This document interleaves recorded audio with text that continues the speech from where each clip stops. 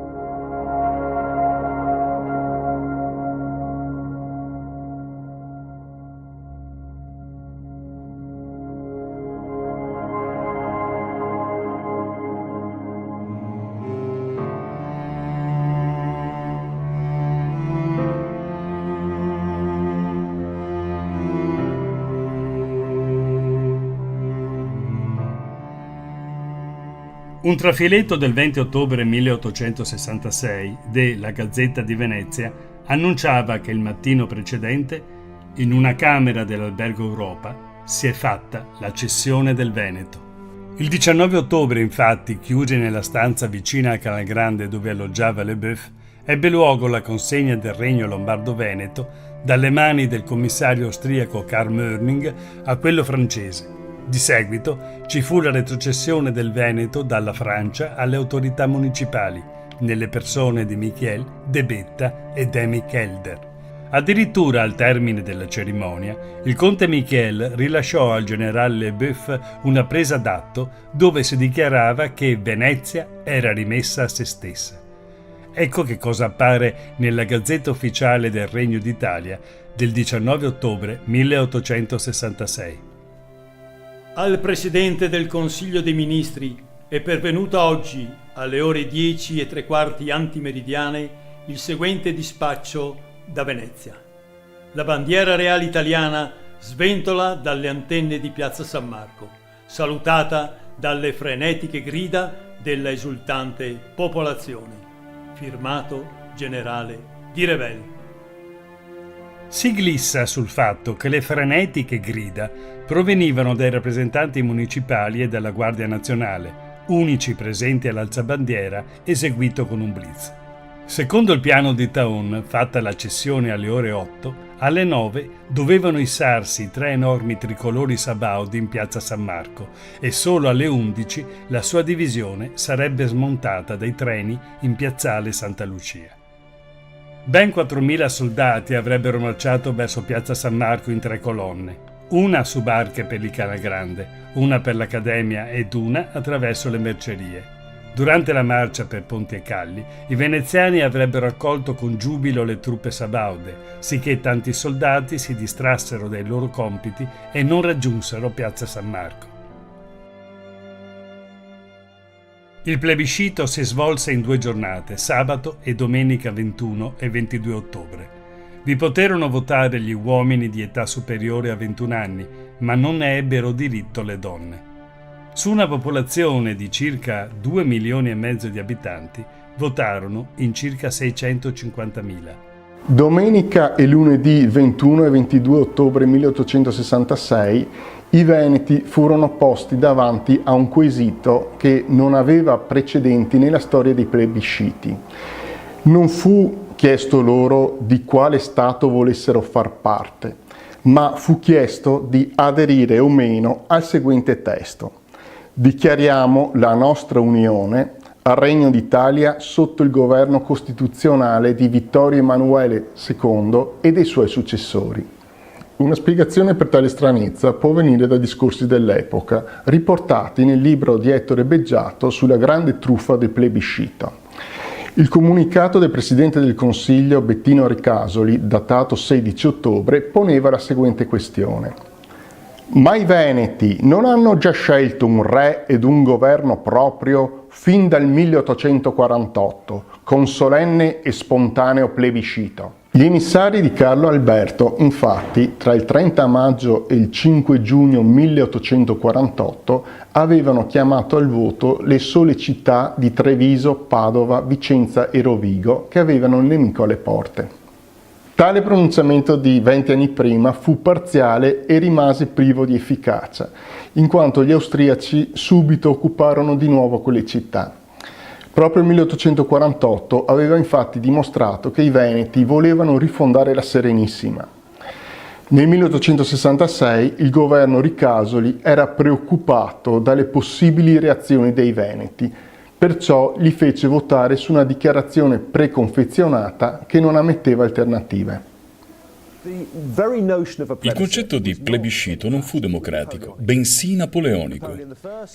Sia Napoleone I che Napoleone III fecero uso del plebiscito per legittimare i rispettivi regimi e tutti i plebisciti avvenuti in Italia furono utilizzati per giustificare l'unificazione e la maggior parte di essi venivano eseguiti nelle maniere più corrotte.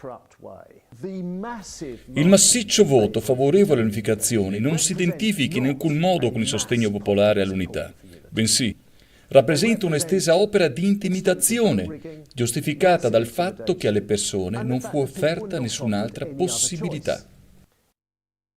La martellante propaganda di Stato si incaricò di infamare chi votava contro.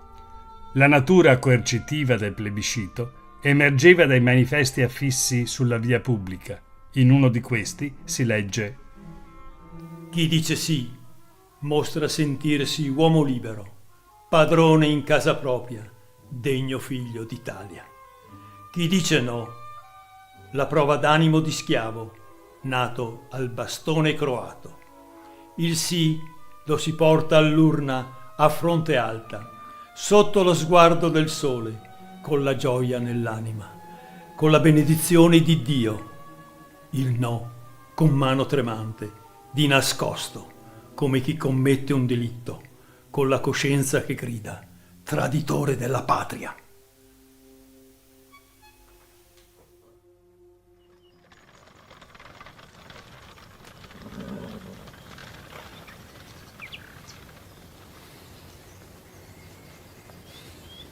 Insomma, cos'è questa storia? Non viene nessuno qua. Eccellenza, finché a non venire sono i contrari è meglio, no? La Gazzetta di Verona, il 17 ottobre 1866, annunciando il plebiscito, scrisse: Sì vuol dire essere italiano ed adempiere al voto dell'Italia. No vuol dire restare veneto e contraddire al voto dell'Italia. L'espressione restare veneto dice tutto. Il clero cattolico fu reso oggetto di minacce, con frasi di questo tenore. Ricordino i parroci che ove in alcune parrocchie questo voto non fosse sì aperto, sì pieno, quale lo esige l'onore delle Venezie e dell'Italia, sarebbe assai difficile non farne mallevadrice la suddetta influenza clericale e contenere l'offeso sentimento nazionale dal prendere contro i preti qualche pubblica e dolorosa soddisfazione. Queste cautele, adatte ad una terra da sottomettere a forza, facevano a pugni con l'unanimità di consensi che fu sbandierata. L'occupazione militare era in corso a Venezia dal 19 ottobre. Il sì era già un dato di fatto, che nulla poteva mutare. Generalità. Angelo Pavan fu Giuseppe e Agnese Mazzon, 22 settembre 1803. Intenzione di voto? No. Che cosa? Ci prendi in giro? Abbiamo forse un anti-italiano qui? Io veramente... Ignorante! Ecco che cosa sei. Ci farai vergognare di fronte a tutti i seggi della provincia. Rideranno di noi! Sì! Va bene. Mi scusi, Ser Gradinigo, mi scusi. Scrisse Taon di Revel. Le autorità comunali avevano preparato e distribuito dei biglietti col sì e col no, di colore diverso. Inoltre, ogni elettore, presentandosi ai componenti del seggio, pronunciava il proprio nome e consegnava il biglietto al presidente, che lo depositava nell'urna. Il fatto che ci fossero urne separate nelle quali venissero inserite le schede dimostra quanto tutto ciò rese più facile identificare chi fosse contrario. La gente percepì di non aver scelta e alla fine non ebbe scelta perché erano presenti anche soldati armati di baionetta. Qualcuno doveva pur consegnare il biglietto da votare e ciò permetteva ai funzionari di segnalare quello più gradito. Verso i tanti analfabeti di allora, la procedura negava sia ogni margine di scelta che segretezza nel voto. Altre istruzioni recitavano: Vi devono essere 2 urne separate sopra un tavolo. Sopra una sarà scritto ben chiaro il sì, sopra l'altra il no. I protocolli sono 2, uno per i votanti che presentano il biglietto del sì, l'altro dei votanti che presentano il biglietto del no. Così i dissidenti restavano schedati. Per non farsi mancare nulla, le istruzioni di un commissario del Veronese disponevano che la commissione quindi conclude il presente protocollo gridando: Viva l'Italia unita sotto lo scettro della Casa di Savoia. il giorno 27 ottobre 1866 il presidente della Corte d'Appello di Venezia, Tecchio, dichiarò al mondo i seguenti risultati: votanti 647.495, favorevoli 647.426, contrari 69 e voti annullati 567. Il plebiscito del 1866 fu chiaramente fasullo, fu organizzato in maniera molto maldestra e di fatto il risultato era già noto in anticipo. Non si può dar credito ai risultati ufficiali. Però è interessante che quel voto abbia avuto luogo. Ed ebbe luogo perché le potenze riunite a Vienna il 3 ottobre decisero che il passaggio del Veneto all'Italia dovesse trovare una sua legittimazione nella volontà del popolo veneto. Anche allora le diplomazie decedevano, ma avevano bisogno di un sostegno appunto popolare, di una legittimazione. È interessante tutto questo perché 150 anni dopo siamo messi in un certo senso peggio. Una legge decisa dal Consiglio regionale Veneto che indiceva un referendum perfino solo consultivo è stata prima rigettata dal governo nazionale e poi addirittura bocciata dalla Corte Costituzionale. In altri termini, nel 1866 fu tenuto un referendum fasullo, ma almeno si finse di chiedere alle popolazioni venete se volevano stare in Italia oppure no. Oggi siamo in una situazione perfino più illiberale. Il 4 novembre 1866 a Torino le rappresentanze municipali consegnarono a Sua Maestà il riscontro del plebiscito. Fu emesso allora l'imperioso decreto regio numero 3300 che così disponeva: le province di Venezia e quella di Mantova fanno parte integrante del Regno d'Italia. Un'amara ironia traspare oggi dalle battute finali del discorso tenuto dal podestà di Venezia, Giustiniani, nella Sala del Trono. Sire, quei 641.757 sì raccolti nelle nostre province offrono all'Europa tutta una novella testimonianza della concordia italiana e danno alla nazione la certezza che l'era dei sacrifici è chiusa per sempre ed incomincia quella di uno sviluppo progressivo di tutte le nostre forze. Furono le classiche ultime parole famose, prima di lacrime e sangue. Alcuni storici importanti sono arrivati a giustificare le falsità, gli imbrogli del referendum del 1866 sulla base di una sorta di contestualizzazione, cioè dicendo che in fondo era normale nell'Ottocento che fossero le diplomazie soltanto a decidere, che fossero i poteri e che le popolazioni fossero consultate così in maniera puramente formale. Non credo che questo sia vero. Non stiamo parlando di quale età strana, stiamo parlando del 1800, cioè di un'età nella quale il principio di nazionalità stava affermando e le idee democratiche da molto tempo circolavano ovunque. Se il 3 ottobre a Vienna fu deciso di far votare i veneti è perché nello spirito del tempo non c'era in realtà possibilità di ignorare questo passaggio. Era importante per l'Italia e per altre potenze che ci fosse davvero l'appoggio dei veneti, un appoggio, come dire, che fu allora puramente formale, ma che era ritenuto fondamentale per legittimare l'italianizzazione del Veneto. Il 7 novembre faceva trionfale ingresso a Venezia Vittorio Emanuele II. Come per Bonaparte, fu preparato un grande corteo acqueo, al quale seguì l'immancabile Te Deum in Basilica di San Marco e un discorso dalla balconata. Furono elargite 100.000 lire alle famiglie povere dei patrioti, che avevano fiancheggiato il nuovo ordine, ma non furono disimpegnati i beni dei poveri presso il Monte di Pietà, che coprivano debiti ammontanti a 765.128 fiorini. Era arrivata l'Italia.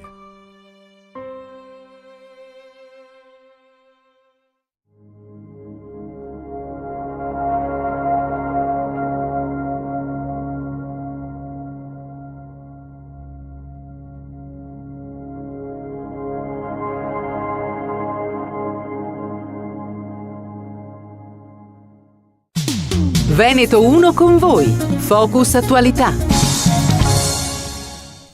Ben ritrovati a Veneto 1 con voi e ben ritrovato il nostro ospite, l'onorevole parlamentare di Forza Italia e membro della Commissione Finanze, Raffaele Barato. Buongiorno e ben ritrovato. Buongiorno a voi e grazie per l'invito. Allora, parliamo subito dell'attualità e parliamo di questi sindaci trevigiani, di questa protesta per i 24 milioni di euro del Fondo di Solidarietà, soldi che aspettavano ai nostri sindaci, ai nostri municipi fin dal 2015, c'è anche una sentenza del Consiglio di Stato. E parlando anche di soldi ai comuni, ci sono proteste dopo la legge di stabilità che dà ai comuni, ai piccoli comuni, un terzo dei fondi destinati per esempio alla Calabria. Lei ha chiesto una sospensione dell'attuazione e credo anche farà una interrogazione al Parlamento. Assolutamente sì, perché credo che noi, come al solito, non ci meritiamo questo, perché soprattutto il Veneto, la provincia di Treviso, che è sempre stata tra l'altro una provincia che ha sempre dato e sta dando tanto al paese, soprattutto alla nostra centralità di questo paese, credo che avrebbero avuto almeno un po' di dignità in più, dovuto dare un po' di dignità e non dare le briciole a questi comuni che sono sempre stati comuni che hanno investito in maniera seria, in maniera attenta per non sforare il patto di stabilità, per non far debito verso lo Stato, e in questo momento quello che gli doveva essere dato non gli viene dato neanche un terzo. Senta, lei fa il parlamentare, prima è stato sindaco a Piederobba, ma è più difficile fare il sindaco ai giorni d'oggi o fare il parlamentare? Credo che se uno fa in maniera seria sia uno che l'altro, con un paese messo così sia difficile fare il sindaco, perché si fa fatica a dare risposta ai propri cittadini, e questo che lei bene ha detto è un esempio, e il parlamentare perché è difficile dare una risposta ai nostri amministratori nel territorio, perché credo che uno Stato serio, un governo che vuole governare per i propri territori, lo deve fare in maniera seria e in maniera concreta. Quando parliamo concreta e seria vuol dire dare a ogni territorio quel che gli aspetta, non si chiede nient'altro di più, e in questo momento viene tradito questo territorio. Senta, parliamo del Parlamento, un Parlamento in questi mesi di legislatura dove ci sono stati dibattiti accesi, anche tra virgolette un po' violenti, con anche delle risse, no? Un Parlamento particolarmente rissoso. Ci eravamo lasciati con la protesta dei gilet blu, gilet azzurri. Cosa rimane di quella protesta, di quello gilet che lei stesso ha indossato?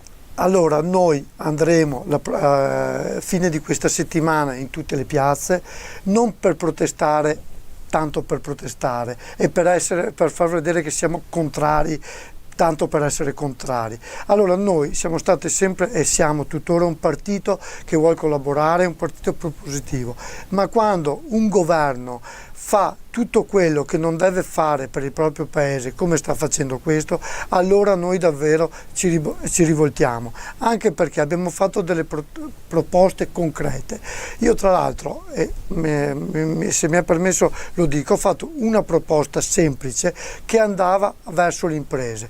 Quale? Una proposta che un imprenditore, okay, che ha il proprio partner che fallisce, okay, almeno l'IVA gli venga restituita una volta che quell'imprenditore fallito porta i libri in tribunale, perché oggi ci vogliono almeno 10-12 anni e ci sono queste piccole e medie aziende che magari esposti 40-50 mila euro di IVA gli farebbe bene per investirla, per cui sono tutti soldi che vanno investiti. Allora si fa lavorare altre aziende, si portano in casa nuovi dipendenti. Ok, la risposta è stata assolutamente negativa. Allora io dico, quando vengono fatte delle proposte che vanno nel verso giusto, che mi interessa la titolarità, l'unica cosa che interessa è che vadano in porto, perché è un bene per l'Italia, un bene per chi fa azienda, per chi lavora. Allora, quando su una proposta che con 400-500 milioni di euro poteva portare nel territorio almeno 1 miliardo di euro, io credo, in territorio italiano, io credo che una proposta come questa venga detto no, credo che vuol dire che non si guarda proprio per chi vuole investire. Allora, se prima non guardiamo le imprese, chi vuole investire nel territorio, non possiamo essere e dire di parlare di sviluppo. E però stiamo parlando di un governo, almeno il 50% è un governo amico, tra virgolette, di Forza Italia. Sappiamo che lei nel suo collegio è stato eletto e mandato a Roma anche con i voti ovviamente della Lega. Assolutamente sì, ma io dico agli amici della Lega, e l'ho detto più volte, noi dobbiamo lavorare per il territorio, dobbiamo lavorare essere trasversali, come fanno al sud, come fanno in tutti i posti dove interessa il territorio. Con queste leggi che sta facendo questo governo, reddito di cittadinanza, credo che non stiamo lavorando per un territorio come il nostro, perché il miglior reddito di cittadinanza, come io ho sempre detto, è creare posti di lavoro. Credo che quello sia il più bel reddito di cittadinanza, per cui cosa bisogna fare? Dare una mano alle nostre imprese che investino nel territorio e non far sì che le imprese scappino. Noi dobbiamo far sì che le imprese rimangano qui, che investano qui, e credo che quello è il più bel reddito di cittadinanza, perché a creare redditi di cittadinanza per creare bei divani, credo che non facciamo sicuramente niente per questo paese. Il reddito di cittadinanza è quota 100, no? Questo decretone, c'è proprio tutto da buttare o qualcosa va salvato? No, ma io non dico mai che tutto da buttare, perché allora vuol dire non leggere neanche quello che viene scritto. Io capisco anche la quota 100, perché la Fornero andava rivista, perché va rivista, perché dagli esodati, che ci ricordiamo bene le storie, tuttora ancora quella situazione non è proprio risolta, dalle situazioni che magari c'è gente che è una vita che lavora magari a oltre 65 anni, non capisce ancora la sua pensione come vada a finire. No, questo assolutamente andava rivisto. Ci sono delle cose fatte bene, però credo che nel contesto vada rivista la situazione del reddito di cittadinanza, perché come è messa sicuramente non andiamo da nessuna parte. Tuttora oggi capiamo che ci sono ancora delle modifiche da fare.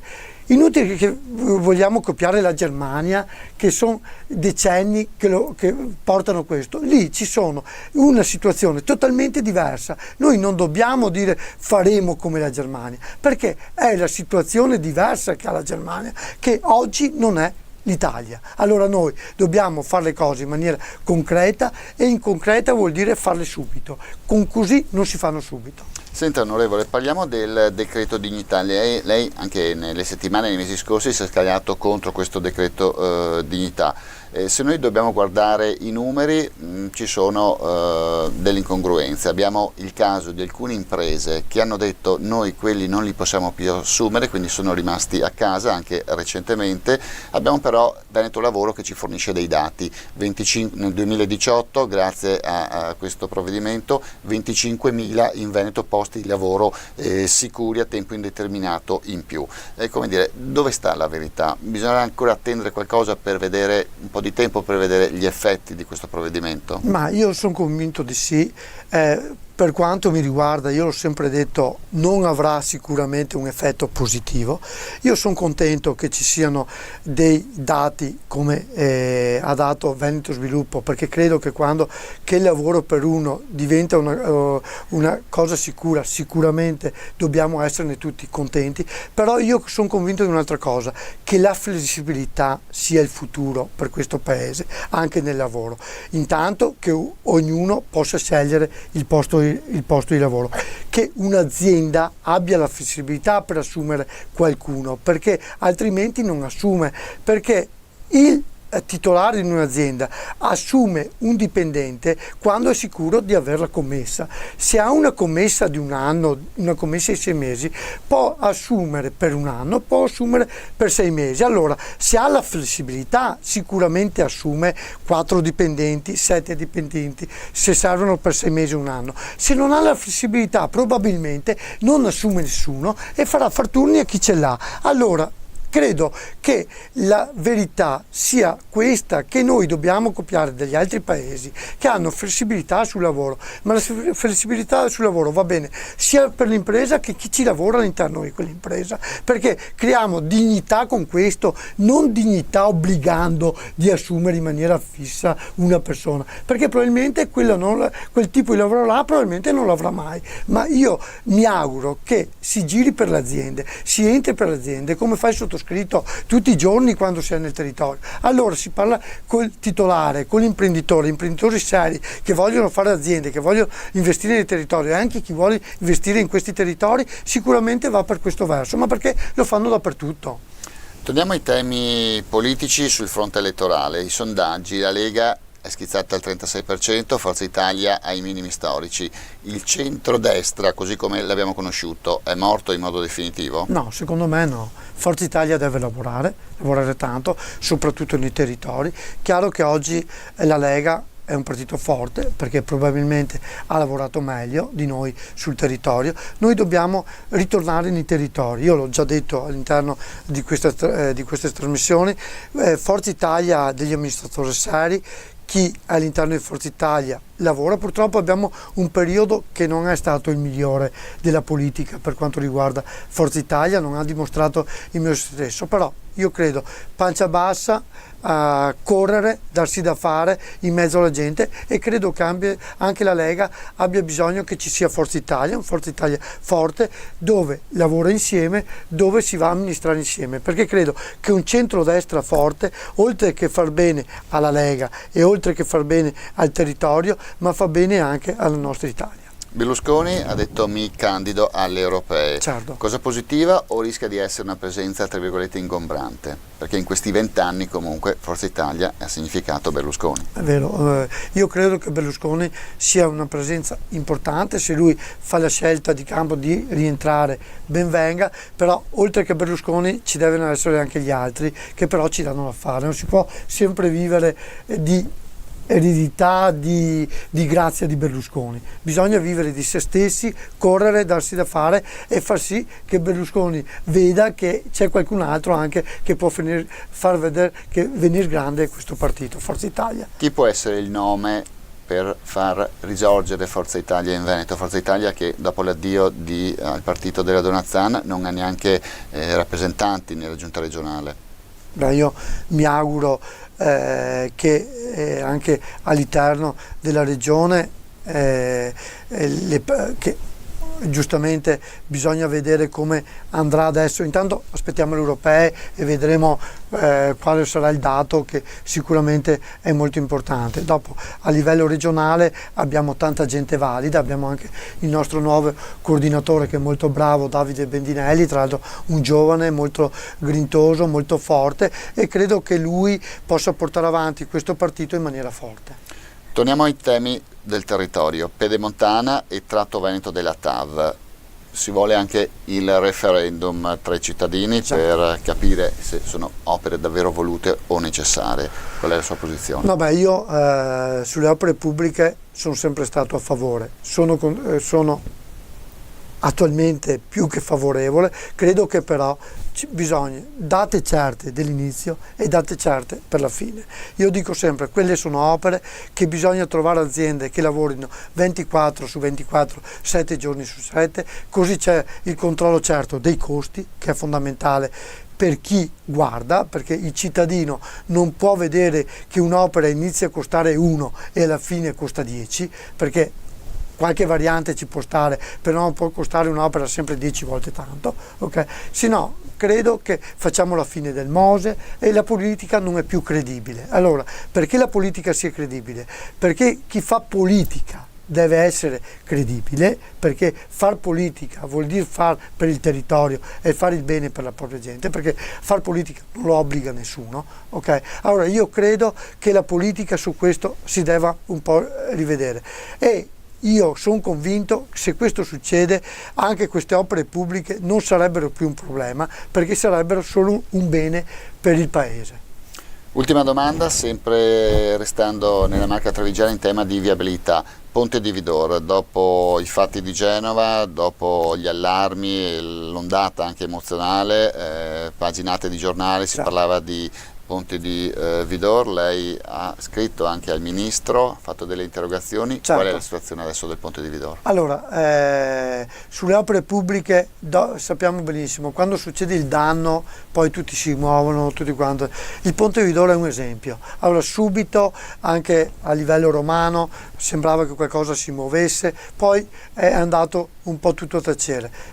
Posso dire però che ci sono degli amministratori di questo territorio, dei sindaci di Vidor, Pederobba, Valdobbiadene, che si muovono continuamente. Il sottoscritto, anche i parlamentari veneti, hanno garantito l'appoggio per quanto riguarda l'opera, anche perché quell'opera è l'opera più importante per quanto riguarda il nord della Marca, per unire est-ovest di quel territorio. Un est-ovest di quel territorio che ha mandato e sta mandando avanti un'economia importante anche in momenti di crisi, che è quell'agricoltura, quell'industria che è intorno a quel territorio, per cui ha tenuto in piedi anche il Veneto. Credo che vada rispettato sia la gente che vive in quel territorio che quel territorio stesso, per quanto dà, per quanto ha dato e per quanto sta dando. Per cui io mi auguro che quell'opera vada fatta, perché ce n'è davvero bisogno. Non è un costo chissà cosa, perché con 60-70 milioni di euro andrebbe fatto e si cambierebbe davvero il territorio, anche perché se la Pedemontana, come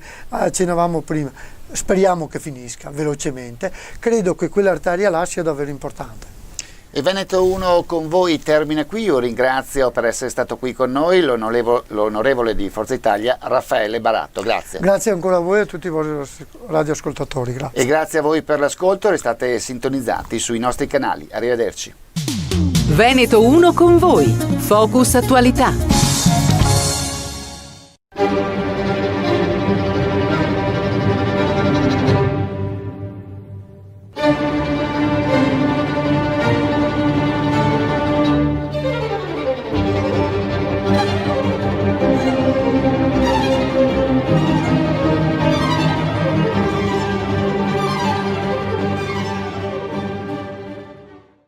Cari ascoltatori, benvenuti nella puntata di Veneto 1 Classica, una puntata direi straordinaria, perché dagli studi di Radio Veneto 1 abbiamo un ospite di grande valore, un pezzo di storia, diciamo, organistica del Veneto e rappresentato poi in tutto il mondo, la nostra forza artistica. E abbiamo qui il maestro Sergio De Pieri. Grazie per questa introduzione, non aspettavo così tante belle parole. Porca miseria, non si scherza qui. Ma qui non si scherza, ma con un ospite come te... Grazie comunque, grazie. Sono anch'io contento di essere qui con voi. Beh, siamo noi intanto a ringraziarti di essere venuto qui. Ma insomma, potremmo iniziare con un curriculum, no? Poi tra l'altro enorme, perché insomma hai una carriera alle spalle che... Però i nostri ascoltatori sono curiosi di sapere quando hai iniziato, chi ti ha dato il là iniziale? I tuoi genitori oppure un caso fortuito? È un caso fortuito, io penso proprio a quello che mi hai detto tu. Stavo andando all'asilo, avrò avuto, mi mandavano a scuola, dico all'asilo a piedi, avevo un paio di chilometri dalla mia casa e c'era una casa che sentivo passando un giorno, due, sentivo un suono bellissimo che veniva fuori da un piccolo balconcino lì in mezzo agli alberi. Mi fermai e non so, ma senti che bellezza, dico, ma cosa sta roba? E me lo sono messo in testa. Poi passa il tempo, passa ancora un anno, due. Ero sui 5 anni adesso all'asilo e non ho sentito lo stesso suono. Vicino all'asilo c'era una villa e si sentiva una villa storica, veneta, bellissima, con anche un bel fiume vicino che passava, che andava un affluente del Sile, e ho sentito ancora questi suoni. E poi mi dicevano che c'era una ragazza che studiava il pianoforte e quello sarebbe stato il pianoforte per me. Era il pianoforte che ancora non riuscivo a immaginare lo strumento. Da lì sono partito con la musica. Bellissimo questo inizio, questa poi fantasia che ci poi fa... siccome dopo io ero anche il chierichetto nella chiesa, avevo anche una voce abbastanza bella di soprano e cantavo con il coretto della chiesa mia, no? E lì ho avuto un altro colpo. Il primo vespero di pomeriggio, di domenica pomeriggio, ho sentito l'organo. Vedevo queste canne, questo organone, ma non avevo mai sentito, e di colpo ho sentito l'organo.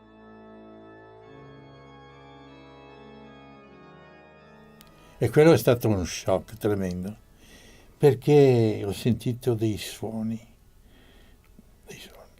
non ti dico stupendi, ma la continuità del suono, no? Questi accordi che si ripetevano, era una cadenza, uno che sa la musica un po', facevamo la cadenza perfetta, primo, quinto, cioè la tonica e la dominante, e andava giù sulla tonica, e la dominante do, sol, ma con l'armonia grossa. E questo qui era perché erano tutti attaccati i suoni, mentre il pianoforte, che mi ricordo, si sentiva la percussione, ben, invece qua, boh, e stava fermi.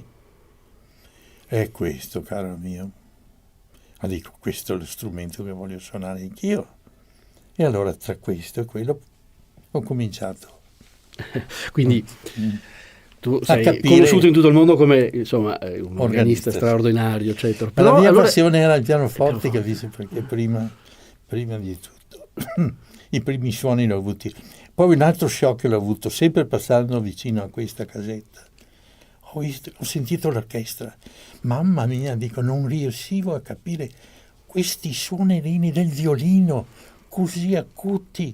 Senti, ma cosa sono? Mi sembrava i fischi di un venticello, ma cosa non li potevo immaginare. Finalmente mi hanno detto che erano i violini, forse il violino, e dopo che l'ho sentito ho capito cos'era il violino che avevo sentito. Anche lì è stato un colpo tremendo, no? Sentire l'orchestra. E così è stato il mio inizio alla musica. Cioè un colpo, ma diciamo un amore Sì, a prima sì, vista con la musica, sì. perché come racconti Sì. si sente che hai questa... Sì, non volevo fare più niente, volevo solo imparare a suonare. Poi ho avuto un colpo di fortuna che era nel 44, dopo, e ho avuto un colpo che aveva uno zio prete che abbandonò la sua chiesa per andare gesuita a Roma, era su una piccola Santa Maria di Sala, provincia di Padova, ma la diocesi di Treviso, e aveva un bel pianoforte in canonica, nuovo l'aveva preso, così per la bellezza del pianoforte. E andò gesuita, mio papà ha dovuto portarsi a casa il pianoforte, ma non sapevamo dove metterlo perché la casa non era abbastanza grande, l'abbiamo portato da un altro zio, proprio nel mio paesetto, abbiamo portato questo pianoforte, però quando ho visto il pianoforte dico, quello è proprio un miracolo. Io so che sopra ha chiamato mio zio, vai a fare gesuita, il pianoforte è venuto a casa mia e adesso lo faccio, allora dico. E allora ho detto, adesso suono il pianoforte. E quindi i miei erano... No, non sapevano niente di piano, no? Avevamo una piccola campagna, bellissima. Praticamente eravamo contadini, mio papà era un contadino, no? Vero, un contadino, d'altra parte. Anche Giuseppe Verdi, venuto fuori da una famiglia di contadini. E quando ho sentito che volevo suonare il pianoforte, mi dico, ma è matto questo qui. Nessuno ha mai studiato il pianoforte in campagna. E io dico, non vado più a scuola se non voglio imparare. Fortunatamente c'era una maestra sfolata da Treviso, che era una pianista, in un'altra casa di contadini. Erano due sorelle, una violinista e una pianista.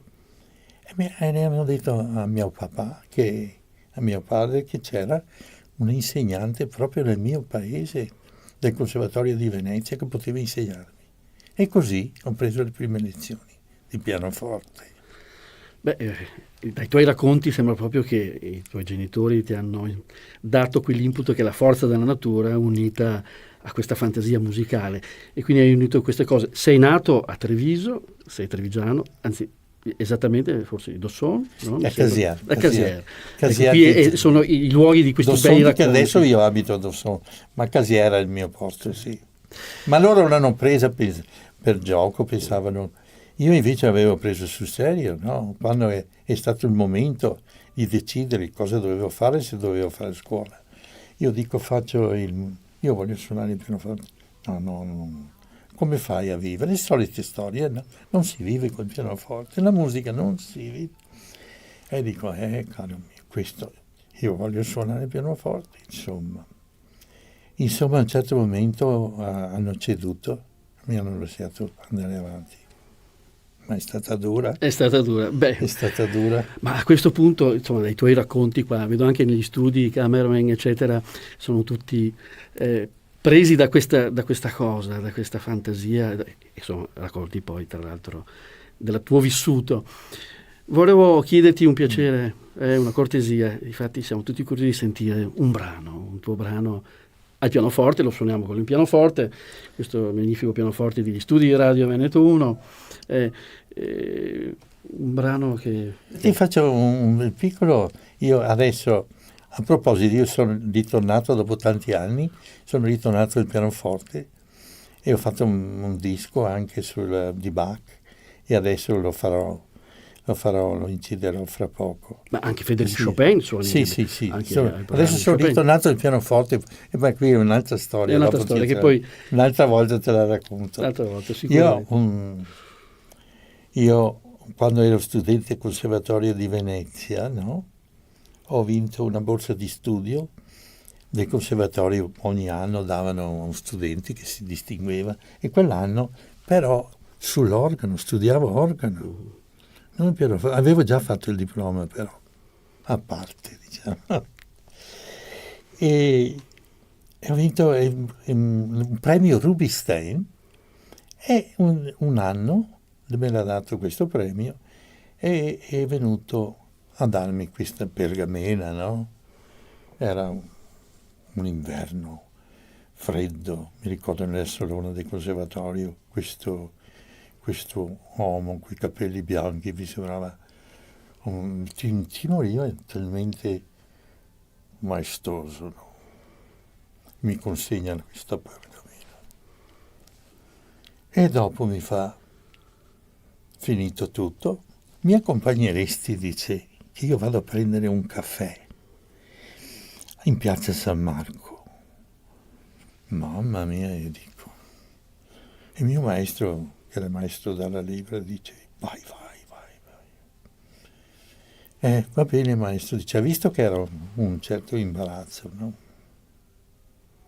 Camminiamo, dice, ma io ho letto qua su che tu studiavi il pianoforte, come mai sei passato all'organo?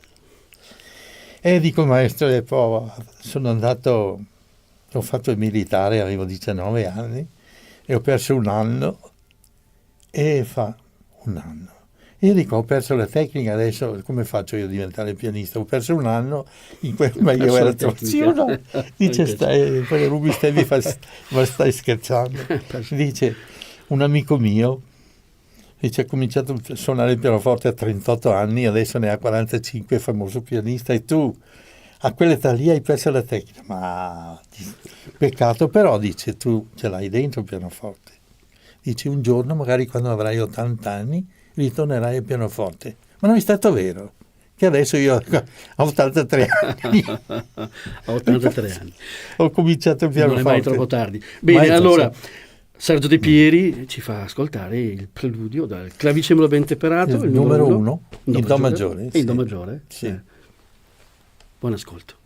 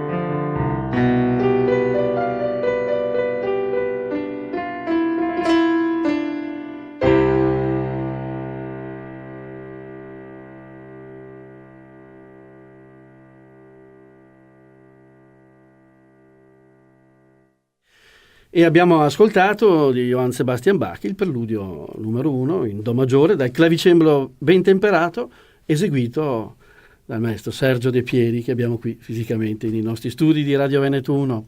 Beh, è veramente un onore. Questo preludio in Do maggiore è uno dei brani, diciamo, più famosi. dell'arte. E perfino Gounod hanno fatto l'Ave Maria, l'Ave Maria di Gounod, sarebbe Bach, insomma. Immagino che questo brano tu lo abbia anche suonato negli organi di tutto il mondo, anche a Sydney, perché spesso tu vai in Australia, no? Questo sarebbe più difficile adesso, quando Bach scrisse questo il clavicembalo ben, cioè quel tempo il claviere in inglese, ma il clavicembalo ben temperato, l'ha fatto per tastiera per tastiera.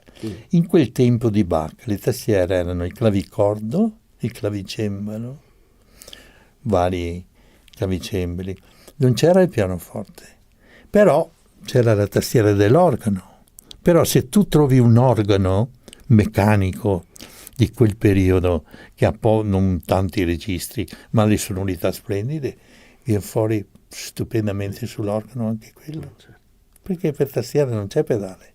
Ma lei ha suonato non tanto tempo fa, mi sembra, anche, no? Sì. Una serie di preludi. Sì, io ho fatti 3 o 4 concerti per 12 preludi a fughe e la toccata a fuga col pianoforte, però col pianoforte è stato un divertimento, perché passare dall'organo al pianoforte sembra, però dà molta soddisfazione anche il pianoforte, che ne dicono. La tua scuola viene dalla scuola di Germania, di quella tradizione, diciamo, organistica di virtuosi organisti di grande fama internazionale. Sì, proprio è il primo mio maestro. Cominciamo con i miei maestri prima. Io ho avuto qui a Treviso, io mi sono diplomato con un maestro, guarda, che era una meraviglia, era un uomo stupendo. Mi sono diplomato col maestro Luigi Pavan, privatamente. Prima di entrare in conservatorio. Sì. È stato il maestro di tutti i musicisti di quel periodo lì nostro. Quanti ne ha insegnati? Quanti diplomi ha fatto il maestro Pavan? Non hai neanche l'idea. Perfino Pasut, il maestro Pasut. Dopo tutti quanti sono stati allievi nella sua scuola. E dopo io sono passato all'organo. No?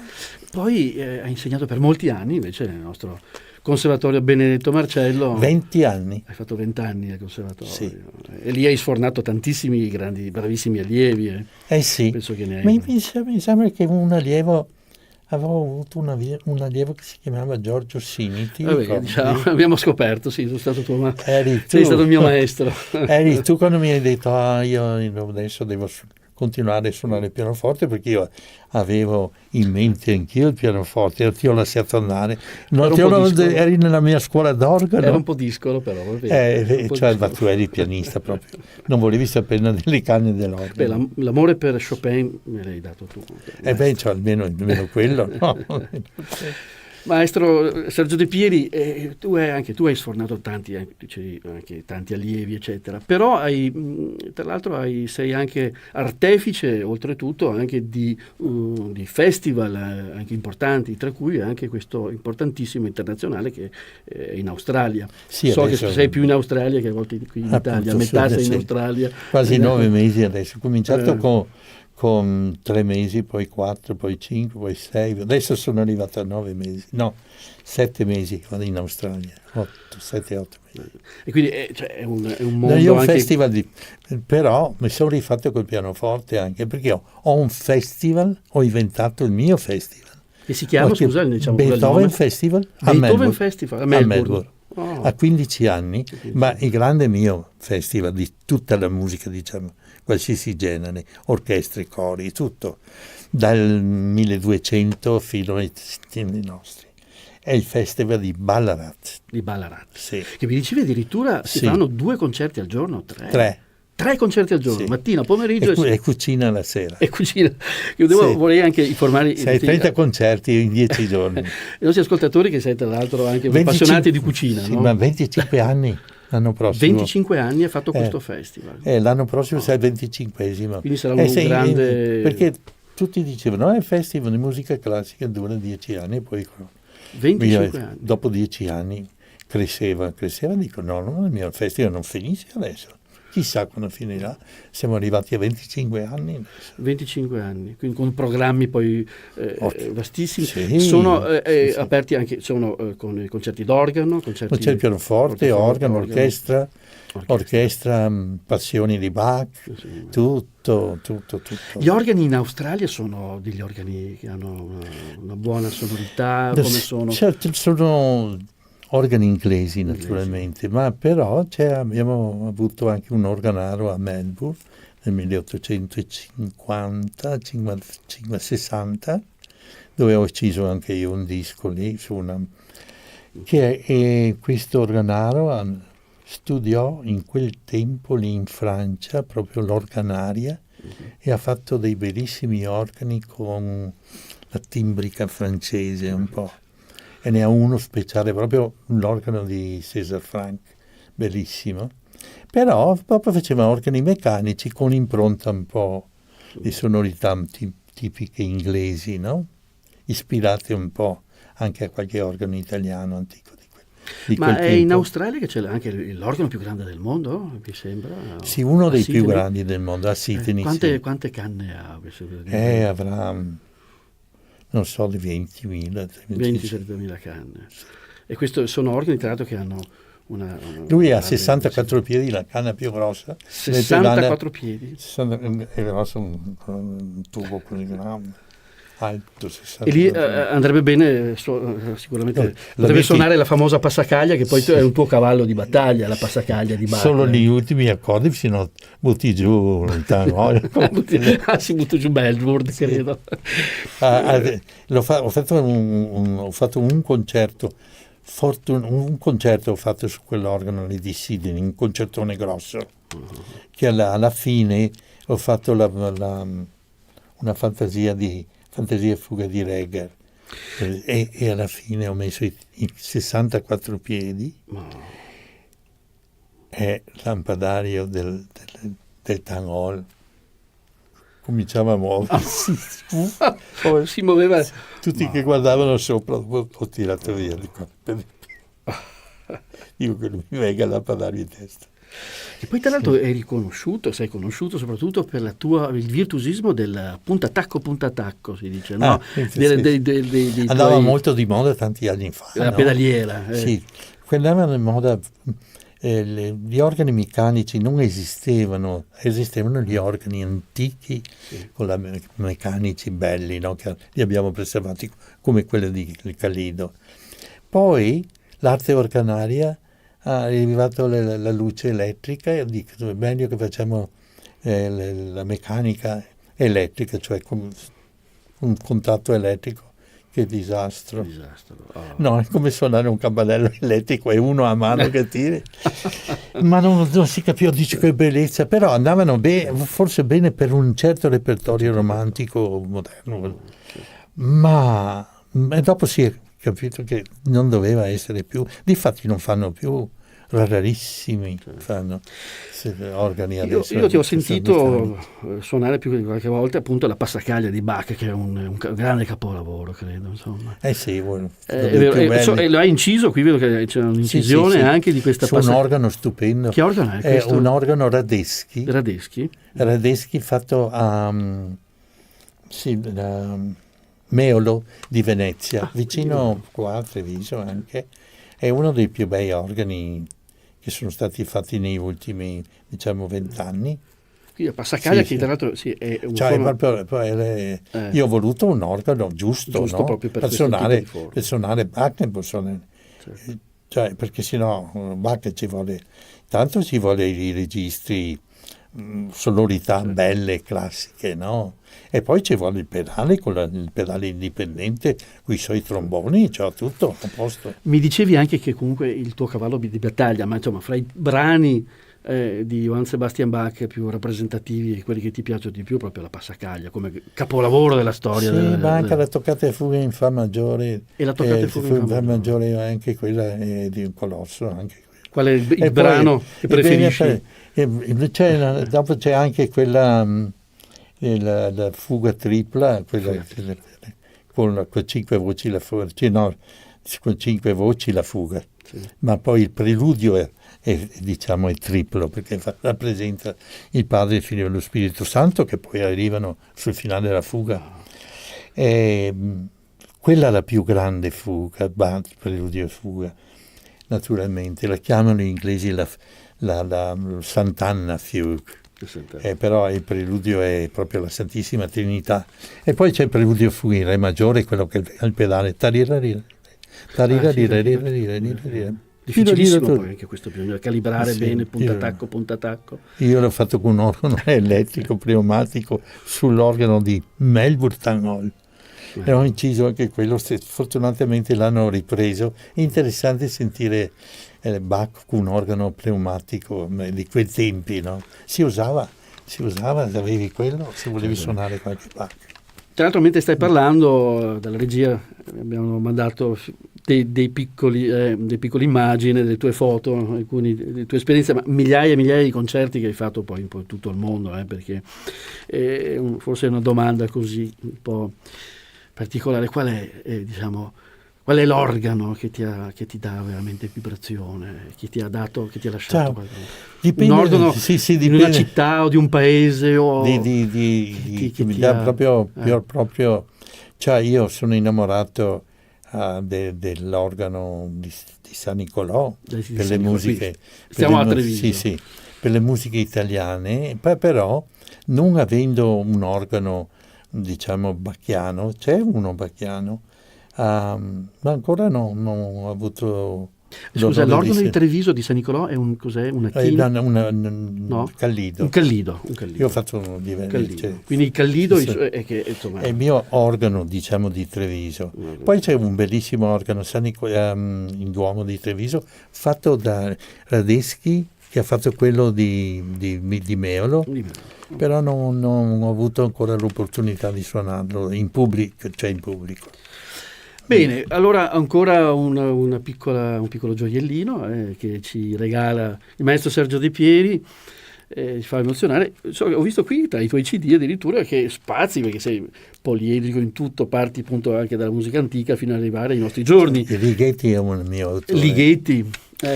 Ho visto una volta, ero un ragazzino del tuo allievo. Il mio pezzo forte. Ho visto che c'era un brano che tu avevi suonato all'organo, c'erano le matite che si incastravano, sì, si incastravano nei tasti. Era una fantasia per elettronica, musica elettronica. Sì, c'era la synthesizer, si chiamava. Synthesizer. Ho visto una matita che avevi collocato nell'organo. Sì, era una fantasia di colori. Sei sempre stato aperto, voglio dire, a ogni. Sì, a me piace molto. Ma qui vedo tra l'altro Sergio De Pieri suona Morricone al pianoforte, naturalmente. Sì, perché quando sono ritornato, un mio amico che suona la chitarra e che si chiamava famoso Massimo Scatulin, chitarrista, abbiamo avuto ospite anche qui. Mi mette sopra il pianoforte un giorno, viene lì, mi mette sopra il pianoforte dei spartiti di Morricone, degli arrangiamenti di Morricone, e dice: guarda un po' se ti interessa sta roba. E io ho provato, dice, ma mi sono ricordato tutti i film che ho visto, no, di Sergio Leone. Mamma mia, l'armonica, quello che sono l'armonica, e tutto, sì. Mi metto su mamma, mi sono immagato subito col col mi, la diesis, mi, la diesis, e col pianoforte facevo un certo, poi tiravo via il pedale, mi sembrava di suonarlo io, no? Mi sembrava quello che mi è venuto in mente, ma dico, guarda, mi sono informato, non c'è nessun disco per pianoforte, perché tutti gli arrangiamenti sono con l'orchestra, capisci? Non ha lui i pezzi, nessuno che sappia io. Mi sono informato, ho guardato anche su YouTube, non c'è niente. Qui vedo appunto una decina di brani che tu hai registrato di Morricone. Senti, allora ci fai questo di ascoltare un brano al pianoforte. Una volta c'era in America. Io con questo pianoforte posso farti solo sto pezzetto. Con questo pezzettino. E qui devi avere un'idea, no? E quindi Sergio De Pieri. C'era una volta all'America. Al pianoforte. È un film di Morricone, di Morricone si chiama, uno dei film sui in America. Buon ascolto.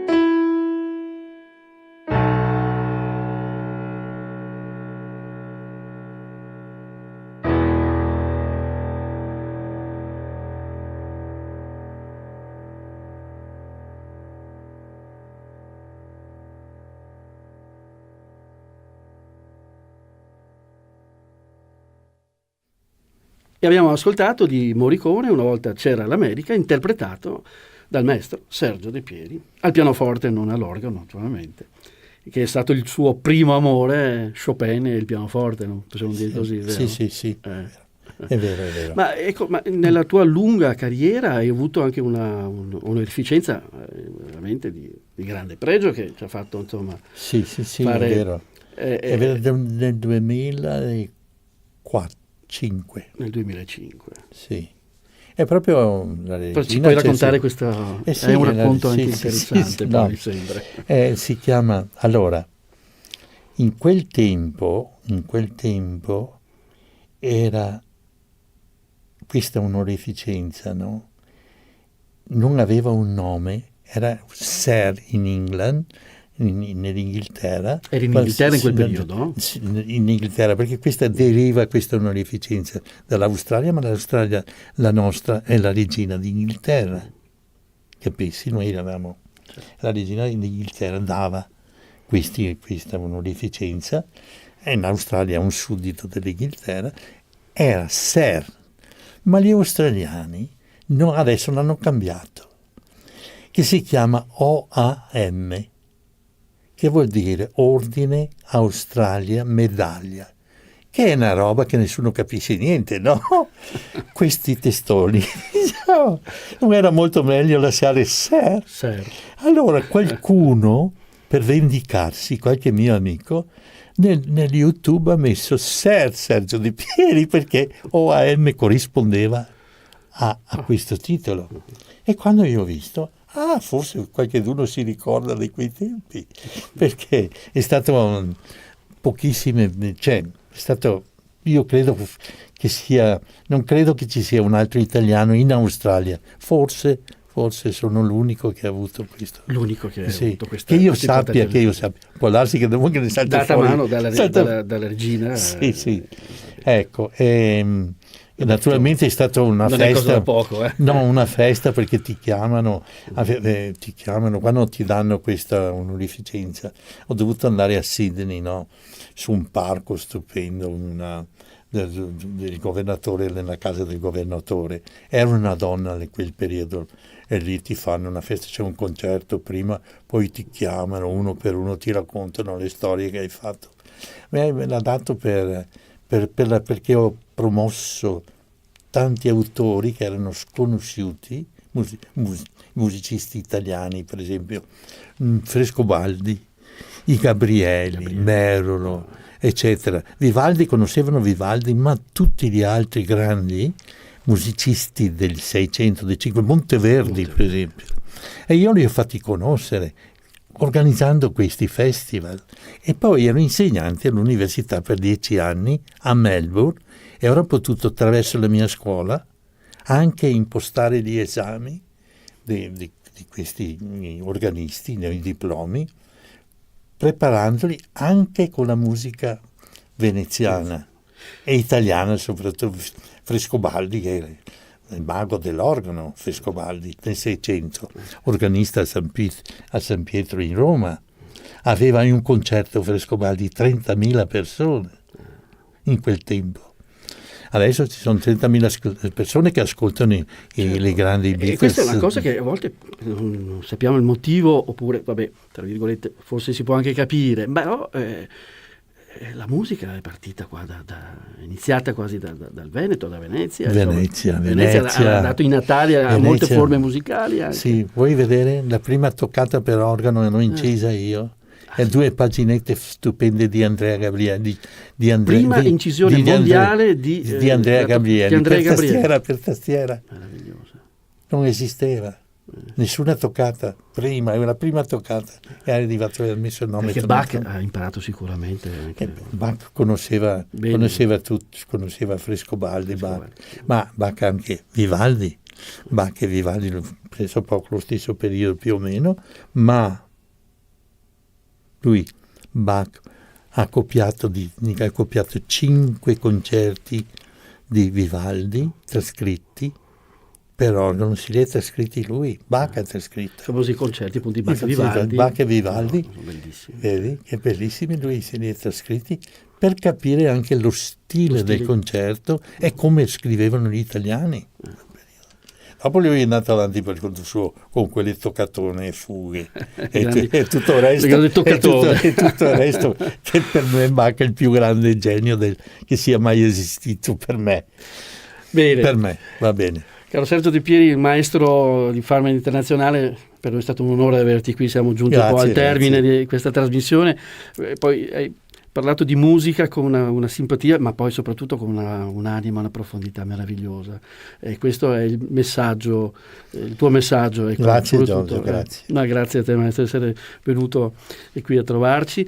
Naturalmente so che avrai un appuntamento importante in Australia, che tornerai in Australia per i 25 anni, mi sembra, del tuo festival. Sì, e quindi faremo l'apertura con San Matteo's Passion di Bach.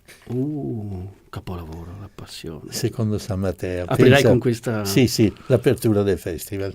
Va bene. Del mio festival. Del tuo festival, verrai a parlare qui poi dopo. E pensa che faremo la chiusura nella cattedrale di Ballarat. Pianoforte e orchestra, la chiusura col secondo concerto di Beethoven per piano e orchestra. Pianista? Chi si chiama? Anthony Hallyday, che è un australiano. Sì. Orchestra? E l'orchestra è l'orchestra di Melbourne. E l'apertura del concerto col nostro amico Paolo Tagliamento. Paolo Tagliamento. Col concerto che ha fatto con Vittorio Veneto. No. Concerto di Bruch, il numero uno, per violino e orchestra. Per violino. Che sono tutti i solisti di Radio Veneto 1. L'apertura del festival con lui. Fantastico. E la chiusura con Beethoven. Caro maestro Sergio, ci hai dato veramente delle grandi emozioni. Grazie. Ti ringraziamo ancora tantissimo. Naturalmente saluto tutti gli ascoltatori dagli studi di Radio Veneto 1, ancora un caro saluto e naturalmente spero di averti ancora grazie ancora Giorgio, grazie. Il grande maestro Sergio De Pieri, un pezzo di storia dell'organo e ci ha portato in tutto il mondo grandi soddisfazioni. Grazie ancora a te.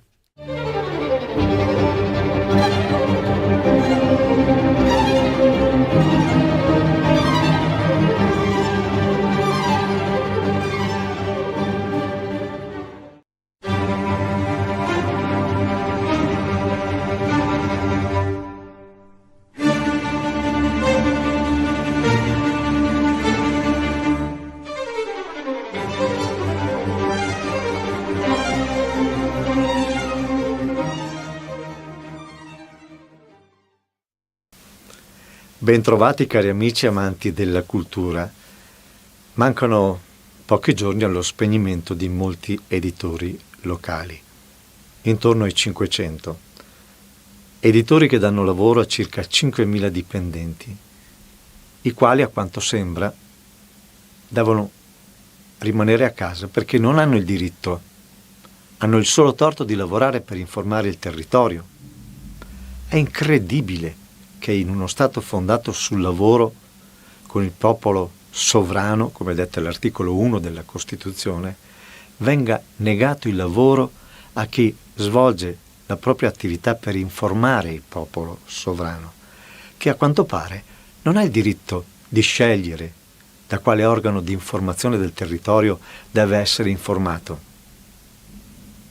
In virtù di quale principio costituzionale del pluralismo dell'informazione? A quanto pare anche l'articolo 21 della Costituzione o è stato abrogato o viene violato. Sarà certo d'aiuto l'ingresso in REA, nella nostra associazione in qualità di consulente economico e giuridico, del professor Antonino Galloni, che si è unito a noi nella difesa delle emittenti locali e della libertà di informazione per il bene della democrazia del nostro Paese, fondata su una Repubblica costituzionale. Se qualcuno avesse piacere di contribuire a difendere il nostro lavoro svolto in questi decenni per creare l'informazione, la cultura dell'informazione al territorio, la Costituzione e la democrazia, può ancora firmare la petizione lanciata dall'AREA, l'Associazione delle emittenti televisive e radiofoniche locali dei Paesi dell'Unione Europea, per salvare le nostre radio e televisioni locali. www.reasat.eu. Arrivate subito. E passiamo ora alla nostra terza pagina. Siamo all'Auditorium Mario del Monaco della città di Villorba, municipalità sensibile come poco alla cultura, che comunque ci ha permesso, anche in assenza di pubblico, di realizzare, come da 7 anni a questa parte, i concerti d'inverno. E ospiti per questa nostra produzione uno splendido quintetto d'archi con pianoforte, il Giorgione, composto da Silvia Tessari appunto al pianoforte, Miriam Daldon primo violino, Mattia Tonon secondo violino, Luca Volpato alla viola e Andrea Bellato al violoncello. Saranno interpreti di un programma superlativo. Inizieranno con Luigi Boccherini, se non il primo ad essere considerato virtuoso del violoncello, di certo tra i primi che la storia della musica ricordi, anche per la sua geniale opera innovatrice della tecnica di questo prestigioso strumento.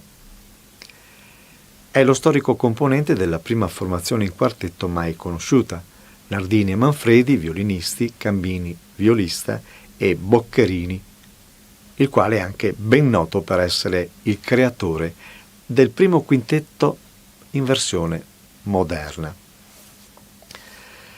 Un mito considerato l'ultimo erede del Settecento strumentale italiano e il vero precursore di quello che è poi divenuto il romanticismo. Se ci è permesso un sorriso, di lui permane un dilemma. È stato il grande lucchese di Spagna o il grande spagnolo di Lucca? Giusto appunto per sorridere e dare il senso dell'immensità di questo nostro grande musicista.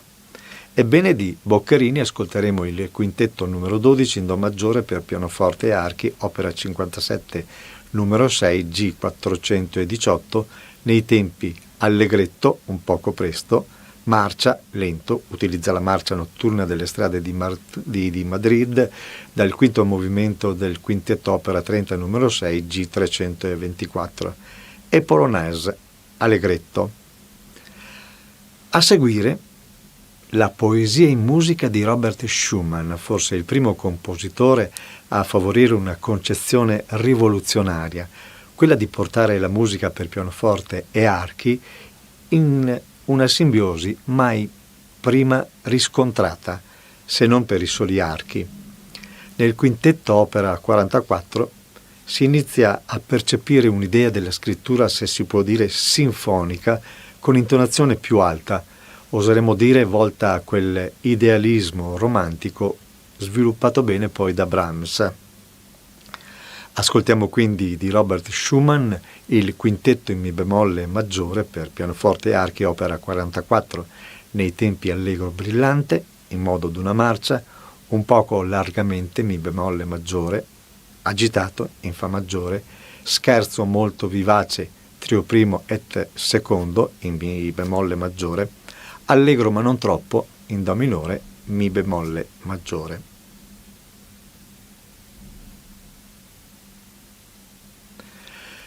Prima del concerto Andrea Bellato, il violoncellista del quintetto Giorgione, mi aveva confidato che gli sarebbe piaciuto dedicare questo concerto ad una persona di famiglia a lui particolarmente cara. Ascoltando il quintetto durante la registrazione, mi ha colpito la bellezza del primo tempo, l'allegro brillante, un delicato susseguirsi di alternanze e al tempo stesso una dinamica che mi ha fatto pensare agli umori cangianti dello scorrere della vita. A mio modesto modo di vedere, ideale per un tenero, discreto pensiero fatto in musica ad una persona cara e sempre e comunque presente. Credo che a noi tutti faccia piacere fermarsi un attimo e volgere un importante pensiero a chi abbiamo amato e continuiamo ad amare. La cultura deve servire anche a questo. Ebbene, dal quintetto in Mi bemolle maggiore per pianoforte e archi, opera 44 di Robert Schumann, l'allegro brillante come bis, dedicato a chi noi sappiamo. Buon ascolto e a dopo.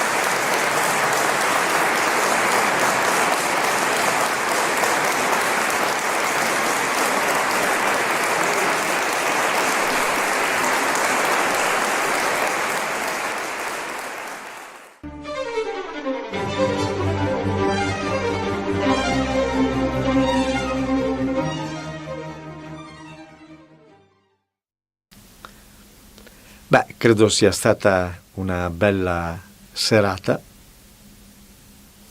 meravigliosa, non bella, musica stupenda. Robert Schumann, Luigi Boccherini ci hanno accompagnato in un sogno fatto in musica. Bene, grazie.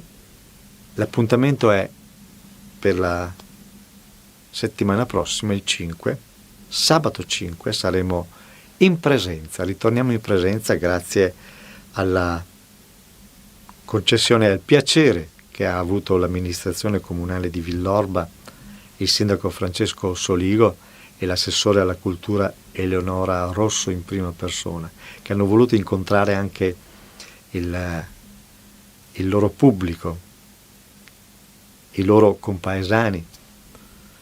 Da 7 anni stanno facendo davvero un gran bel lavoro per la cultura, un esempio un po' per tutti. Permettetemi di ringraziarli e di ringraziare voi. E mi raccomando, pare che ci siamo, speriamo. Teniamo duro, ricordiamoci, non dimentichiamoci mai di andare a fare la spesa nei nostri negozi di prossimità, che sono tra l'altro quelli che a volte ci portano a casa la spesa, una comodità unica. Prodotti della nostra terra, nei negozi acquistate, lavoro dei nostri dipendenti, aiutiamo la nostra economia, aiutiamo chi crede nel lavoro e crede nel risparmio. Bene, ho detto tutto, grazie e alla prossima.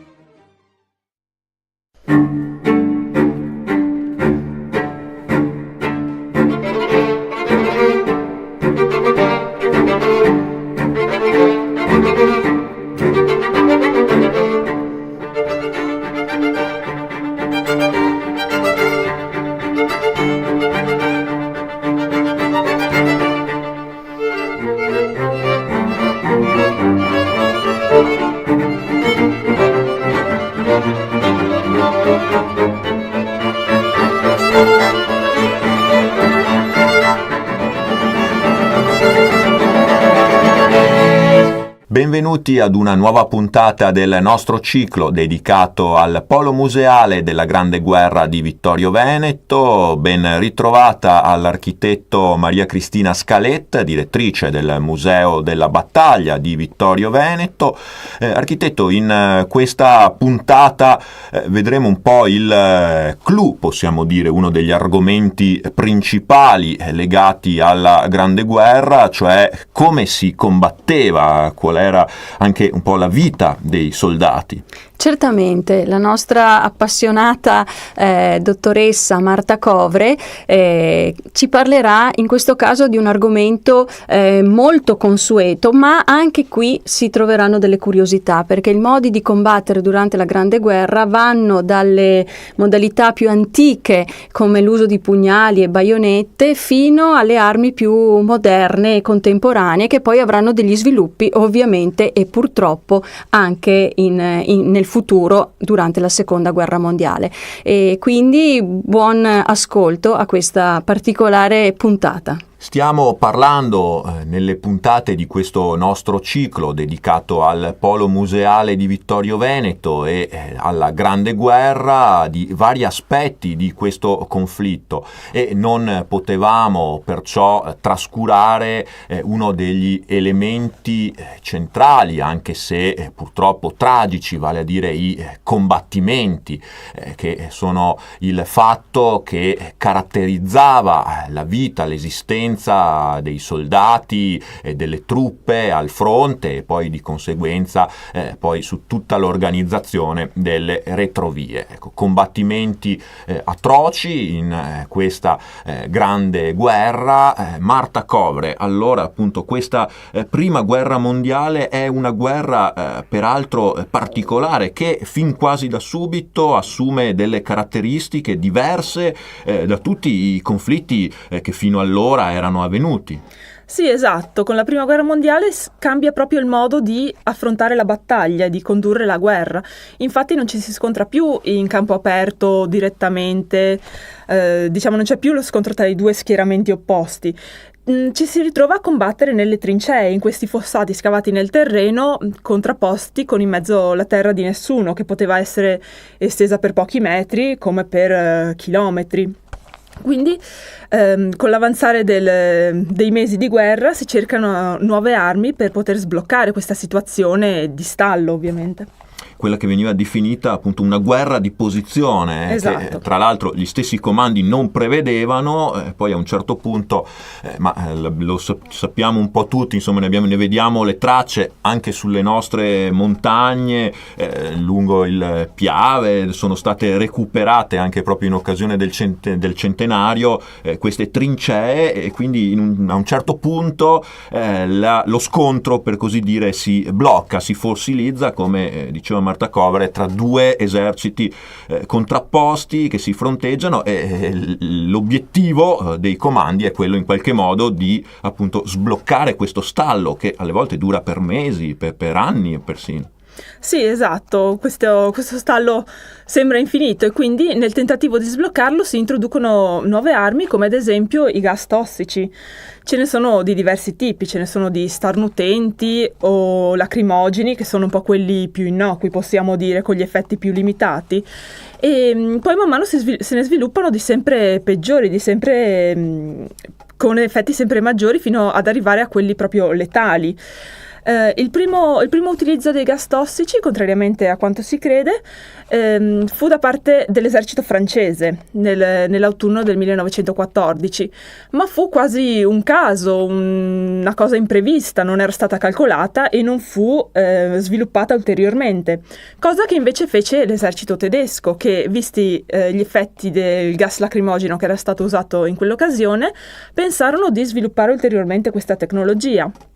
E il punto massimo di sviluppo ci fu il 22 maggio del 1915, quando ci fu la seconda battaglia di Ypres in Belgio, in cui i tedeschi usarono per la prima volta l'iprite, questo gas letale composto di cloro e zolfo, che appunto aprì un varco nelle linee francesi, uccidendo sul colpo circa 5.000 soldati.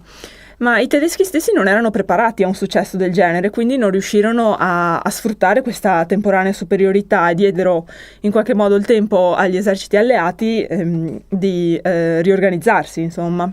Di tappare questa falla, possiamo dirlo, perché poi appunto diciamo gas per sterminare le truppe avversarie, quindi rompere la resistenza di queste linee, ma poi c'erano forse quelli che conosciamo tutti anche nell'epica proprio della Grande Guerra, gli assalti, no? Le truppe a un certo punto uscivano dalla trincea e andavano alla conquista del fronte avversario. Ho sentito tante volte l'assalto alla baionetta, ma poi c'erano tante armi, alcune quasi, oggi ci viene da pensare, quasi medievali, insomma. Sì, esatto, strettamente legati appunto ai gas tossici ci sono le mazze ferrate, di origine appunto molto antica, anche precedenti al Medioevo persino, che inizialmente venivano usate addirittura dagli stessi compagni dei soldati colpiti dai gas, per dare loro il colpo di grazia, per alleviare le loro sofferenze e in modo un po' utilitaristico per non sprecare munizioni. Si utilizzava questo sistema che sembra barbaro,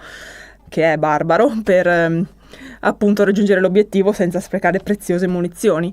Ma ovviamente queste armi erano usate anche durante gli attacchi, infatti dopo il lancio dei gas, una volta disperso l'effetto diciamo più immediato, e i soldati nemici dotati di maschere antigas per proteggersi dai residui andavano all'attacco, come è successo effettivamente a Caporetto.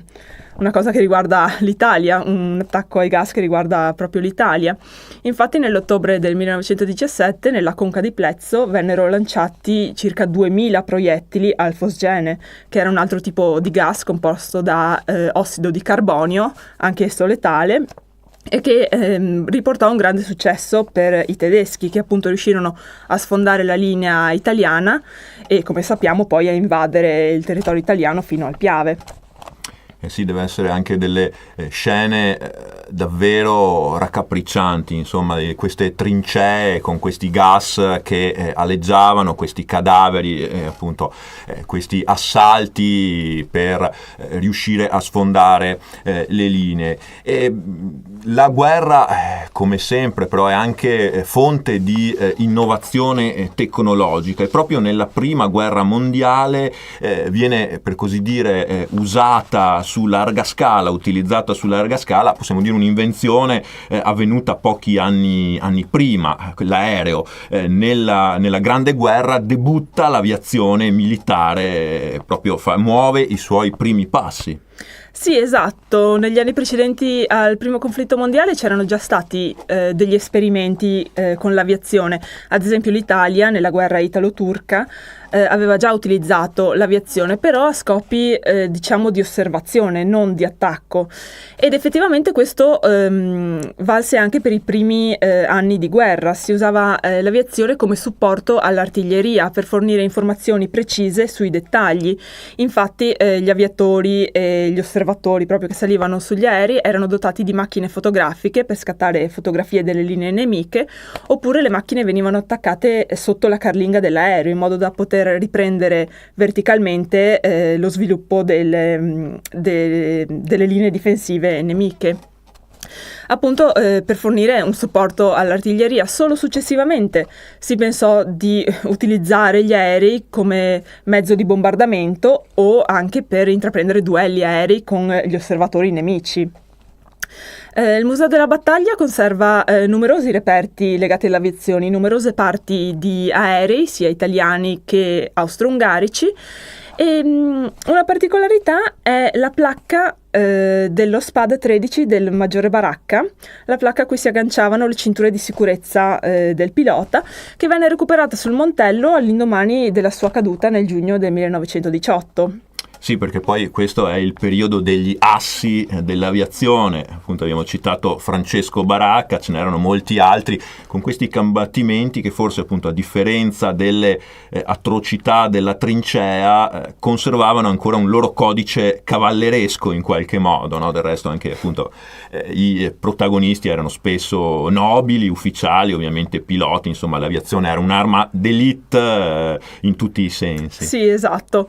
C'era ancora una concezione proprio di duello ottocentesco quando si parlava di aviazione, lo scontro tra due eroi dell'aria. Infatti quando un pilota veniva abbattuto gli avversari tributavano gli onori militari al momento della sepoltura, proprio per rendere onore al coraggio, alle imprese eroiche proprio di questi aviatori. Accompagnati poi anche da una grande fama, appunto, come i cavalieri veri e propri. Il Museo della Battaglia naturalmente conserva parecchi reperti, soprattutto anche riguardo alle armi, da quelle più comuni ad alcune molto curiose, molto particolari. Sì, esatto. Al Museo della Battaglia è presente un oggetto particolare, una valvola del meccanismo lanciasiluri di un sommergibile austro-ungarico, l'U-20, affondato a largo di Caorle. I sommergibili sono un'altra delle innovazioni, dei grandi sviluppi, direi, della Grande Guerra. In particolare grazie alla Germania. La Germania è stata un po' il pioniere sempre di questi sviluppi. E fin dal 1915 la Germania infatti inizia una guerra sottomarina indiscriminata, che verrà poi dichiarata ufficialmente solo nel 17, ma già dai primissimi mesi di guerra comincia ad affondare anche le navi civili che tentano di raggiungere la Francia, la Gran Bretagna. E in particolare è famoso l'episodio dell'affondamento del transatlantico Lusitania, che trasportava appunto civili, tra i quali 123 americani, e questo fu proprio l'episodio che diede il via alla discussione negli Stati Uniti riguardo alla guerra, se entrare, con quali modalità, eccetera. Sì, perché noi quando ci riferiamo alla Grande Guerra pensiamo sempre appunto agli scontri via terra, o forse, come abbiamo accennato poco fa, ai duelli aerei, ma ci fu anche una guerra per mare e alle volte sotto il mare, e alcune testimonianze si trovano anche proprio al Museo della Battaglia di Vittorio Veneto. Grazie intanto a Marta Covre per averci parlato delle tecniche di combattimento della Prima Guerra Mondiale. Grazie a voi. E grazie a tutti voi anche da parte mia per averci seguito fin qui. L'appuntamento è con la prossima puntata del nostro ciclo dedicato al Polo Museale della Grande Guerra di Vittorio Veneto.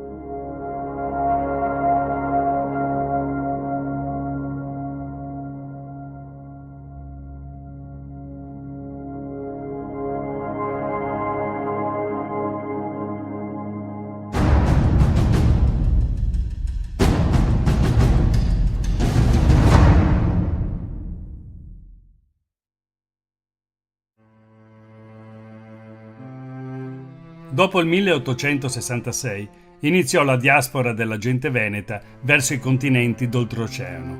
Ma chi e cosa cagionò la fuga dalla terra tanto amata? L'unitarismo italico si rivelò il paradiso del burocrate di Stato, a discapito della gente comune. Scrissero sull'Arena di Verona: il governo italiano, a confronto dell'Austria, ha 3 volte tanto di regolamenti, 3 volte tanto di personale di pubblica sicurezza, di carabinieri. C'è anche una dichiarazione di Rustov, Wilhelm Rustov, che era un prussiano, però aveva indossato la camicia rossa con Garibaldi. E quando gli hanno chiesto un commento su Custoza, dà una spiegazione che in qualche modo interessa anche l'Italia. La dichiarazione è precisamente questa: l'amministrazione non è il forte dell'esercito e non è il forte dell'Italia. Enorme, lui sottolinea, è il numero delle persone assunte, ma la quantità non si traduce in efficienza. Ora, questo 1866 chissà se vale anche oggi.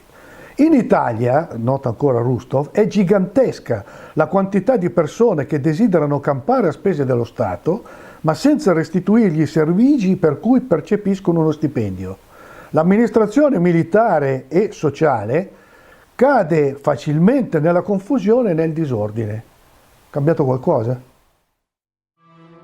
Iniziò il calvario della gente veneta, segnato da un'esorbitante pressione fiscale, lunghissimi servizi militari obbligatori, fame, miseria, disperazione.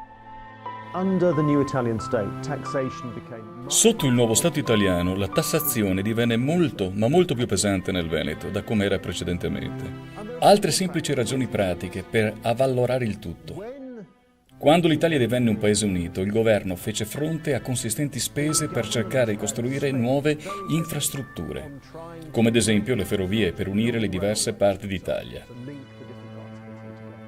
Inoltre, spese moltissimo per le armi e la flotta e spese enormi somme di denaro per reprimere coloro che ancora resistevano all'unità in questa parte d'Italia.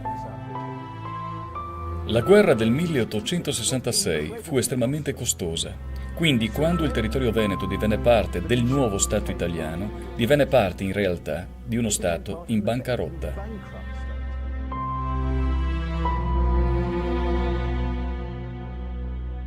Subito dopo l'annessione ecco il manifestarsi di episodi di dissenso nei confronti del nuovo regime, che comporta una grave crisi sociale dovuto all'inizio subito di un fortissimo aumento della tassazione, dello spirito anticattolico che il nuovo governo mette subito in campo, tanto è vero che avviene questo fenomeno, duplice fenomeno. Da un lato la popolazione veronese diserta, non partecipa assolutamente alle più importanti feste, diciamo così, che il nuovo Stato introduce, come quella del 2 giugno, che è la festa dello Statuto Albertino.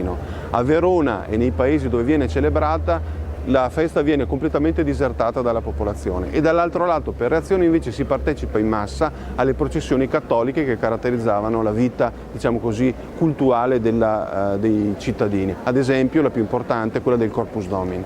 La reazione da parte dei sabaudi è nel cercare di limitare il più possibile queste processioni, che ovviamente comprendono essere motivo di dissenso, addirittura sopprimendone alcune, sfruttando anche i pretesti più così inventivi come quello della diffusione del colera, per impedire la diffusione del colera, o addirittura sopprimendole d'ufficio, come una delle più importanti a Verona, che era la processione dedicata al copatrono San Pietro Martire.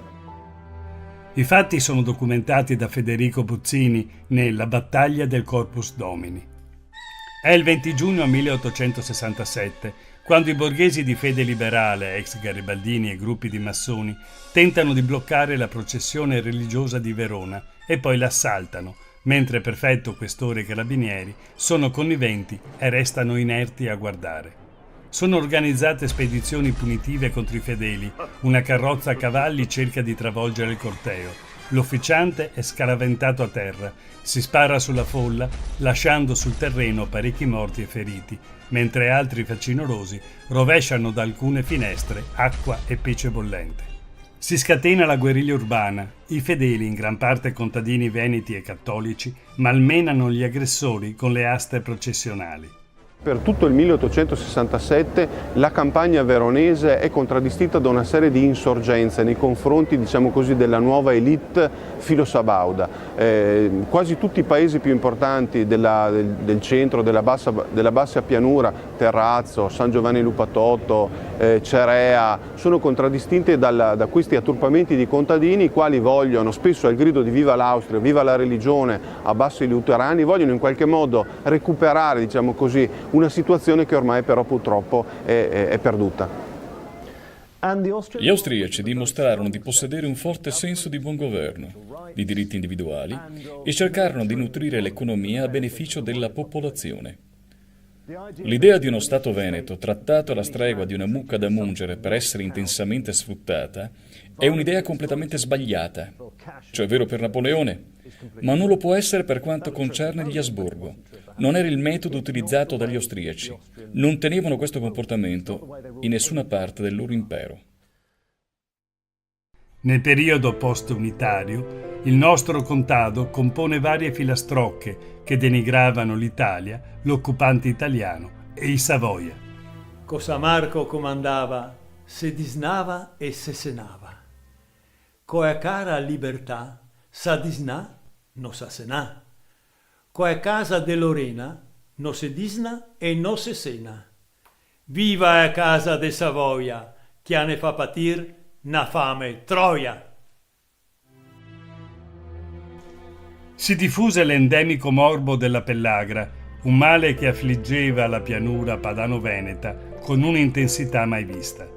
Questo flagello dei poveri pareva un contagio, ma era solo l'esito della denutrizione e della scarsità di igiene e cura personale, esiti del tracollo dell'economia agricola. Le insostenibili condizioni di vita introdotte dall'Italia unita inflissero il peggior castigo per i veneti. Lo Stato espropriava ogni bene di chi, privato di mezzi di sostentamento, non poteva soddisfare il fisco. La soluzione italiana fu la deportazione di massa. Agenzie a carattere speculativo spalleggiate dal governo svuotavano interi paesi, sindaco e parroco in testa, per mandarne gli abitanti a popolare i continenti lontani. Furono composti versi in Veneto pieni di dolore inconsolabile per le umiliazioni subite dal popolo e di odio per il nuovo Stato, avvertito come un padrone crudele, sordo, spietato. Dalla penna del veronese Berto Barbarani scorse la poesia più vivida. Come in un quadro struggente, egli pennella l'agonia della nostra gente, stritolata dal Regno d'Italia, costretta a perdere tutto. Ecco il suo componimento, I va in Merica.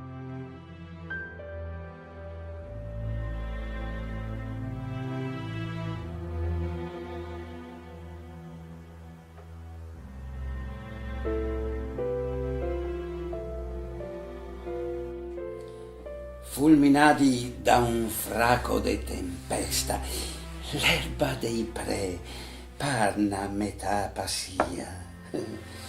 Brusa le vigne dalla malattia che non lascia i vilani mai depesta.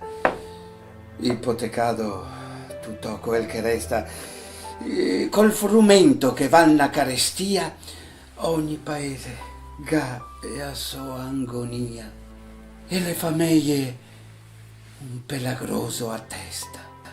Crepà la vacca che la dadea il formaggio, morta la donna a partorir una fiola, protestale cambiale dal notaro una festa sarà in osteria.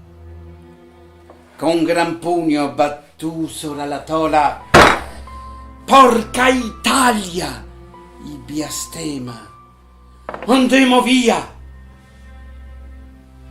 E se conta fra tutti in quanti sio, appena diese che può fare strapasso. Il resto donne coi putini in brasso, il resto veci coi puteletti ad rio, ma a star qua no se magna, no, pardio. Bisognerà pur far sto gran passo. Se l'inverno el ne capita col giasso, porino altri, el ne fa un desio. Drento l'ottobre carghi de fagotti, dopo aver dito mal de tutti i siori, dopo aver fusiato 3-4 gotti, coi a testa sbarlota, imbriagata, i sedado struconi tra de ori, e tontonando i giappa sulla strada.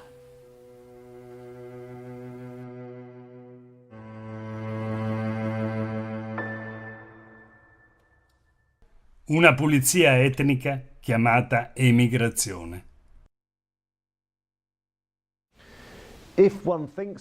Una cosa da sottolineare è il fatto che ci siano ancora 7 milioni di persone che parlano veneto, cosiddetto dialetto, e molte volte erroneamente denominato Talian, in Brasile. Ciò indica quanto vasto sia stato il numero di persone che lasciano questa parte d'Italia per cercare una vita nuova e migliore nel nuovo mondo. E credo che sia un fenomeno che non possiamo tralasciare, perché queste persone non lasciarono il Veneto per ricercare una brillante prospettiva di vita, ma bensì costrette a prendere questa decisione a causa dell'incredibile povertà nella quale si trovavano. E questa povertà ci porta direttamente all'unificazione. Beh, gli storici ne avranno da discutere. Perché è lampante che prima dell'unificazione non ci fosse stato alcun fenomeno di immigrazione. E penso sia ragionevole trarre chiare conclusioni da questo semplice fatto. Alla nostra regione spettò un triste primato, quello della più alta percentuale di emigranti, tra tutti i territori che in quel torno di anni ebbero la sventura di vegetare, all'ombra del tricolore.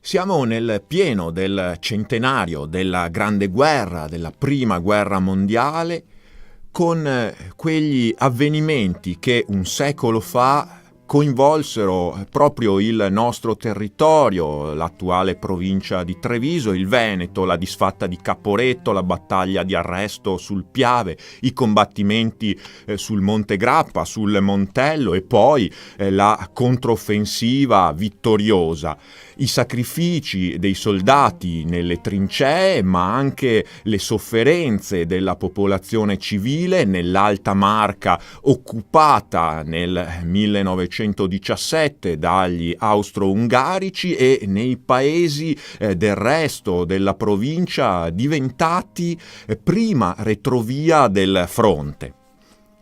Vogliamo raccontarvi questa pagina di storia, le sue conseguenze, attraverso il racconto di una delle prime e più importanti, più prestigiose strutture espositive dedicate a questi eventi, il Polo Museale della Grande Guerra di Vittorio Veneto. Un racconto in 10 speciali che seguirà anche un progetto che il Polo Museale sta portando avanti con alcune giovani ricercatrici, alcune giovani volontarie nell'ambito del servizio civile nazionale. E ad illustrarci proprio questo progetto abbiamo con noi la direttrice del Museo della Battaglia di Vittorio Veneto, l'architetto Maria Cristina Scaletta. Buongiorno. Buongiorno. Allora, direttrice, abbiamo detto un progetto che unisce il Polo Museale della Grande Guerra di Vittorio Veneto ai giovani. Certo, è stato un po' un tentativo vittorioso, per fortuna. Siamo stati classificati 12esimi nella regione del Veneto per un progetto culturale legato al servizio civile nazionale. Il bando è partito nel 2015 con la collaborazione della cooperativa Insieme si può e ovviamente l'ufficio del comune di Vittorio Veneto, con l'assessore Barbara Denardi come capofila di questo progetto, per costruire un progetto legato al polo culturale, al polo museale della Grande Guerra di Vittorio Veneto, che comprende non solo il territorio ma soprattutto le due grandi sedi museali del Museo della Battaglia di Vittorio Veneto e un meno noto ma straordinario edificio, Palazzo Minucci De Carlo, che è una fondazione museale dove ci sono contenute non solo opere d'arte ma anche i ricordi di un eroe della Grande Guerra, una medaglia d'oro al valor militare di cui sentiremo parlare. Questo progetto è stato inviato per la classificazione al Servizio Civile Nazionale, appunto si è classificato 12esimo nella regione del Veneto e noi avevamo previsto la possibilità di avere al nostro servizio per un anno 3 volontari del servizio civile che sono stati selezionati, e abbiamo avuto veramente la fortuna di trovare 3 persone di grandissima volontà e qualità che stanno lavorando all'interno del museo con diverse tematiche, perché una parte è quella legata alla promozione del museo e la sua valorizzazione del polo museale attraverso la partnership appunto sia con la Fondazione Minucci sia con Radio Veneto 1, che ci dà gli spazi e ci concede la possibilità di promuovere il progetto. Poi c'è dietro le quinte in qualche modo anche un lavoro molto interessante e importante di catalogazione del ricchissimo patrimonio documentale e fotografico e testimoniale che è custodito all'interno del Museo della Battaglia e anche all'interno di Palazzo Minucci. quindi un'opera di valorizzazione e anche di conservazione dei tanti materiali di cui il Museo della Battaglia e l'intero polo museale dispongono. Certamente, perché se una parte è esposta e quindi visibile al pubblico durante gli orari di apertura sia del museo che di Palazzo Minucci, tantissimo è il dietro le quinte, cioè quello che è custodito invece nei depositi, e la volontà del museo, del polo museale, è proprio quello di poterlo mettere a disposizione sia attraverso una riscoperta e una pubblicità attraverso questi canali, ma anche attraverso la loro scansione, digitalizzazione e pubblicazione sui siti istituzionali. Tra l'altro sono 3 ragazze, 3 giovani laureate, sono state selezionate per questo progetto, e quindi poi anche una esperienza formativa per loro legata ai loro studi, al loro curriculum di studi. Esattamente, ovviamente nel bando avevamo messo delle caratteristiche formative che dovevano avere le persone selezionate, perché è un tipo di prodotto abbastanza specifico e particolare, e sono state selezionate queste 3 dottoresse, ciascuna in un ambito comunque legato sia al tema della conservazione dei beni culturali che della promozione turistica, quindi sono lauree specifiche di queste 3 dottoresse, sono la dottoressa Marta Covre, la dottoressa Martina Dorigo e la dottoressa Francesca Daros, che all'interno del museo, con un orario 30 ore settimanali di frequentazione dell'ufficio del museo e di Palazzo Minucci, stanno lavorando sulle azioni che sono parte integrante appunto di questo progetto. Per loro è sicuramente un grande strumento formativo per un prossimo lavoro. E le conosceremo poi nel corso di questi nostri speciali, perché saranno proprio loro a raccontarci alcuni degli aspetti del polo museale, ma anche poi delle vicende che i musei vittoriesi presentano e illustrano al pubblico. Un'esperienza, direttrice Scaletta, che magari si potrebbe ripetere, proprio sappiamo bene anche delle difficoltà delle amministrazioni locali e delle strutture che da loro dipendono, anche con il personale, quindi un progetto che si potrebbe rinnovare. Assolutamente, sarebbe auspicabile. Abbiamo provato anche con l'anno 2016 per il 2017 a costruire un progetto di questo tipo, sempre legato comunque al tema un po' più allargato sul territorio delle celebrazioni del centenario della Grande Guerra, perché è un anno che vedrà veramente questo territorio come aggregatore di tantissime richieste di visita e di conoscenza di questa tematica, e come diceva lei, il tema delle carenze di personale, ma anche di possibilità di assumere nuovo personale, fanno sì che questi siano progetti interessantissimi. Tra l'altro noi utilizziamo anche il tema dell'alternanza scuola-lavoro, fatta invece in questo caso con le scuole superiori o con le università, per avere a disposizione personale giovane, che è fondamentale per questo tipo di attività, di questo tipo di lavoro, sia appunto a progetto la ricchezza di questi giovani che possono apportare è sempre per noi una grandissima risorsa. Certamente anche nuove idee, nuovi punti di vista e di visuale, anche in un tema storico come quello della Grande Guerra. Peraltro il Museo della Battaglia e il Polo Museale della Grande Guerra di Vittorio Veneto hanno svariate iniziative proprio legate al centenario. Questo non è l'unico progetto naturalmente che avete in cantiere. No, abbiamo fin da subito, dalla riapertura del museo, sentirete appunto che ha subito un importante intervento di restauro.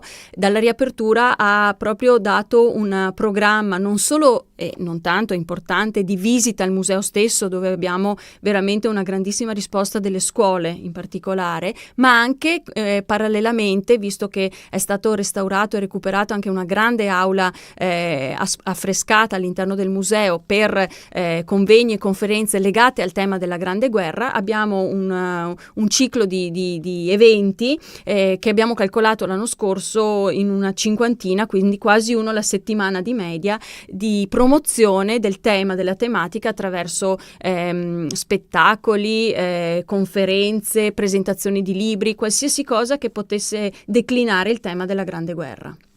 E allora andiamo a conoscere un po' meglio, un po' più di dentro, il polo museale della Grande Guerra di Vittorio Veneto e le sue ricchezze. Grazie intanto alla direttrice del Museo della Battaglia di Vittorio Veneto, l'architetto Maria Cristina Scaletta. Grazie.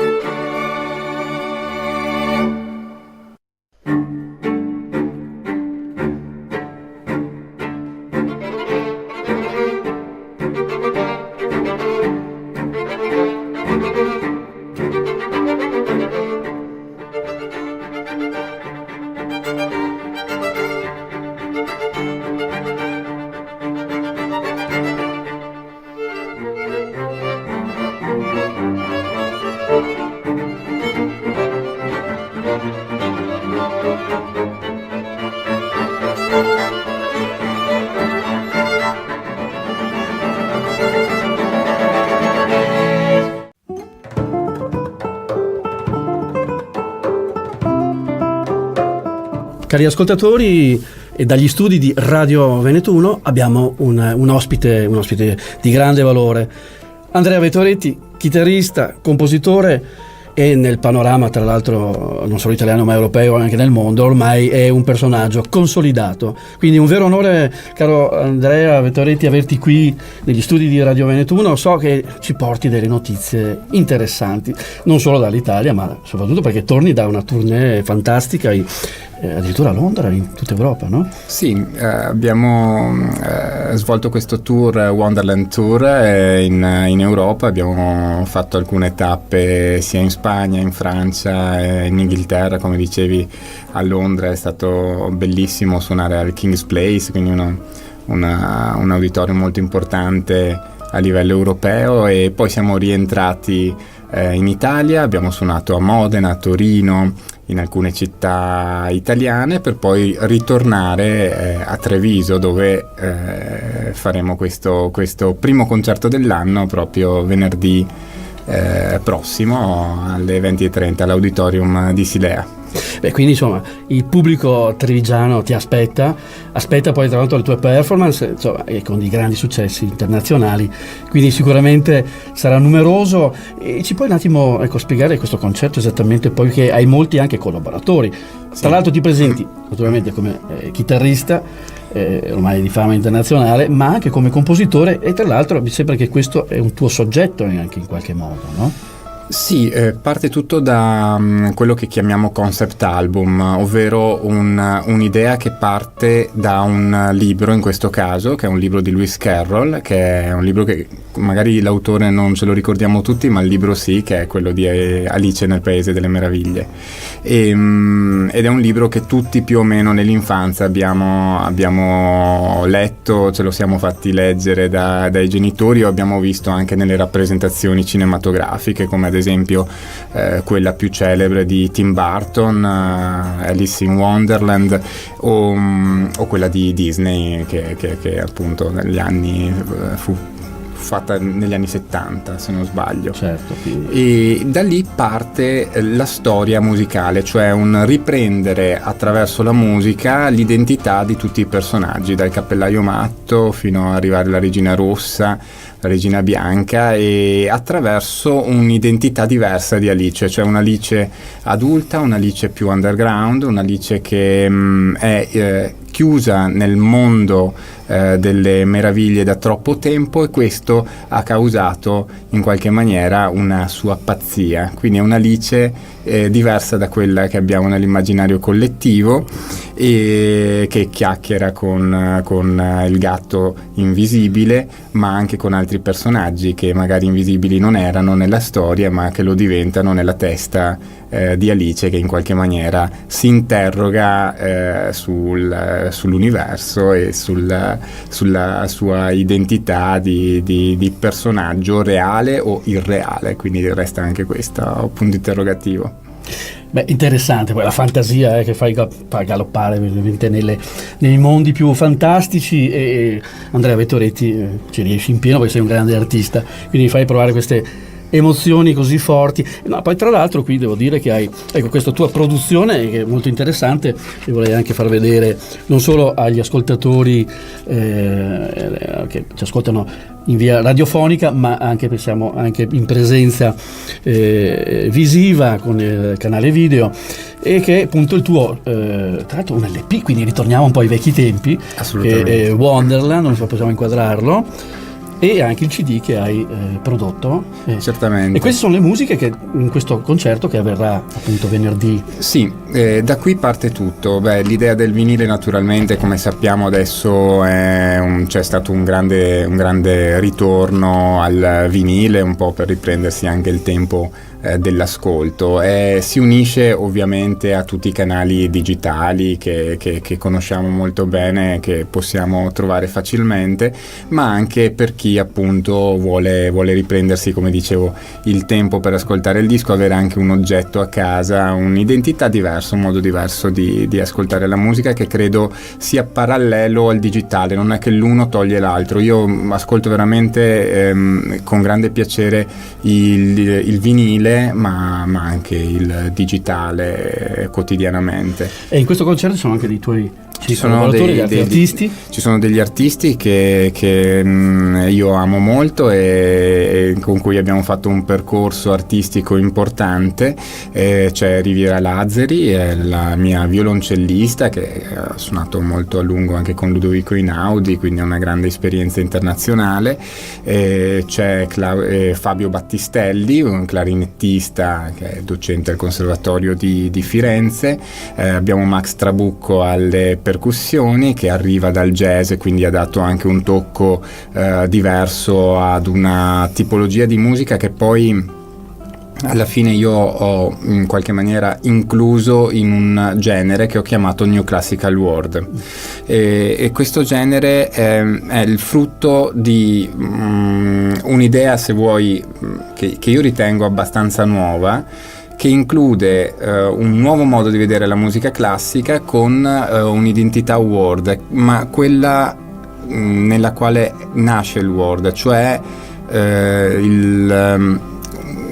parte un po' da un'identità anticonformista, cioè l'idea di non essere incluso in nessun genere, ma attingere da tutti i generi in qualche maniera. Quindi è un'inclusione, non un'esclusione in questo senso, e nella mia musica cerco di farlo. Beh, fantastico, perché Andrea Vettoretti proprio è un vulcano, lì fuori proprio lava vulcanica infinita, e energia veramente pura, anche perché sai, insomma, hai idee così proprio a profusione, che tra l'altro tu porti il mondo della chitarra classica appunto del futuro, lo proietti nel futuro. Tra l'altro mi dicevi che la tua chitarra hai anche inventato qualcosa di, cioè una novità, insomma. Sì, se vuoi spiegare un attimo. Sì, anche lì si parte sempre da un'idea tradizionale, dove cerchiamo di metterci dell'innovazione, e questa è una cosa che mi piace molto. Sappiamo infatti i limiti anche acustici, no, della chitarra.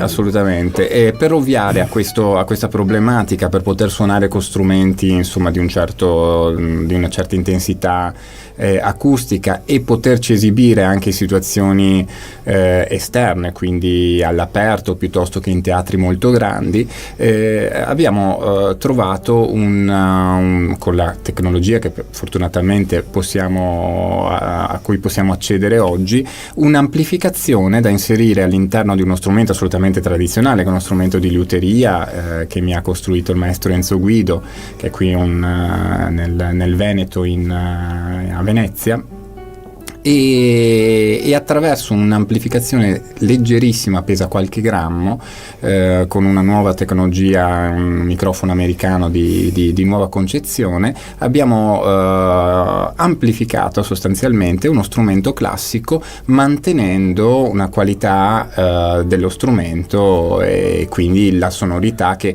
distingue, come sai, nel mondo della classica un artista. Quindi il problema era anche questo, no? Non solo avere uno strumento che si potesse amplificare, questo è semplice, ma avere uno strumento che amplificasse anche l'identità dell'artista. Andrea Vettoretti è veramente interessante, quindi potremo vedere, perché no, Andrea Vettoretti all'Arena di Verona. Ma assolutamente, no? si può impensabile per una fare. Chitarra, perché sappiamo i limiti che ha questo strumento, no? Assolutamente. Questo è veramente una cosa interessante. Ecco, quindi dagli studi di Radio Veneto 1 una novità di Andrea Vettoretti, veramente uno scoop interessantissimo. Bene, per concludere, allora, tra l'altro, no, prima di chiudere, anzi, importantissimo, tu sei attivo anche nel campo anche della solidarietà, quindi usi anche in maniera positiva l'arte, la musica. Cerco di farlo questa notizia per quanto sia possibile. Che è uscita anche alla Repubblica, mi sembra. Sì, è uscita un po' ovunque la notizia di una campagna di cui io sono testimonial, di un'associazione, di un onlus anzi, che si chiama Dokita, che opera in 12 paesi nel mondo, e questa campagna si chiama Tutti Uguali ed si caratterizza per l'aiuto ai bambini disabili, e quindi è veramente una situazione che io sto portando avanti da alcuni anni, in questo caso sulla disabilità dei bambini, ma anche sull'educazione musicale, che ovviamente mi sta molto a cuore. Quindi abbiamo 2 progetti: il primo si chiama Music Care, che è basato appunto sul far studiare i bambini che non potrebbero farlo altrimenti, e quindi diciamo anche fargli vivere un sogno che noi magari facciamo quotidianamente, fare ai nostri figli e ai nostri bambini, ma che in altri paesi non è possibile, e quello ovviamente più delicato, importantissimo, della disabilità dei bambini e l'aiuto per questi bimbi, che è fondamentale. Si può fare un piccolissimo gesto, un SMS. Diamo difatti il numero. Diamo il numero, chi fa il numero 45582 è un numero che possiamo fare con un qualsiasi telefono, e ci saranno appunto addebitati un paio di euro che andranno a beneficio di questa onlus, che è serissima e su cui metto la faccia, perché sono andato a visitare dove appunto operano questi favolosi addetti di Dokita. Bene, complimenti. Bravissimo. Andrea Vettoretti, è un onore averti qui, e ci hai portato veramente delle notizie di grande rilievo e importante. Ti aspettiamo ancora presto per ulteriori, perché penso Molto che tu volentieri. non ti fermi, sarebbe non ti fermi, quindi porti il messaggio anche della musica. C'è un artista nostrano, trevigiano, che sta portando e fa onore in tutto il mondo, e quindi vediamo ancora un attimo l'annuncio del concerto. Certamente, ci vediamo venerdì 18 gennaio alle ore 20:30 all'Auditorium di Silea. Noi saremo lì con Wonderland e vi aspettiamo. E concludo anche dicendo che stiamo anche sottofondo ascoltando la musica di Andrea Vettoretti, che sono tue composizioni. Vedo qui sono 12 brani che 12 brani originali, quindi ecco, le ascolterete qualche pezzo. Naturalmente, se poi andate al concerto venerdì, sentirete dal vivo la produzione di Andrea Vettoretti. Bene, grazie ancora Andrea di essere stato qui negli studi di Radio Veneto 1. Grazie a voi. È un onore, e ci sentiamo presto con altre notizie importanti. Assolutamente. Grazie ancora a tutti.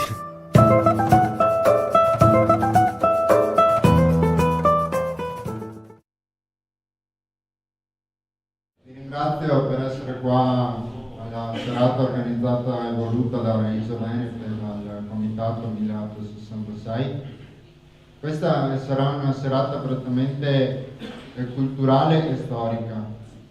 Vogliamo cercare di fare un po' di chiarezza su una pagina di storia molto importante, determinante per noi veneti, che è appunto l'annessione del Veneto all'Italia, avvenuta nel 1866 grazie a un referendum.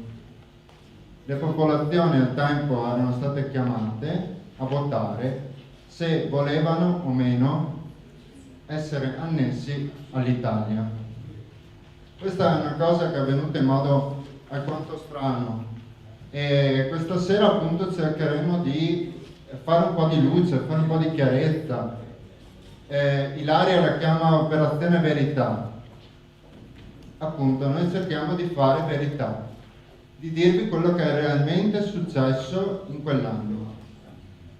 Quindi questa sera abbiamo 4 relatori importantissimi per questo tema.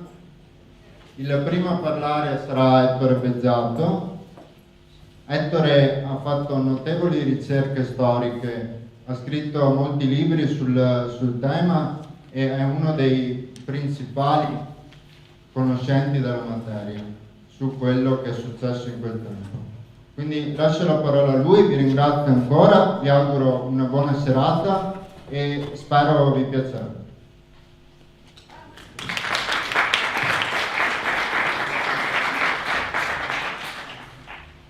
Sì, buonasera a tutti e un grazie veramente di cuore agli amici di Raize Venete e in particolare all'amico Mattia per l'organizzazione di questa serata.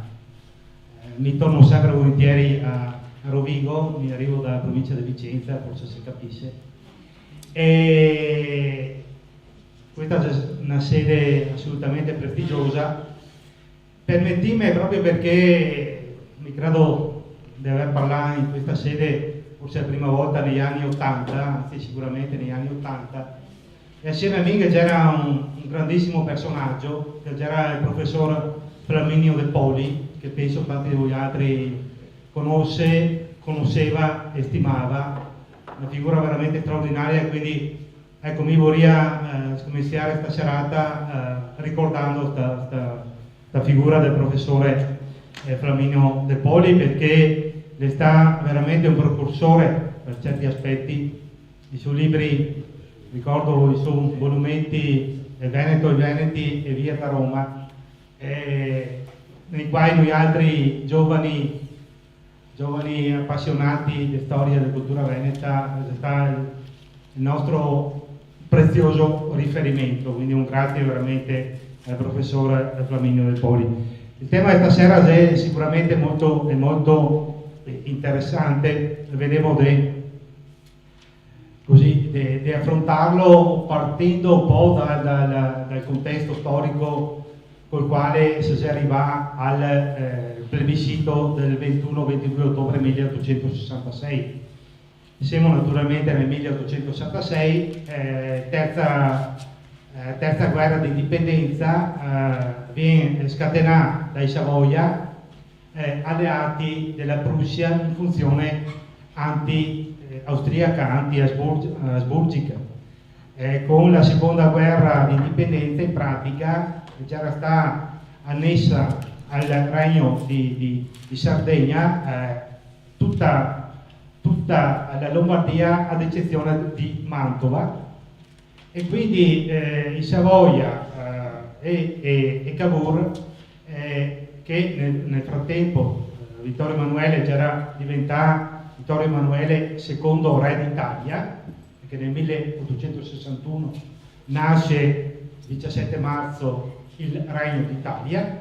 E già su questo permettimi una piccola sottolineatura, perché sicuramente qualcuno dice ma come stanno, se dovrei ricordare i 150 anni dell'annessione del Veneto d'Italia, ma l'Italia non c'era stata fatta nel 1861. Certo che sì, però non c'era stata fatta coinvolgendo i Veneti, quindi l'unità d'Italia è stata fatta non nel nostro nome. E quando in occasione del 150° anniversario è stato fatto tutte quelle manifestazioni sui quali sarebbe interessante sapere quanti soldi che sono stati spesi nel 2011, fondamentalmente c'è un falso storico, o meglio, è assolutamente un falso storico, perché nel 1861 nasce il Regno d'Italia, però i Veneti non c'è, e non c'è neanche tanta altra brava gente, non c'è i Trentini, non c'è i Tirolesi. Mancava perfino Roma, pensate un po'. nel 1861 Roma non fa parte del Regno d'Italia. Però Liga cerca disperatamente, fammi credere, che nel 2011 che sta ai 150 anni di unità, non nel nostro nome. Il Veneto entra nel 1866. Dicevo allora, Savoia e Prussia fa questa alleanza in funzione anti-austriaca, se arriva alla guerra, e l'Austria si è costretta a mantenere due fronti, quello nord con la Prussia e quello sud con l'Italia, e quindi si arriva alla prima battaglia costosa il 24 giugno 1886. L'esercito affronta questa battaglia molto baldanzoso e sicuro di sé, perché c'era una schiacciante superiorità sia come mezzi che come uomini. Fatto sta la classica rivalità, un po' di incapacità e tutto il resto, fatto sta che però l'Italia subisce una prima sconfitta.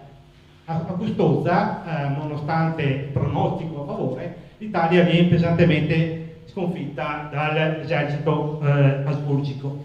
Nel frattempo però, il 3 luglio 1866, che è la battaglia che è decisiva per le sorti complessive della guerra. Cioè a Sadowa se affronta l'esercito prussiano e l'esercito austriaco. L'esercito prussiano sbaradia letteralmente l'esercito austriaco, e quindi l'Austria con i prussiani quasi che sta per arrivare quasi a Vienna, chiede l'armistizio.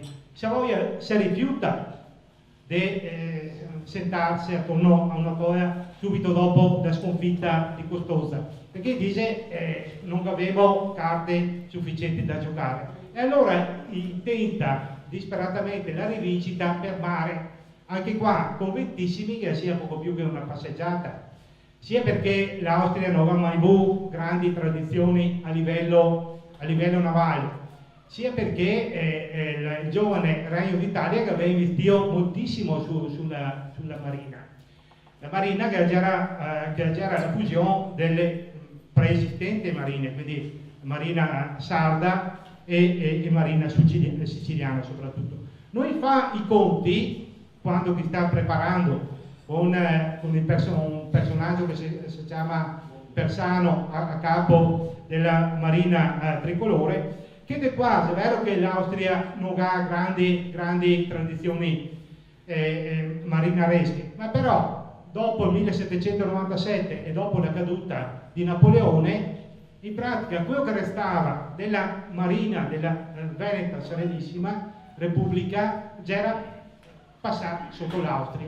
Prova ne sia che fino al 1848 la denominazione ufficiale della marina austriaca è Imperial Regia Veneta Marina, che addirittura gli austriaci riconosce questo concetto, perché il Veneto era la lingua ufficiale a bordo, perché veneti, istriani e dalmati c'era la stragrande maggioranza dei marinai, e perché l'aria, il sentimento che si respirava era della Serenissima. L'Austria addirittura in alcune battaglie usa anche la bandiera con il leone di San Marco.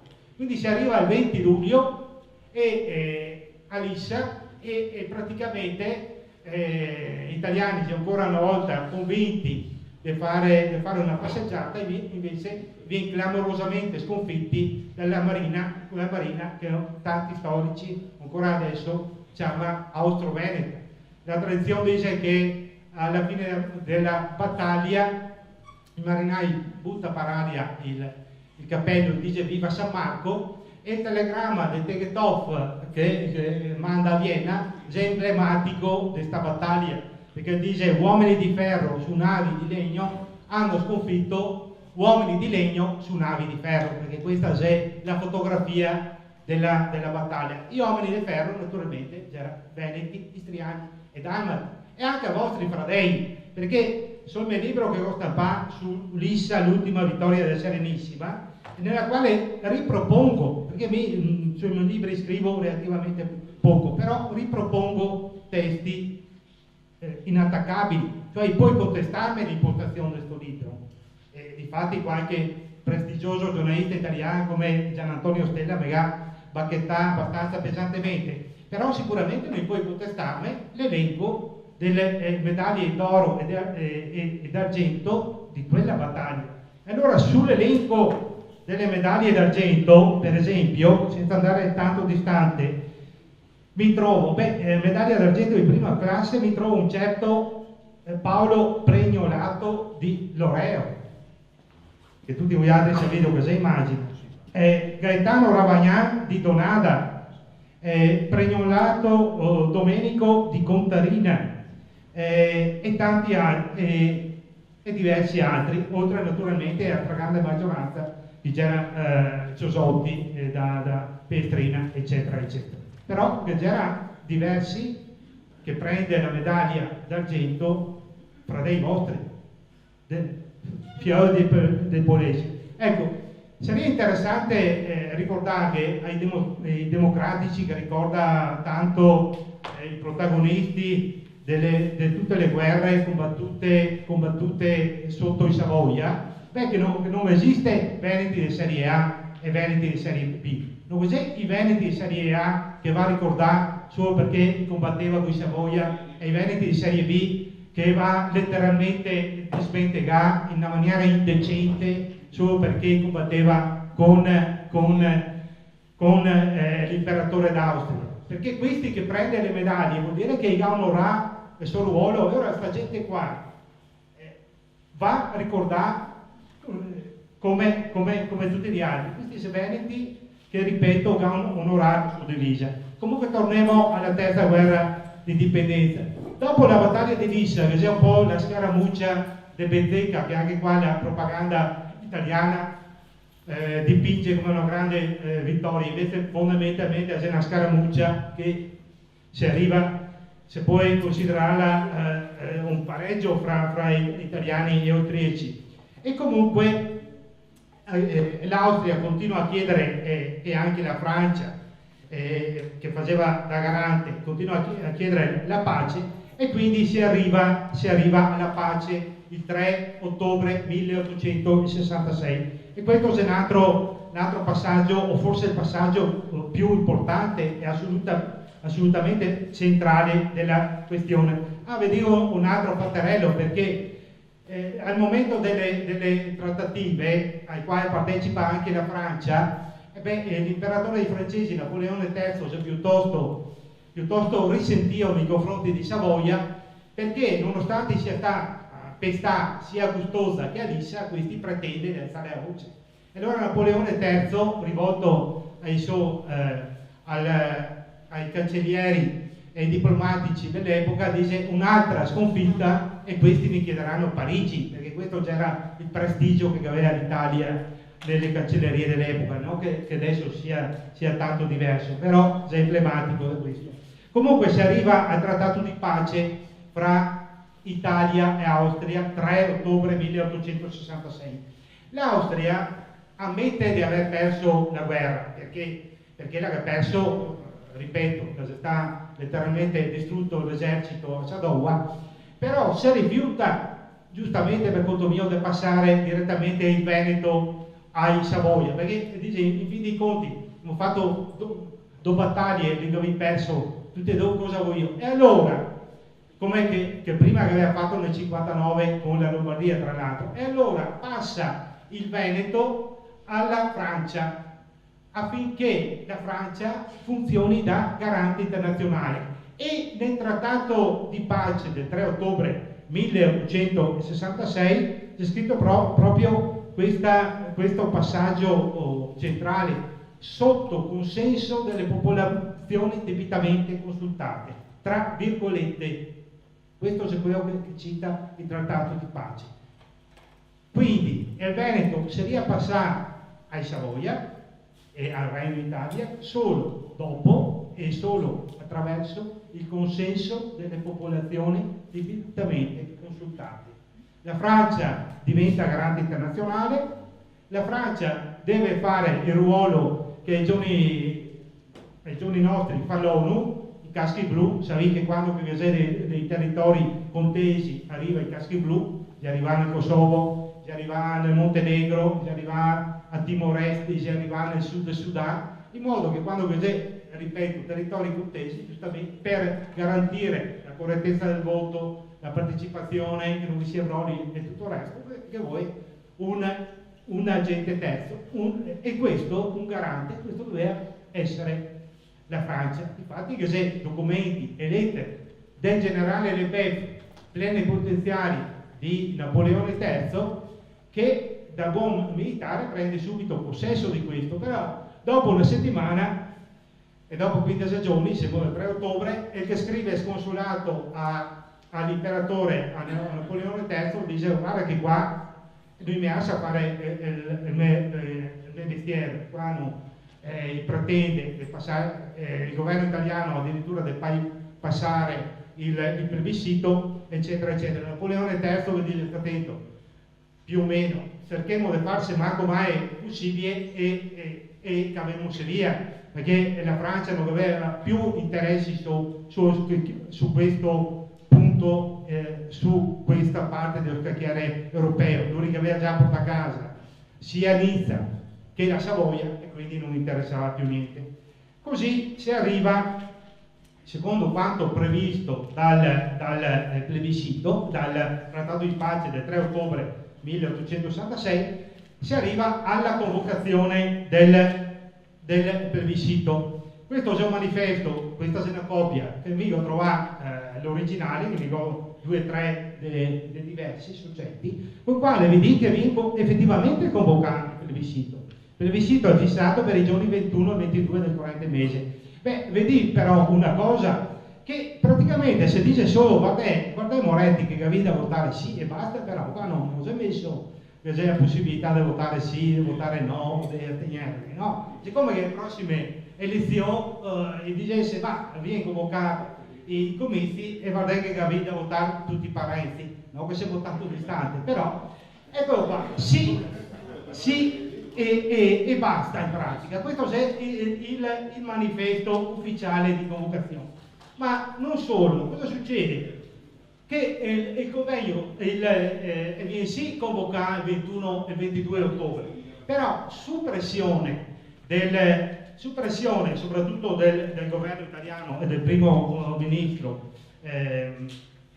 Bettino Ricasoli, e in pratica il 19 ottobre, quindi 2 giorni prima del voto, in una camera dell'Hotel d'Europa lungo il Canal Grande, il Veneto passa, si trova generale Lebesgue, plenipotenziario della Francia, che in quel momento doveva tutelare il Veneto, si trova 3 notabili nominati dai Savoia, quindi immaginate che figure assolutamente terze, che c'erano anche queste, e il Veneto passa in una camera d'albergo praticamente all'Italia e Savoia.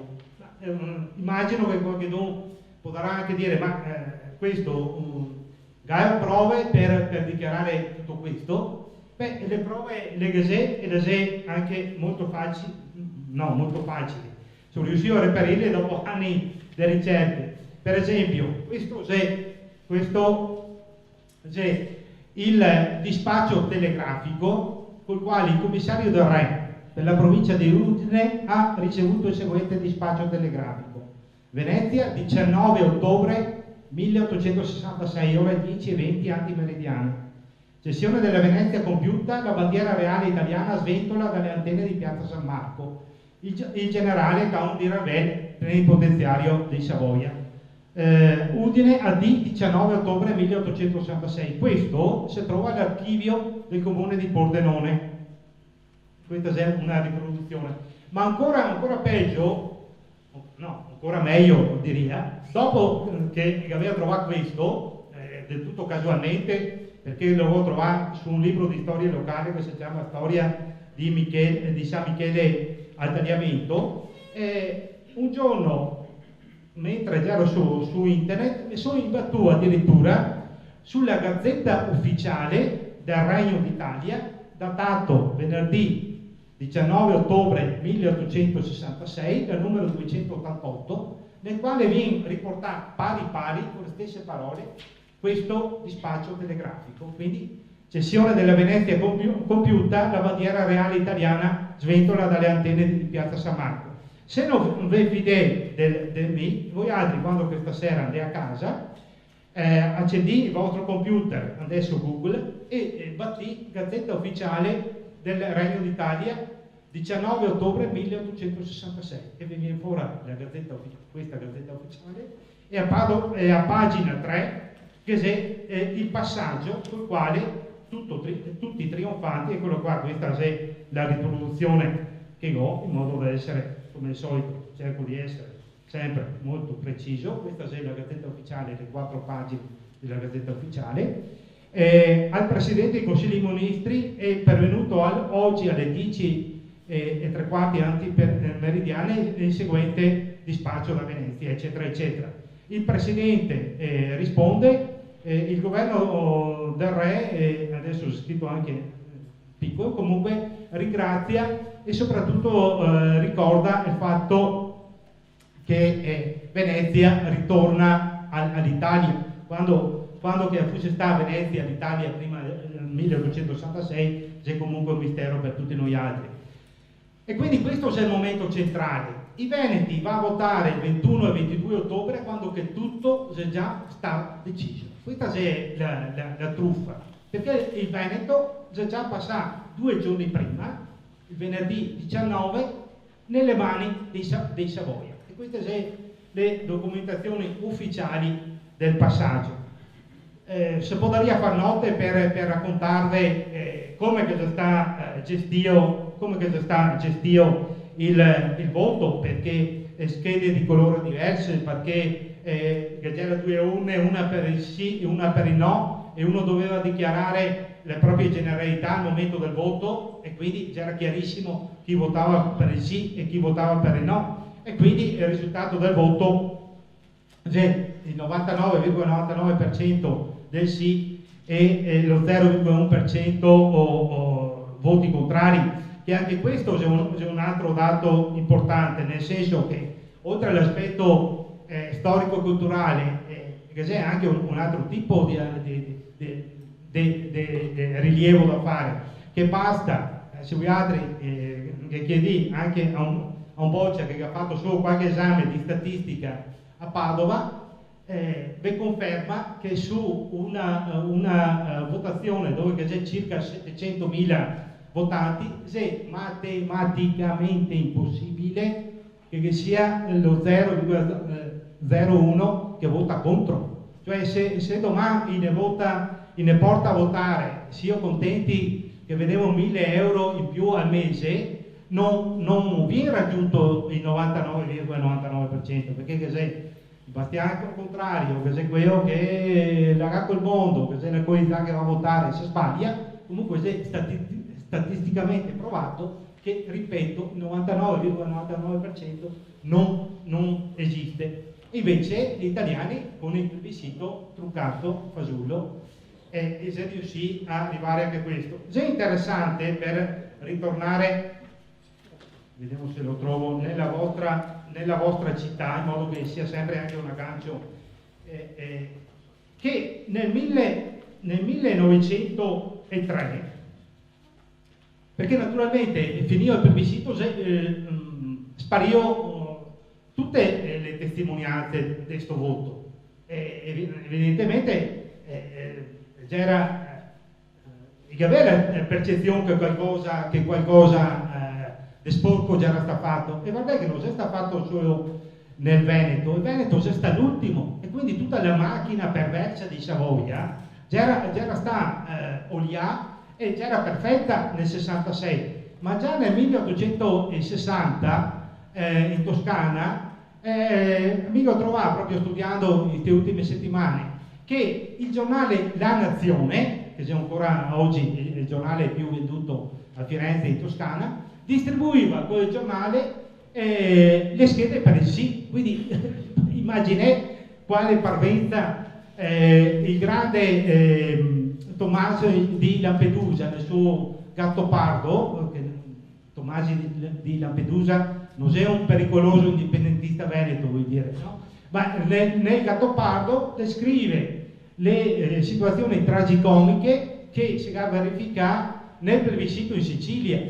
E a donna fugata Ciccio Tumeo, mai me lo ricordo a memoria, a donna fugata Ciccio Tumeo disse: io eccellenza avevo votato no, no, no, no, e dopo dice: quei porci municipio mi trasformano il mio voto e dicono quello che vogliono loro. Questo è Sicilia e Toscana, dappertutto, insomma. Questa c'era la prassi dei Savoia. Però ecco, se è interessante citare questo passaggio, perché riguarda lo storico Luigi Sutto della vostra città, che nel 1903, quindi si passa neanche 40 anni dal plebiscito, lei incarica di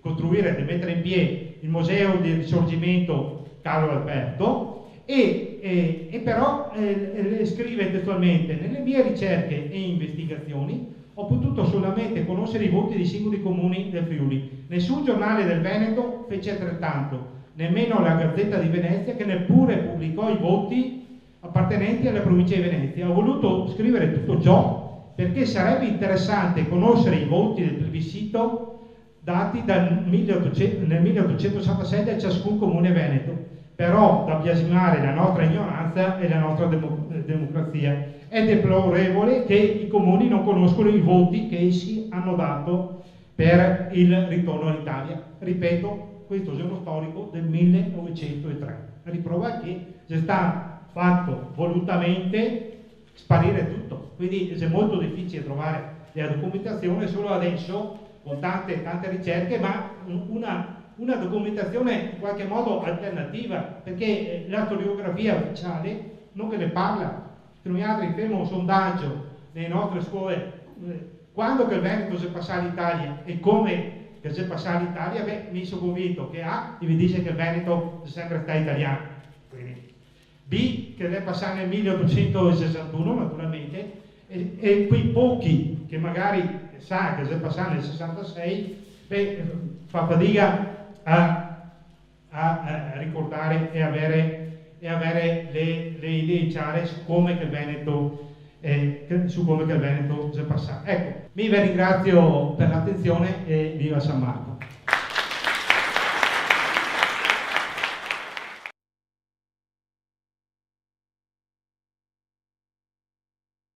Uno degli scopi di Raíces Veneta è proprio quello di fare luce sulla pagina di storia veneta, che troppo spesso nei libri di storia correnti non sono citati, non sono raccontati, non sono minimamente presi in considerazione.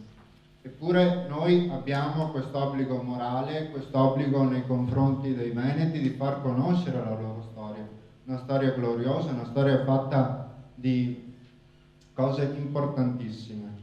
Questa è una pagina che ci riguarda purtroppo nel suo finire della sua epoca gloriosa.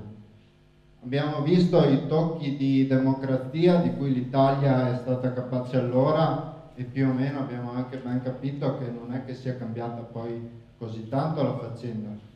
Ora andiamo appunto a trattare il tema delle conseguenze di questa unità d'Italia avvenuta in questo modo per i Veneti, vista dai Veneti, raccontata da Lorenzo Fogliata, avvocato del Foro di Venezia, estremo conoscitore della storia veneta. È un piacere presentarvelo.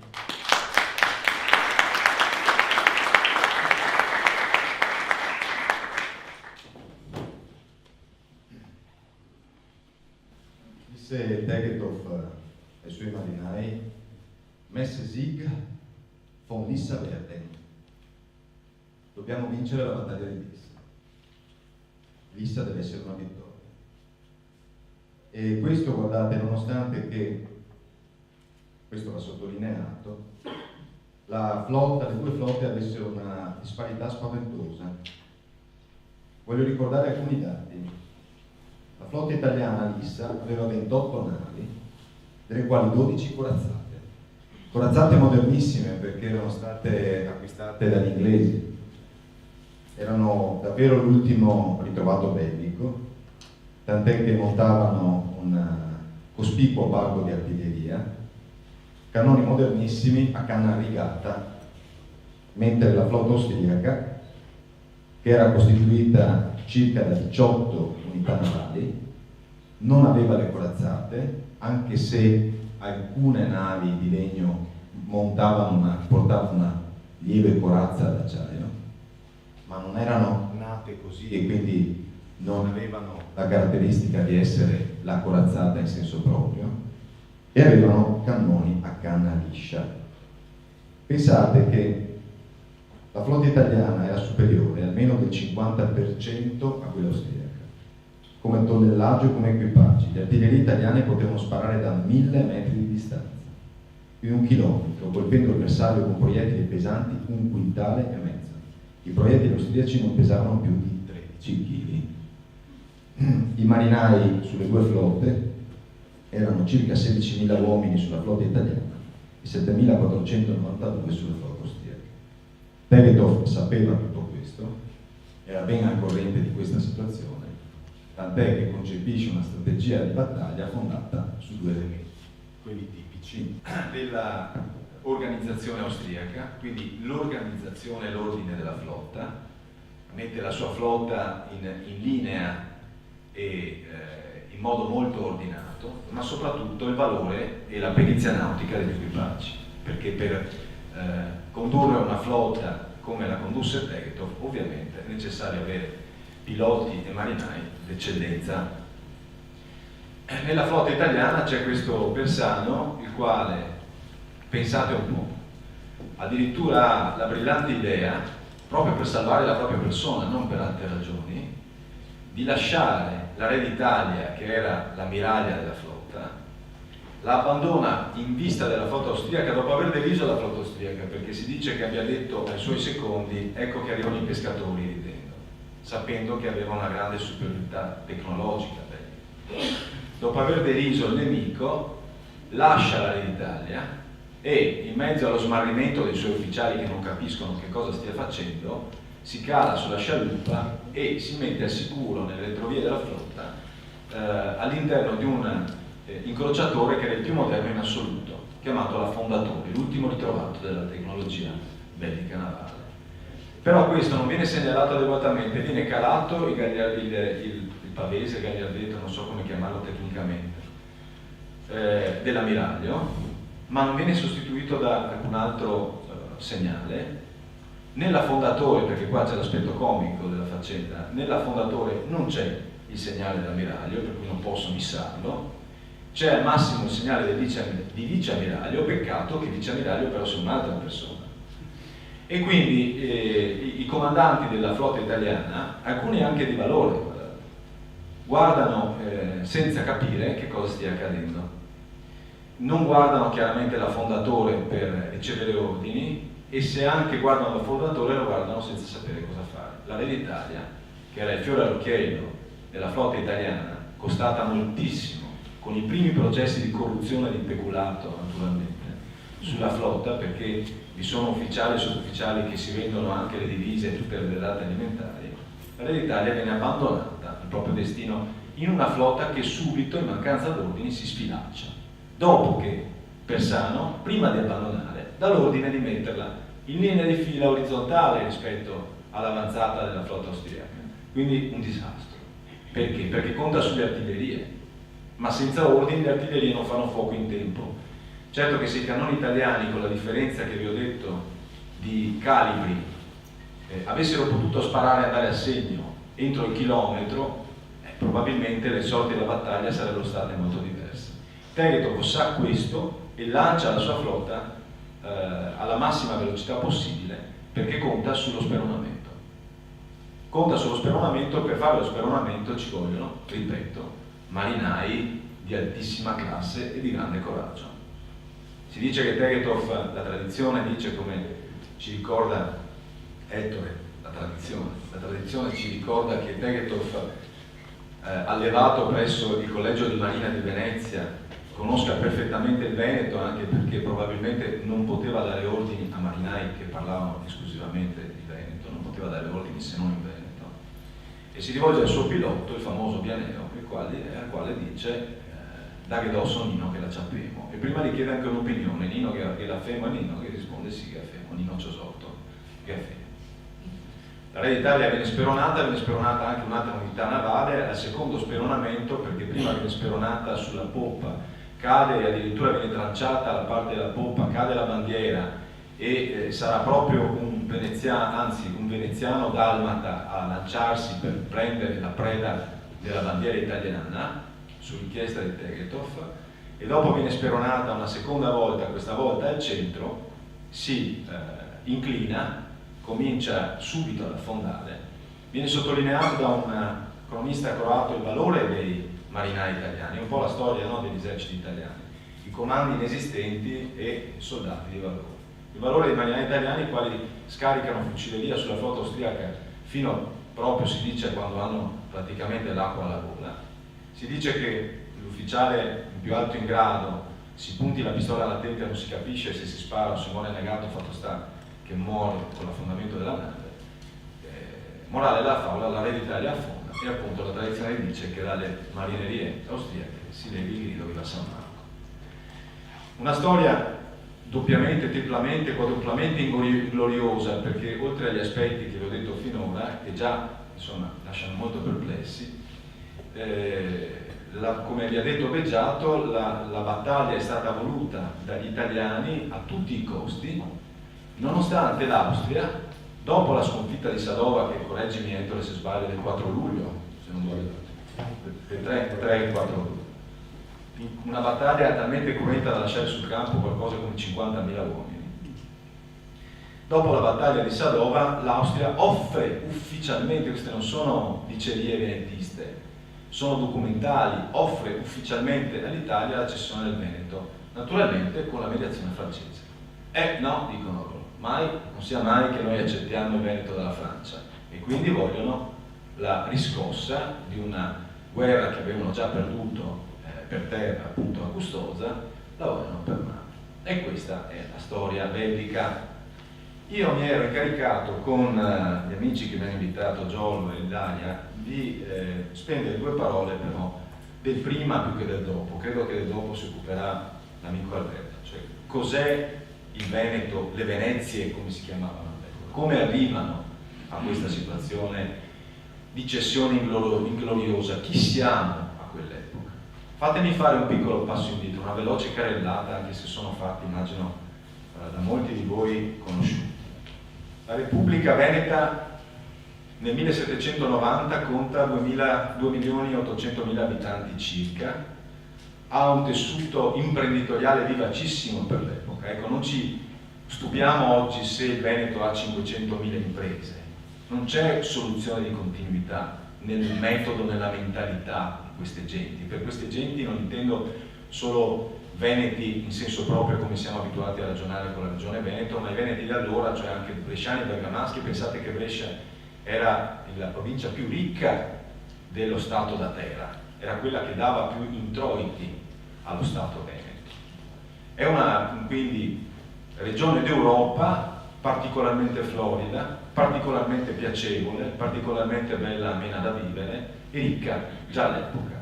Tutte balle quelle della decadenza, sapete? Non perché, attenzione, le balle sono sempre relative, no? Bisogna vedere a che punto di vista le si prende. Il concetto di decadenza è stato sfruttato moltissimo e in malafede finora da moltissimi storici, universitari, politici, non ne parliamo, cioè Venezia, perché bisogna creare l'idea che fosse ineluttabile destino lo sparire dalle pagine della storia. Questo è il punto. Non ha importanza il governo aristocratico. Separiamo, dico io invece, la questione, la vita del governo aristocratico da un popolo che in un modo o in un altro era vivo da 14 secoli in forma moderna, ma aveva una tradizione millenaria, perché ne parla Omero, no? Bene. Questo popolo si trova in questa forma ed è un popolo ancora ricco per l'epoca.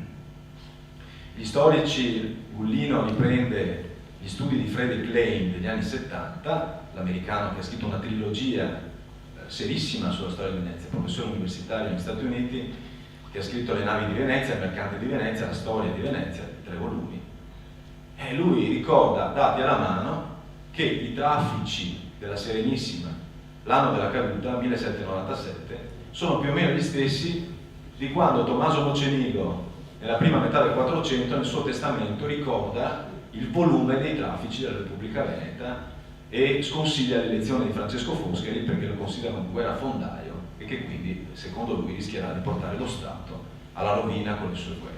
Siamo nel periodo della massima espansione della Repubblica Veneta, della massima potenza. Questo cosa significa? I dati vanno analizzati. Certo non significa che la Repubblica Veneta del 1797 avesse lo stesso prestigio, la stessa potenza internazionale della metà del XV secolo, questo sarebbe folle affermarlo. Perché quindi c'è una diversità? Perché è cambiata la realtà europea attorno alla Serenissima. La Serenissima è diventata una potenza di più limitati confini, di più limitata influenza, punto e basta. Ma è uno Stato florido, è uno Stato che sta bene. L'aristocrazia comincia a ritirarsi lentamente non dalla politica ma dalla mercatura e, come in tutta Europa, perché Venezia non faceva, scusate, quando parlo di Venezia naturalmente intendo lo Stato Veneto, quindi anche voi, i vostri confini, le vostre terre, non faceva eccezione, vede l'avanzata della borghesia, anche la borghesia ebraica, tutte queste balle sul ghetto di Venezia, balle nel senso che si parla del ghetto come fosse stata una violazione dei diritti umani e una carcerazione degli ebrei, sono veramente da sfatare. Calimani stesso nei suoi libri sul ghetto di Venezia dà atto di un sacco di cose diverse da quelle che vengono diffuse. Pensate che gli ebrei alla fine della Repubblica erano armatori di navi e avevano la licenza e il permesso di navigare con il padiglione veneto, lo chiamavano, cioè con Leone di San Marco. E moltissime navi erano per esempio dei Treves, quelli che poi faranno fortuna proprio in epoca napoleonica e così via. D'altronde, dicevamo prima con Ettore, non dimentichiamo che Daniele Manin è ebreo, è figlio di ebrei, quindi colui che volle la rivolta del 48-49 e che impose come grido viva San Marco contro l'opinione di tutti i suoi corrivoluzionari e che impose il nome di Repubblica di San Marco.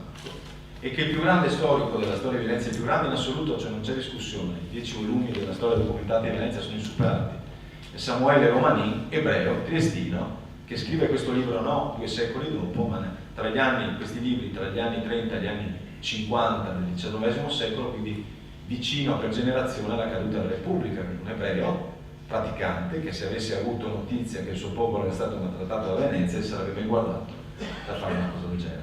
Chiusa parentesi. Quindi uno Stato vitale, vivo. Che cos'è che è meno vivo? La forma di governo, probabilmente. Il governo va cambiato. Non è un fenomeno veneto, è un fenomeno europeo. La rivoluzione francese esplode per questo. L'Inghilterra e l'Austria hanno un ricambio di classe dirigente naturale che prima si affianca all'aristocrazia, poi man mano la sostituisce senza ghigliottine. In Francia avviene invece con centinaia di migliaia di teste che rotolano. Negli altri paesi europei no. Venezia con calma seguiva questa evoluzione. I borghesi erano già importanti, leggete Goldoni e ne avete la prova. Goldoni deride l'aristocrazia nelle sue commedie e mostra questo conflitto pacifico, sociale, questo confronto politico tra il borghese e l'aristocratico. D'altronde, guardate, quando parliamo del popolo, di cui parla poi la Francia rivoluzionaria Napoleone, non si parla mai del ciabattino, Quando si parla del popolo si parla del ricco mercante, la classe che va al governo con la municipalità provvisoria alla caduta della Repubblica e che verrà poi insediata da Napoleone, è una classe di ricchi, è una classe di censo, quello è il popolo di cui si parla. Del popolino non si occupa nessuno, tantomeno i rivoluzionari di origine francese, se ne occupava molto di più la Repubblica Veneta, che aveva una struttura sociale e di welfare, si direbbe oggi, molto ramificata e importante. Bene, velocemente perché il tempo scorre. Quando cade la Repubblica, insomma, c'è un terremoto impressionante, voi sapete com'è andata, viene illusa una classe di rivoluzionari di piccolo cabotaggio, piccoli personaggi, piccoli avvocati, medici, qualche patrizio traditore, tutti massoni, questo sia chiaro, anche questo non è una battuta. è documentato, tutti iscritti alle logge massoniche, tutti. E guarda caso alle logge massoniche saranno iscritti poi tutti i protagonisti del Risorgimento. Garibaldi è un capovolgere, stiamo scherzando, stiamo dicendo sciocchezze. Tutti massoni, questi sono 4 gatti rispetto al popolo, ma hanno una carta fondamentale, l'armata francese dalla loro parte, che non è proprio un dettaglio. L'armata d'Italia, la quale ha già sovvertito il Piemonte, ha già sovvertito la Repubblica Ligure, ha già sconfitto ripetutamente gli eserciti austriaci e si è presentata nel modo che sappiamo a Venezia, dichiarando guerra proditoriamente all'ultimo momento, il 1° maggio del 97, dopo aver stracciato un trattato di neutralità tra la Repubblica Veneta e la Repubblica Francese, che non era mai venuto meno. Bene, un tracollo dovuto alla velocità del succedersi degli eventi. I francesi lasciano agli austriaci alla fine del 1797, i primi del 98 entrano gli austriaci, le lasciano una città devastata. Da subito ha imposto Napoleone il pagamento di 3 milioni di lire tornesi, che è una cifra immensa, ha messo in ginocchio proprio i suoi amici della municipalità provvisoria per il pagamento di queste cifre, quindi vanno a riquisire a destra e a manca, vanno a grattare il fondo della pentola, vanno a chiedere vanno a spremere proprio la comunità ebraica, vanno a spremere gli artigiani, vanno a spremere i patrizi che non avevano aderito alla loro impostazione, insomma un disastro. Distruggono l'arsenale, fanno fuori completamente per non lasciare nulla di integro, ma integralmente vuol dire integralmente il cordame, la pece, cioè fanno fuori, rubano i chiodi, capito? Lasciamo perdere le navi che scompaiono dagli arsigli, anche quelli in costruzione, che poi andranno a costituire il nervo della flotta francese ad Aboukir, cioè, lasciamo stare che quel pazzo di Napoleone decida di, perché c'è un nucleo paranoideo, anche qui mi assumo la responsabilità di quello che dico, ascoltate bene, uno psichiatra avrebbe da divertirsi. Cosa fa questo? Fa bruciare il Bucintoro, anzi non fa bruciare il Bucintoro, fa bruciare le dorature del Bucintoro, tutte le sculture del Corradini, quindi la parte artistica, raccoglie l'oro, si dice, le ceneri se le fa portare in cassa a Milano, e di fin qui dice vabbè, sei un conquistatore all'antica, sei un dominatore, un distruttore, paziente. Ma la cosa bella è che nel 1805 a Trafalgar, quando Nelson fa una manovra come quella che farà Tegetto fa Lissa, una manovra che nessuno si aspettava, quando le flotte franco-ispanica e inglese si affrontano in linea di fila, come sempre si era combattuto fino allora nelle battaglie navali dei vascelli, prima con le galere era un'altra storia, Nelson decide di fare una arditissima manovra che gli costerà la vita ma che guadagnerà la vittoria all'Inghilterra, e cioè vira di bordo, taglia la via tra la poppa dell'ammiraglia francese, dell'ammiraglio Villeneuve, e la nave che lo segue. Sapete come si chiamava quell'ammiraglia? L'ammiraglia della flotta francese del 1805, una delle più grandi flotte in quel momento del mondo, si chiamava Bucentaure, il Bucintoro. Allora questa è una cosa che non si legge mai nei libri di storia e che francamente fa molto pensare che Napoleone, che poi a Sant'Elena scriverà moltissimo di noi, si giustificherà del perché ha fatto tutto questo e dice che lui non è stato un protagonista ma un esecutore della storia, che del resto lui, lo dice lui, ipse dixit, attenzione, lui ha creato gli italiani, ha ragione.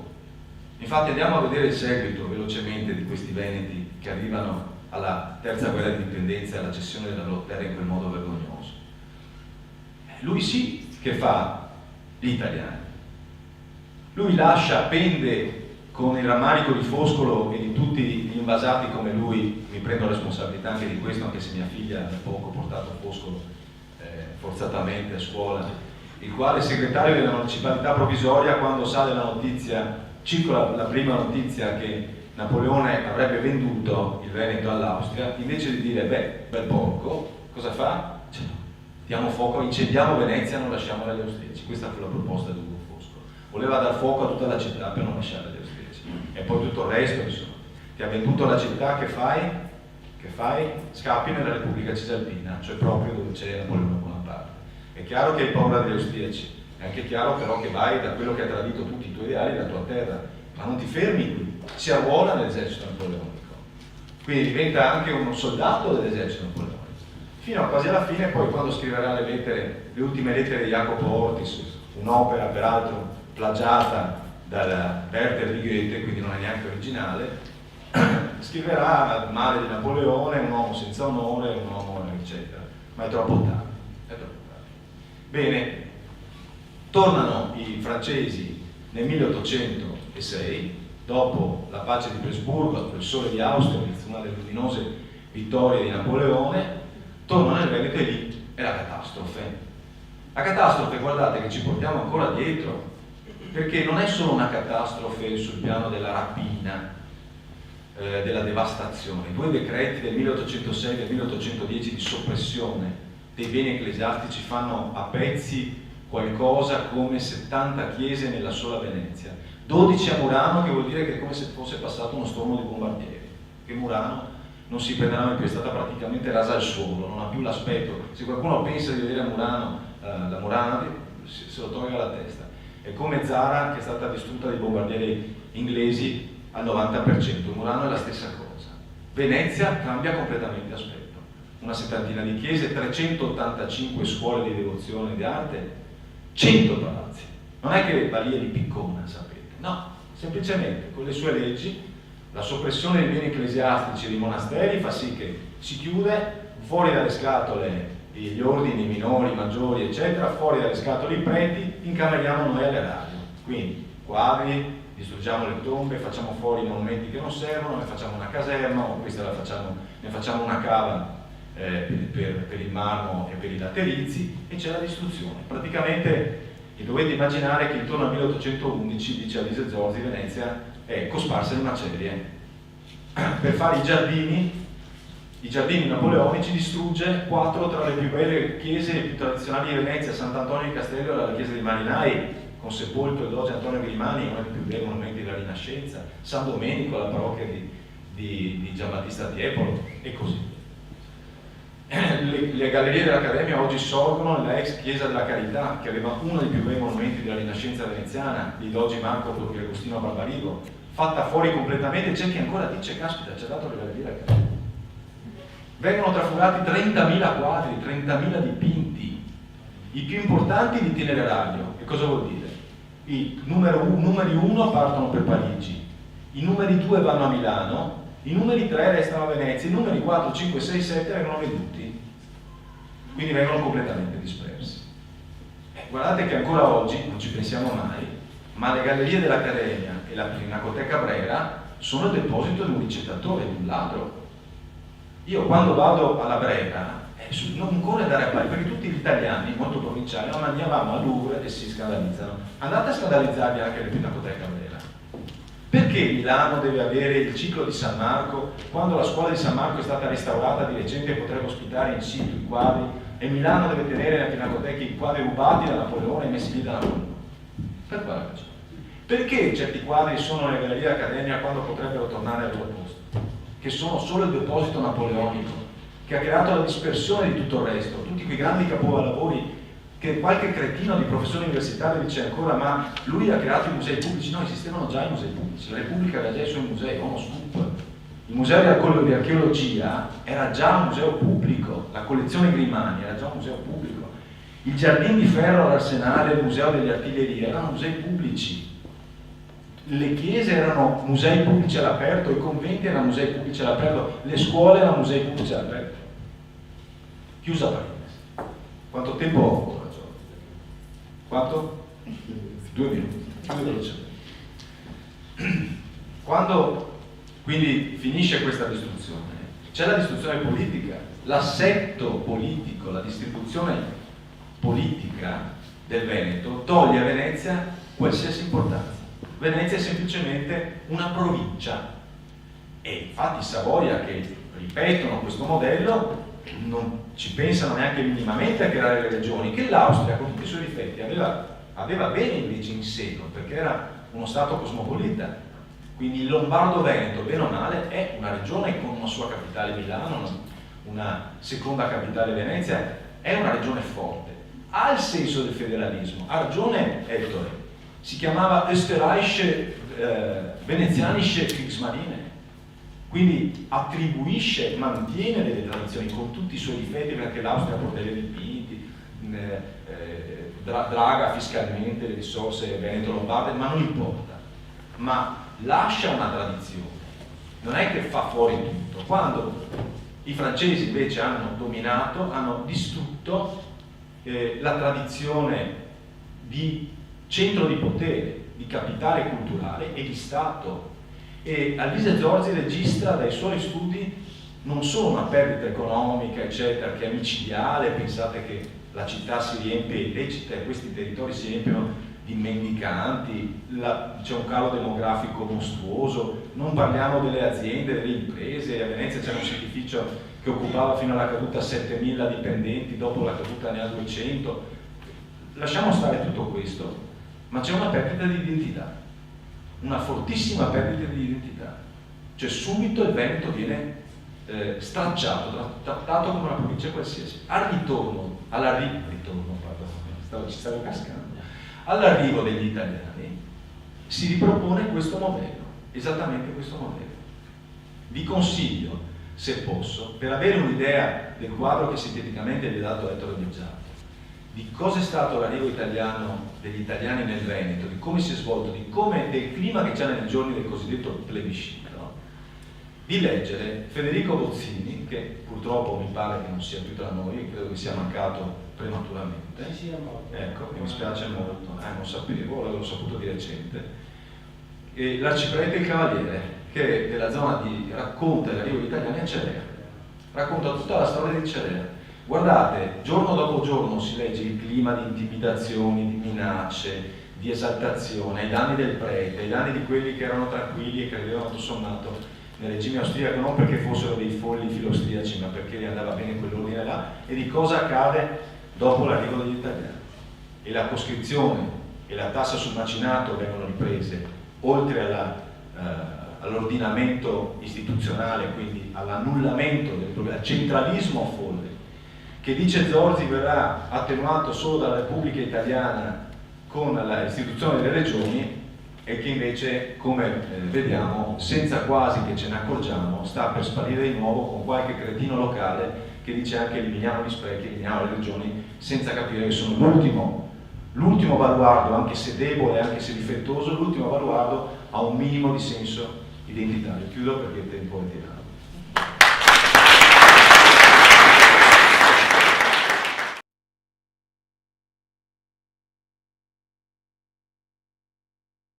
Ora passo la parola al presidente di Raisa Veneto che abbiamo qua con noi, Alberto Montagnier, che eccolo. Buonasera.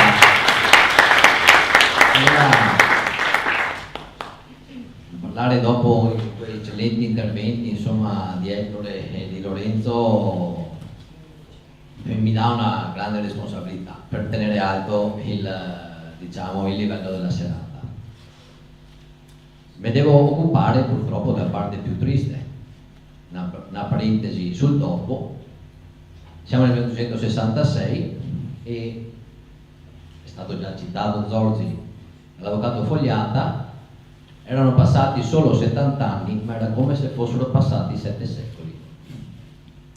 1797 fa segnare il conto, 1866, ma purtroppo dopo le devastazioni materiali però c'era stata anche una grandissima devastazione morale, interiore, di popolo e di identità. Una brevissima carrellata sugli effetti più immediati: veramente una grandissima povertà, entrano in crisi quel tessuto sociale e produttivo delle aziende, spariscono le grandi ville, che non dobbiamo vederle come delle ville, luoghi di villeggiatura e luoghi di svago, ma in realtà erano aziende agricole ante litteram. I viaggiatori del Settecento che passano appunto in visita per i nostri territori si sorprendono perché i contadini mangiavano carne. Non so cosa chi mangiasse da altre parti, però ero di qua, si è sorpreso. E il nobile veneziano dice sì, ma se ora che lavora, se ora che fa fatica, se è giusto che sia ora che mangia. Vedete, insomma, sempre la presenza, una certa lungimiranza, di una certa presenza nella vita quotidiana di tutte le classi sociali. La fame porta a quel fenomeno tipicamente italiano che è la pellagra degli anni 80 dell'Ottocento circa. Dico questo perché dagli anni 80 è la costituzione del Costante Cris a Mogliano, ora diciamo casa di cura per malati di mente, ma nasce come istituto per pellagrosi. Poi la grande immigrazione, qua mi è maestro Ettore, per cui la nostra, mi tocca dire adesso la nostra regione, allora la nostra nazione subisce il più grande esodo, è giusto chiamarlo questo perché i numeri sono da esodo, i numeri non sono solo qualcuno che se ne va, se ne vanno paesi interi con il parroco in testa in certi casi, si svuotano comunità intere. Per cui c'è questa, diciamo, depauperamento continuo del nostro territorio. Venezia rimane un porto, ma sappiamo benissimo che dopo la perdita, diciamo, del Veneto da parte dell'Austria-Ungheria viene maggiormente favorita Trieste e Fiume, per cui una parte dei traffici se ne vanno anche lì. Padova, che aveva gli studenti delle migliori menti dei mitteleuropee, perde anche lì gioventù e menti brillanti, perché chiaramente tutto il centro Europa, la Mitteleuropa va a Innsbruck o a Vienna. Vi butto là degli episodi un po' così proprio per farvi ragionare, più che altro poi per approfondire, però sono delle piccole provocazioni, dei piccoli fatti che magari nessuno ci ha mai ragionato sopra. Questo chiaramente dopo questi danni materiali si ripercuote, come diceva chi mi aveva eccellentemente preceduto, anche in questo tessuto morale e identitario, e si ripercuote fino ad oggi, perché anche oggi il contesto in cui noi dobbiamo operare per difendere la nostra identità e la nostra cultura deve tener conto di 4 cose basilari: scuola, inferiore, superiore, università, i media, giornali, stampa, televisioni, radio, le istituzioni e poi il mondo culturale. Scuola, lo sapete benissimo che purtroppo nei programmi ministeriali la nostra storia non è che sia tanto ben inserita, saltata a pie pari, 4 righette quando va bene. La Repubblica di Venezia era una delle 4 repubbliche marinare. Come dire, considera la produzione di automobili in Germania in questo momento qua, la Germania c'è una repubblica automobilistica. Negli anni 60, dopo il volo di Yuri Gagarin, molto probabilmente l'Unione delle Repubbliche Sovietiche erano repubbliche spaziali, e chi più ne ha più ne metta, perché ora se devo mettermi a livello di chi che ha coniato sto termine, ve ne teniamo fuori anche altri quanti che vogliamo. Ci sarebbe anche la possibilità adesso con la riforma dell'ultima della scuola di dedicare qualche ora facoltativa a materie, diciamo, non inserite nei programmi ministeriali, però purtroppo finché ci portiamo avanti questo retaggio non c'è la storia veneta a fare le materie facoltative, magari fa giardinaggio, fa culture estere, culture straniere, si inventa qualcosa, ma noi altri restiamo sempre fuori dalla porta. Non parliamo poi di quello che può essere il mondo accademico, il mondo dell'università, che ogni volta che tira fuori certi discorsi, addirittura che questi docenti universitari, questi cattedratici, si strappa i vesti, addirittura scrive lettere sui gazzettino, sui giornali locali, qua sui giornali nostri, di una pesantezza che sembra quasi che queste persone che sia sta, non so, con un fio, che va bene, cioè sembra quasi che si muovono a comando addirittura, cioè appena esce qualcosa da parte nostra ti gasta un mondo accademico che ti spara addosso delle bordate incredibili. E questo, diciamo, è il mondo della scuola. Non so che vada meglio tanto nel mondo dei media. La televisione, se sape benissimo, non mi sembra che venga tanto dedica spazio alla nostra cultura. I giornali addirittura quando anche noi nel nostro piccolo facciamo qualcosa di decoroso, diciamo, ecco, non voglio incensarmi molto, ma insomma facciamo qualcosa di un certo livello, ha sempre il giornalista del turno che viene fuori con nostalgici, folcloristici e tutti questi epiteti qua che insomma cerca di derubricare, sminuire, rendere un qualcosa di grande che avevamo un qualcosa di piccolo. Per cui anche qua vedete che non abbiamo tanto da stare allegri. Istituzioni, vabbè, è chiaro, istituzioni non sono da parte nostra, e pensa in maniera completamente, diametralmente opposta, si portano avanti chiaramente tutta la retorica patriottarda che nasce dall'Unità d'Italia, passa attraverso chiaramente il Risorgimento, poi in mezzo alle due guerre mondiali, e ha dei voli pindarici di trasformare le cose, perché l'Italia è l'unico paese che nella sua storia recente della seconda guerra mondiale riesce a presentarti come 2 vittorie e 2 sconfitte, e con tutto rispetto per le vittime, per chi che ha sofferto e per chi che c'era purtroppo in quel momento, è brutto dirlo, però se parliamo della ritirata di Russia e dell'Alamein. La retorica è arrivata fino a quel punto che quasi te festeggia, quasi te fa passare come 2 grandi vittorie, come 2 grandi mosse strategiche. Per cui vedete cosa dobbiamo chiamare calice e dobbiamo bere. Alla fine forse ci viene un po' in aiuto il mondo culturale, già citato dai miei precedenti relatori. Qualche libro è stato scritto con enfasi e che ci rende finalmente giustizia, grazie a Dio, anche da autori che non già erano veneziani o veneti, così potrebbero essere accusati di partigianeria, ma abbiamo appunto l'americano Lane, il tedesco Eickhoff, un siciliano di Stefano, ecco, per cui persone che non erano delle nostre terre, che però almeno ci rendono giustizia. Rimane però un prodotto di nicchia, un prodotto da appassionati, non tutti vanno a prendersi un libro, purtroppo, e si appassionano se non fra di noi e sulla nostra sollecitazione ad addentrarsi nell'argomento. Mentre purtroppo in altri casi, e anche qui questo retaggio iniziato con Napoleone, viene portato avanti da una certa tradizione, perché Napoleone, tanto per riagganciarmi ai discorsi dei colleghi, fa riscrivere la storia di Venezia da un suo generale amico, che avevano cresciuti assieme all'Accademia, un certo Daru, la riscrive come la vuole lui. Purtroppo diventa terreno dove una certa cultura, una certa storiografia va anche ad attingere, e anche una certa, romanzesco, cioè una parte di letteratura va ad attingere da queste cose, dove purtroppo invece è tutto falso perché è stato stravolto. Il Daru purtroppo, essendo un membro dell'allora nomenclatura dell'allora mondo accademico, promosso in questo caso da Napoleone, da militare lo fa quasi docente, viene stampato in migliaia di copie e purtroppo si trova ancora, volendo, mentre si fa fatica a trovare Romanin e si fanno fatica a trovare altre pubblicazioni.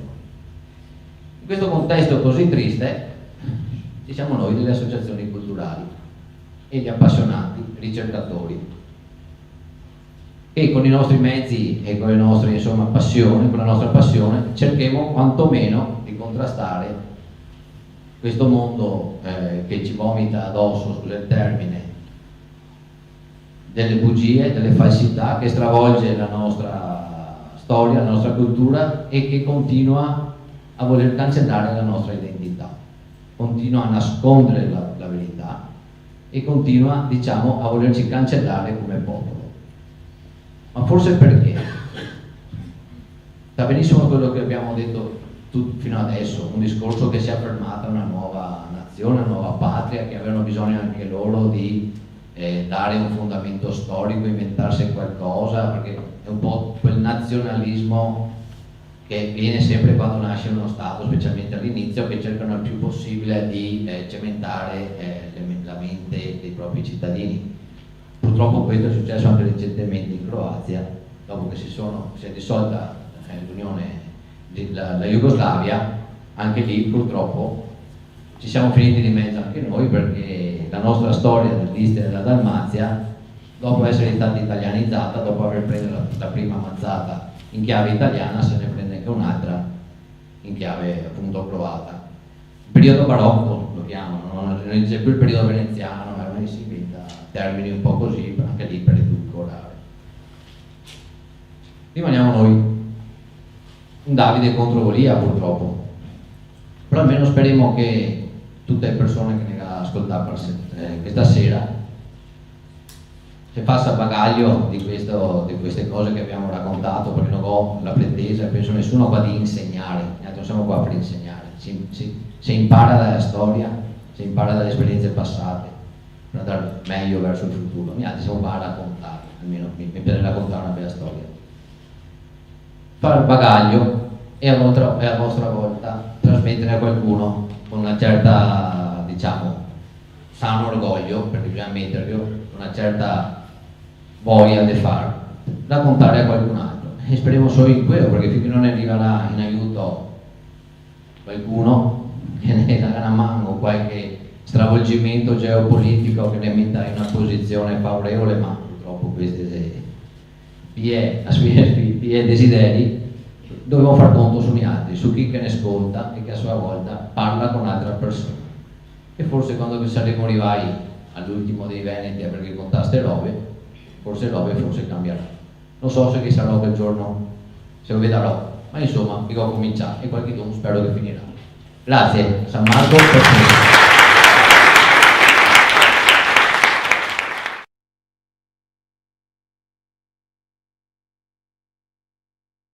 Di certo noi proseguiamo, continuiamo su questa strada della verità. È vero, siamo piccoli, siamo magari anche pochi, ma certamente siamo tosti, siamo determinati comunque ad andare avanti. Una cosa voglio dirvi, se avete dei figli, soprattutto se sono in età delle elementari o delle medie soprattutto, guardate, leggete i loro libri, leggeteli, cercate di capire quanto viene scritto sulla storia locale, su quello che è l'aspetto della cultura locale, cose che realmente gli appartengono, cose che realmente gli vanno a segnare l'esistenza di tutti i giorni. Soprattutto i giovani, i ragazzini, vivono l'entità locale come una cosa importante, con la quale devono crescere. E mi domando, cosa ci sarebbe di così sbagliato nell'essere orgogliosi di essere veneti, di essere polesani? Perché questo noi dobbiamo essere, e se noi arriviamo a conoscere la nostra storia, la nostra cultura, non avremo altra via che essere orgogliosi di quello che siamo ora e di quello che siamo stati.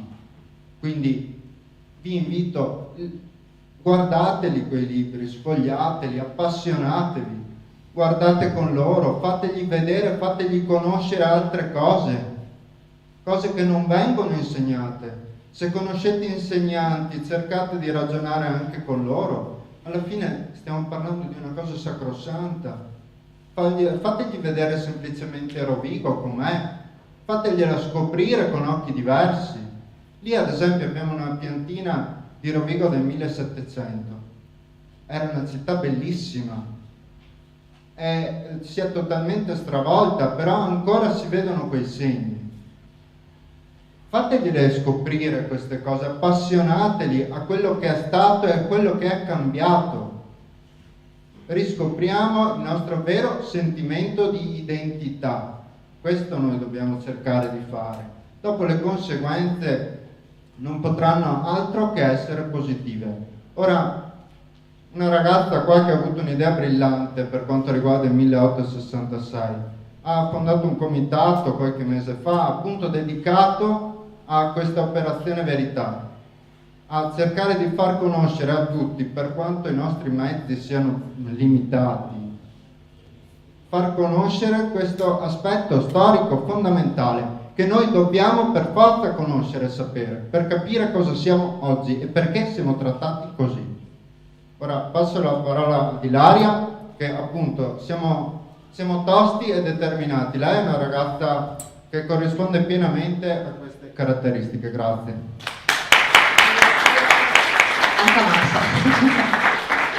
Beh, allora io sono quasi in imbarazzo perché dopo i relatori che ci sono stati, in realtà, appunto, io sono contenta di essere qui, sono stata chiamata da Raise e sono stata chiamata perché in realtà il tema di quest'anno è il 1866, non è che io abbia avuto un'idea chissà che geniale, semplicemente il 150esimo e abbiamo detto ma quante volte capita un 150esimo, usiamolo bene, e usarlo bene significa in realtà avere l'occasione per spiegare che cosa è successo 150 anni fa. Quindi il motivo di questo comitato è proprio questo, sfruttare questo anno per rendere consapevoli i veneti di quello che è accaduto ai loro nonni. E il comitato non è nulla senza altre associazioni, quindi in realtà è semplicemente un modo per poterne parlare. Volevo chiedervi, visto che adesso sono le 10 passate, 10 e mezza, volevo chiedervi come mai siete venuti qua stasera? Cioè, tipo, perché volevate sapere, perché siete curiosi della storia? Per la storia. Per la storia. La signora là che fa, perché ho visto una locandina interessante, perché Raise di solito fa cose belle. Non lo so, cioè avete, diciamo... Per sapere la verità. Per sapere la verità? E già sarebbe, no, già vorrebbe dire sapere di essere stati ingannati, perché non è mica detto che ci sia nemmeno questo. Ricordare il futuro in maniera più ottimistica. Quello mi piace. Ho sentito solo storia. Quello mi piace. Pessimismo e non ho sentito prospettive per il futuro. Noi dobbiamo preparare il futuro e i nostri figli. Ecco, allora, Questa base che bisogna... esattamente, in realtà, se ci pensate bene... Allora, qua siamo già molto con le idee molto chiare. In realtà, prima di arrivare alle risposte, la cosa interessante sono le domande che ci poniamo. Le risposte poi le dà ciascuno di noi. Ma il motivo per cui si studia storia, in realtà, è per avere una lettura saggia di ciò che sta accadendo nel presente e una visione chiara di quello che può essere il futuro. La storia serve a questo, al di là di quelli che possono amare, diciamo, mettere il naso dentro i libri. La storia serve a questo, a sapere chi si è, così sai dove puoi andare, quindi ad avere una lettura di quello che succede e di quello che potrebbe succedere. Quello che abbiamo sentito stasera, l'emigrazione, di cui parlava per esempio il presidente di Raise, se ci pensate bene è un fenomeno che adesso noi stiamo vivendo al contrario, in maniera massiccia. 150 anni fa erotti erano i nostri ad andare via.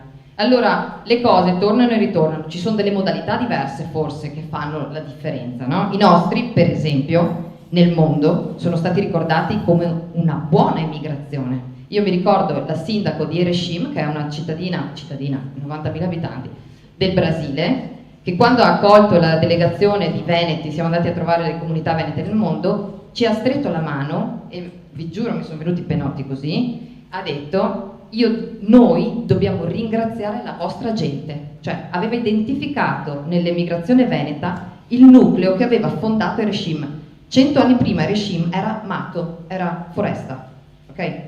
È diventata quello che è diventata per l'emigrazione nostra, che è una modalità di emigrare completamente diversa da quella che magari adesso viviamo qua.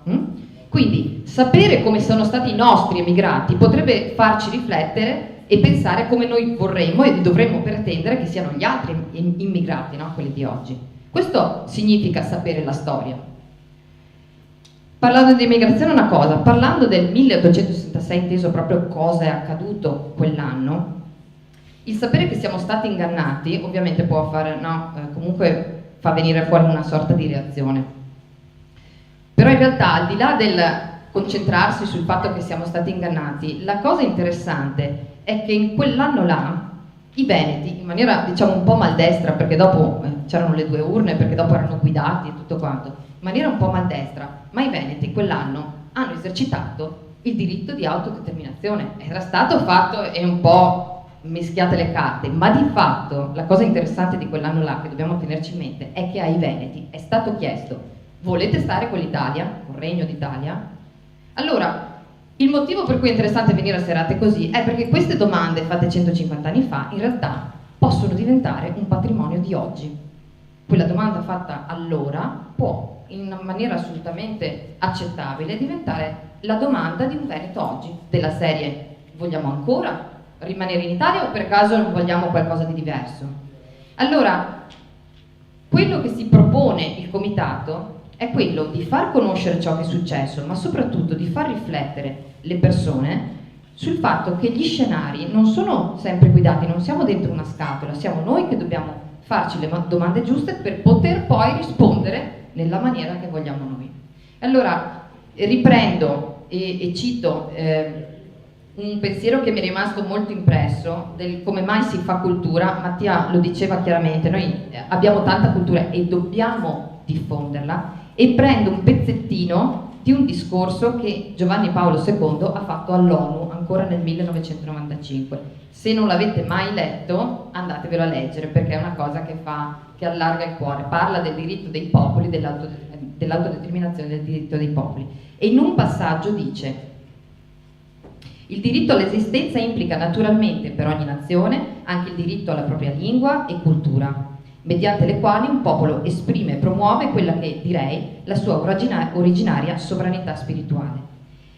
La storia dimostra che in circostanze estreme è proprio la sua stessa cultura che permette a una nazione di sopravvivere alla perdita della propria indipendenza politica ed economica. È questo il motivo per cui Raise fa cultura, per permettere ai veneti di superare questo momento nel quale noi non siamo liberi come lo eravamo, e permetterci di farci riflettere e magari di arrivare alla conclusione che potremmo di nuovo essere artefici del nostro destino. Lo siamo stati per tanti anni, potremmo assolutamente tornare ad esserlo. Vabbè, le parole sante sono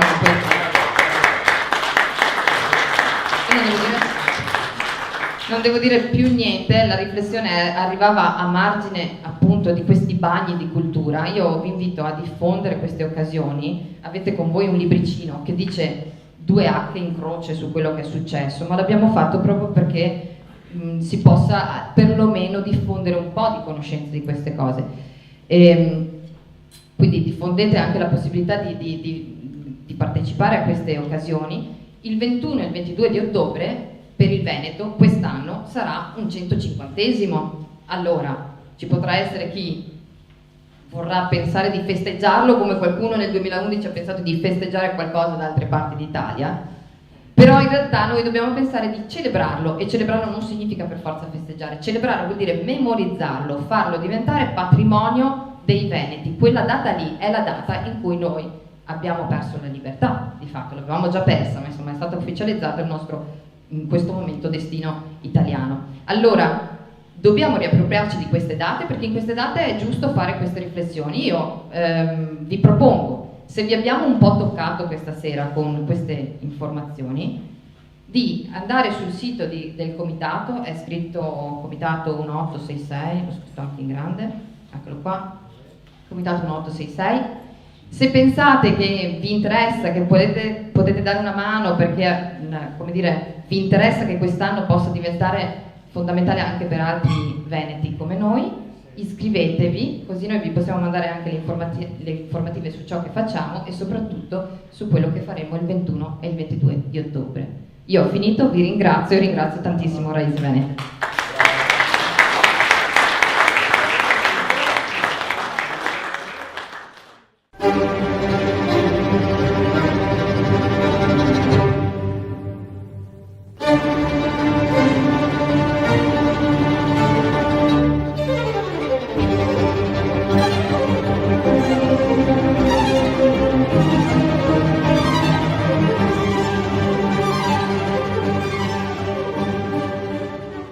Benvenuti nel nuovo appuntamento di Veneto 1 Classica, l'appuntamento con la grande musica. E oggi avremo un ospite illustre che fra un po' vi presenterò, ma vi voglio anche ricordare che trasmettiamo per Radio Veneto 1 delle frequenze di 97.500 e anche nel canale digitale 86 di Eden TV. Bene, ora la sorpresa è poi qui con me il grande violinista Lucio Degani, grande artista, grande virtuoso, e naturalmente sappiamo bene che sei anche uno dei componenti più prestigiosi, tra i più prestigiosi di solisti veneti. Sì, ormai quasi 30 anni, il 26 di febbraio di questo mese.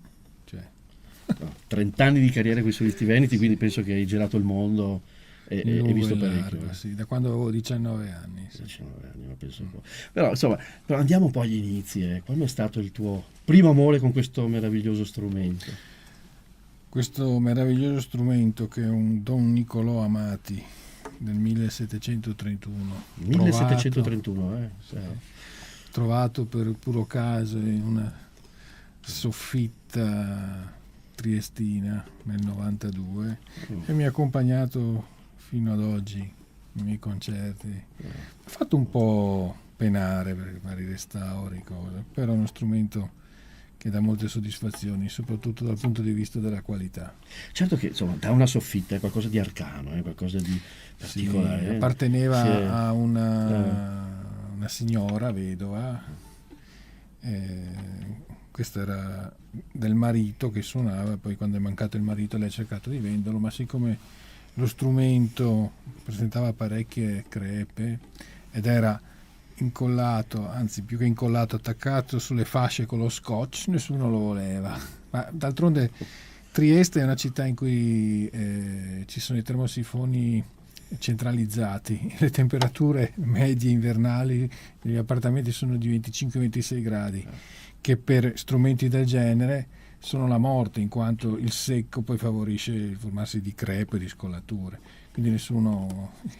Io avendo visto questo strumento me ne sono subito un po' innamorato, poi tramite dei giri particolari sono riuscito a venirne in possesso, l'ho fatto vedere a Londra, e lì me l'hanno battezzato. Diciamo. E ti ricordi allora il primo concerto fatto con questo strumento? Forse? Allora, il primo concerto fatto non con 1731, questo... Non credo, ben lontano da...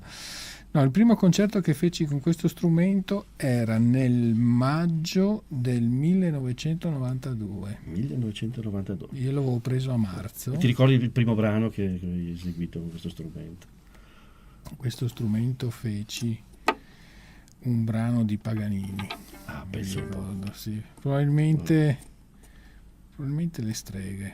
Non ricordo se erano le streghe o il Mosè. Uno dei due, comunque col pianoforte. Quindi, insomma, inaugurato con un grande compositore, non da diciamo, poco, Paganini, italiano, che rappresenta la scuola violinistica per eccellenza italiana. Bene, allora andiamo ad ascoltare l'arte di Lucio Degani ed eseguiamo un pezzo insieme. Cosa dici? Visto che parlavi di Paganini, facciamo il cantabile. Facciamo il famoso cantabile di Paganini. Sì, che è un pezzo che mette distensione e serenità. Ci portiamo poi alla tastiera e eseguiamo questo brano di Paganini, il cantabile. Un buon ascolto.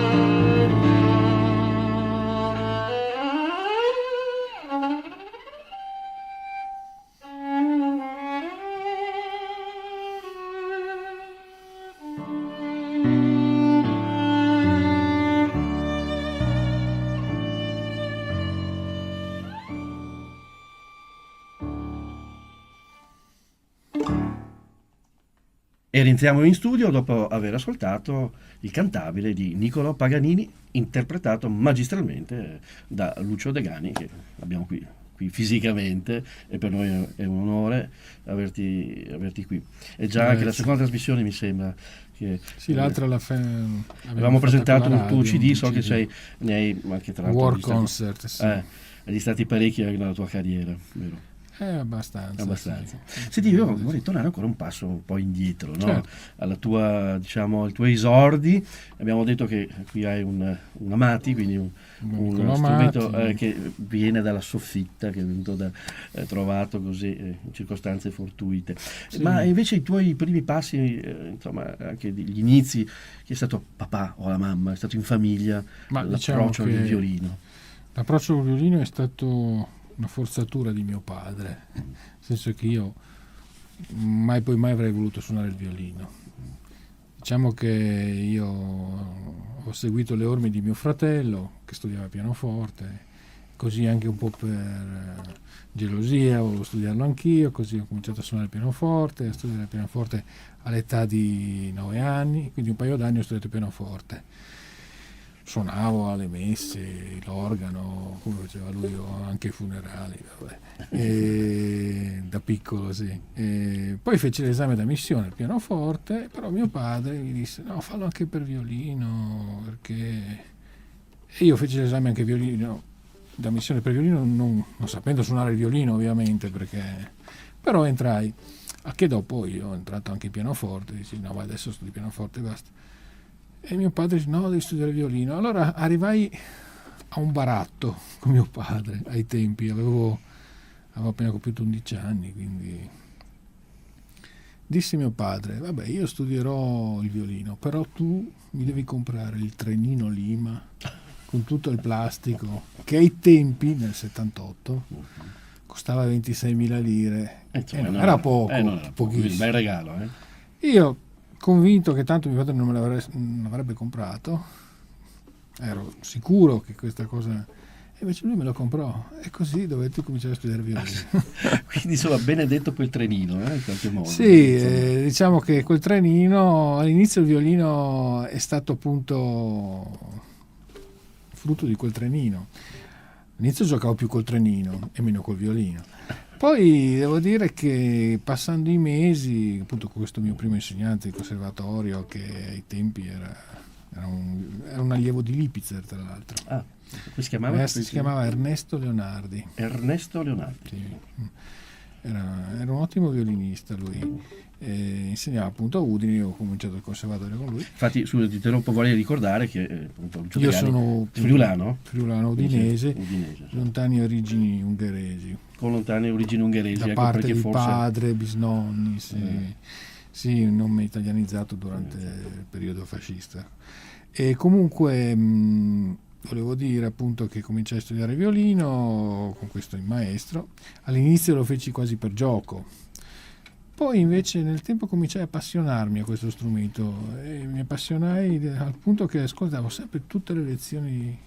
Io avevo una lezione di 3/4 d'ora e stavo al conservatorio 4-5 ore a ascoltare le lezioni degli altri, e questo mi fece crescere una gran voglia di studio verso questo strumento, e poi così fu che mi innamorai e bruciai un attimo le tappe. Sei entrato in conservatorio? Dove hai fatto? Ero in conservatorio. A Udine? Già, sì, in conservatorio Jacopo Tomadini. Il tuo primo insegnante era di Udine, il conservatorio? No, lui era goriziano, però insegnava a Udine. E feci infatti, bruciai un attimo le tappe, feci il 5º anno in 3 anni.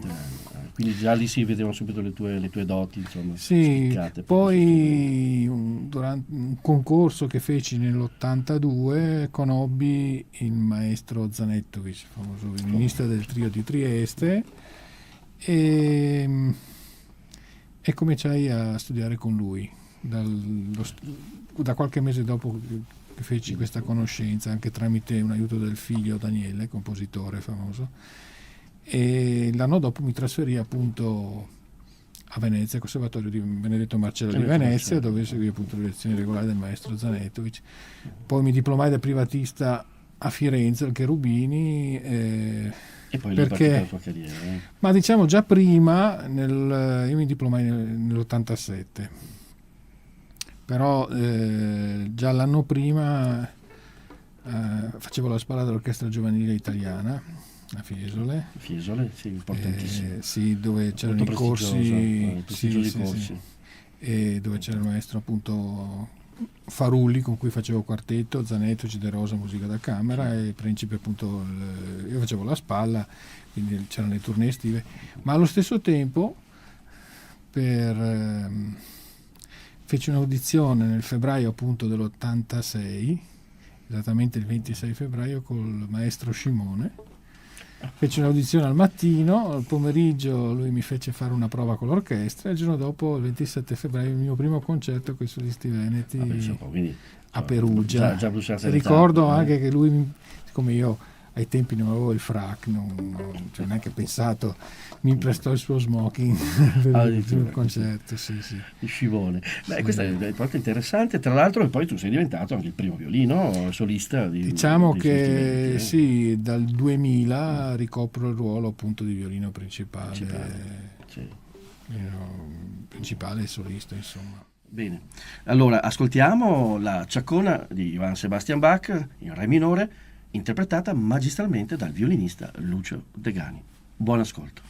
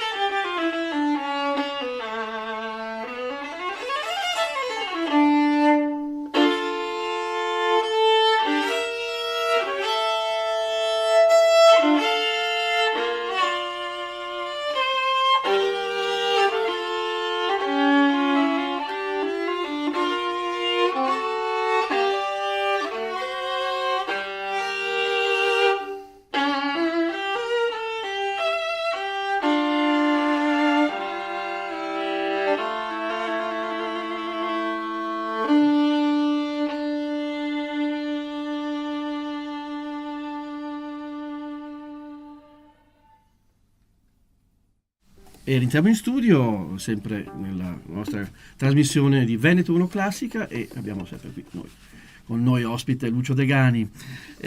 Insomma, tanti racconti, tanti aneddoti, tante cose, però anche tanta carriera, anche a livello insomma discografico. So che tu hai veramente un gran numero di CD registrati. Beh, diciamo recentemente appunto la Bongiovanni ha pubblicato un mio disco appunto dedicato alle trascrizioni di Jascha Heifetz, e il titolo è A War Concert, concerti di guerra. Praticamente Heifetz durante il secondo conflitto era capitano delle forze alleate americane e venne appunto anche in Italia, sicuramente a Parma e forse anche a Gorizia, e lui praticamente faceva concerti per allietare, diciamo così, gli americani, e la maggior parte di queste composizioni spesso sono originali dei compositori americani, quindi abbastanza quasi nostalgiche per l'esercito. E in questo disco io appunto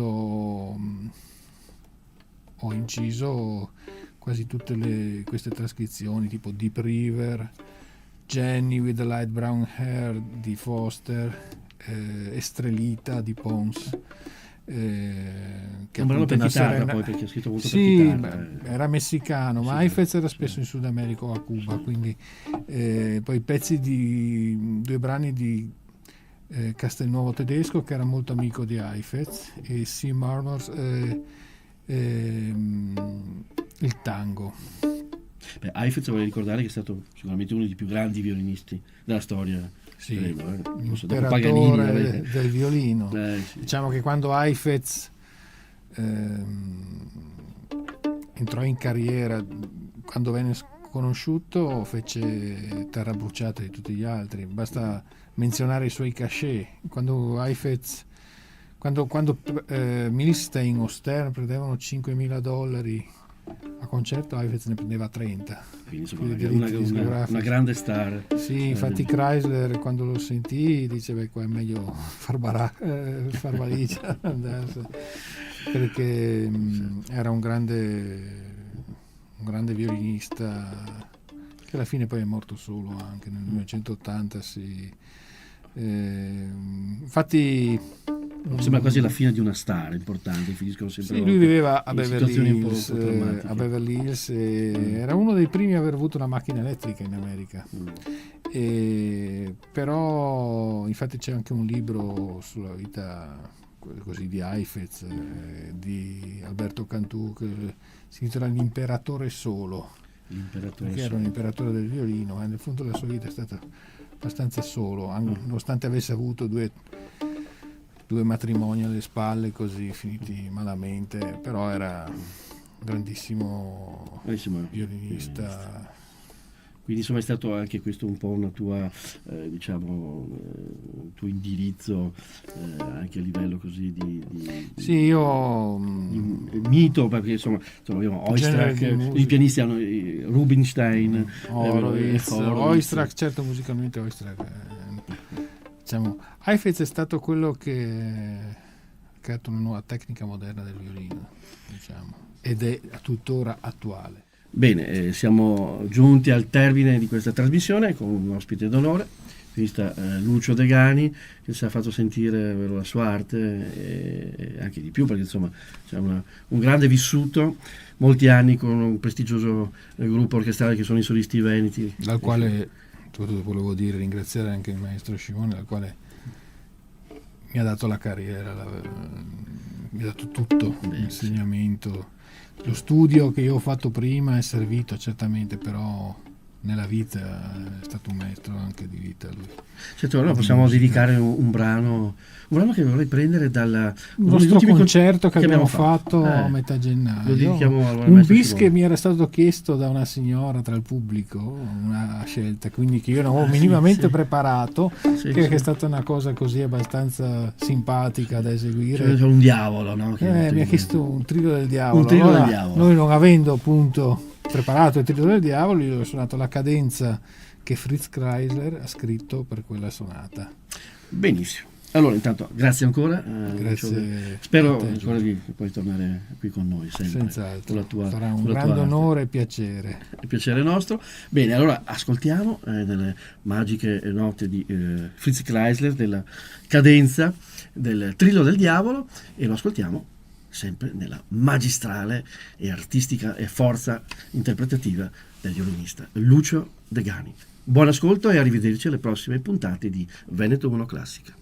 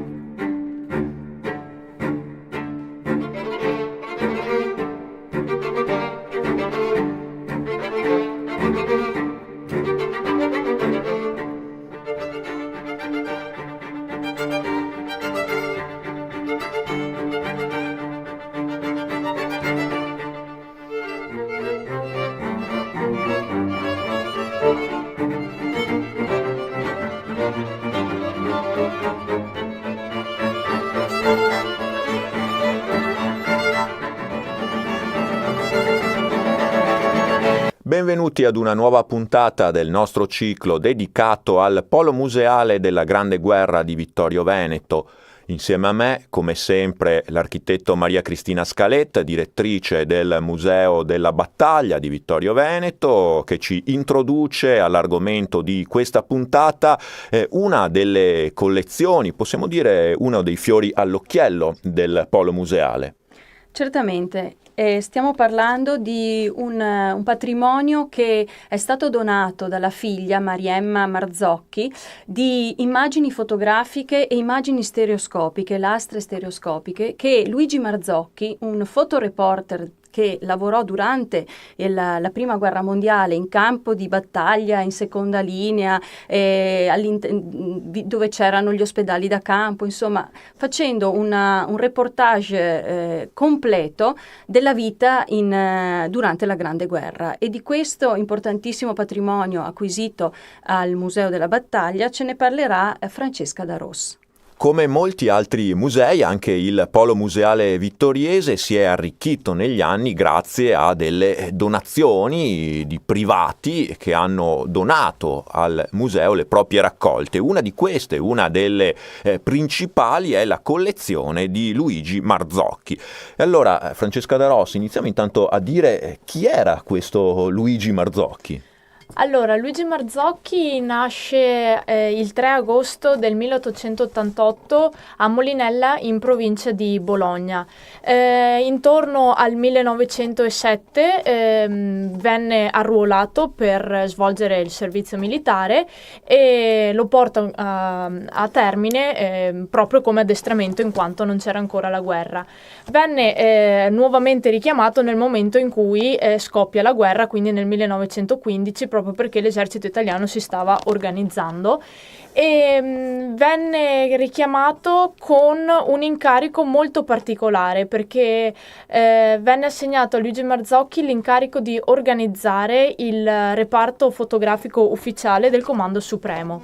Cos'era questo compito? Il compito consisteva nel produrre immagini fotografiche che rappresentassero il territorio sostanzialmente, ma anche aspetti di vita quotidiana e di qualsiasi cosa che potesse portare un'informazione in più ai comandi. Quindi era un ruolo innovativo perché nasce proprio in ambito militare e assolutamente interessante a livello informativo.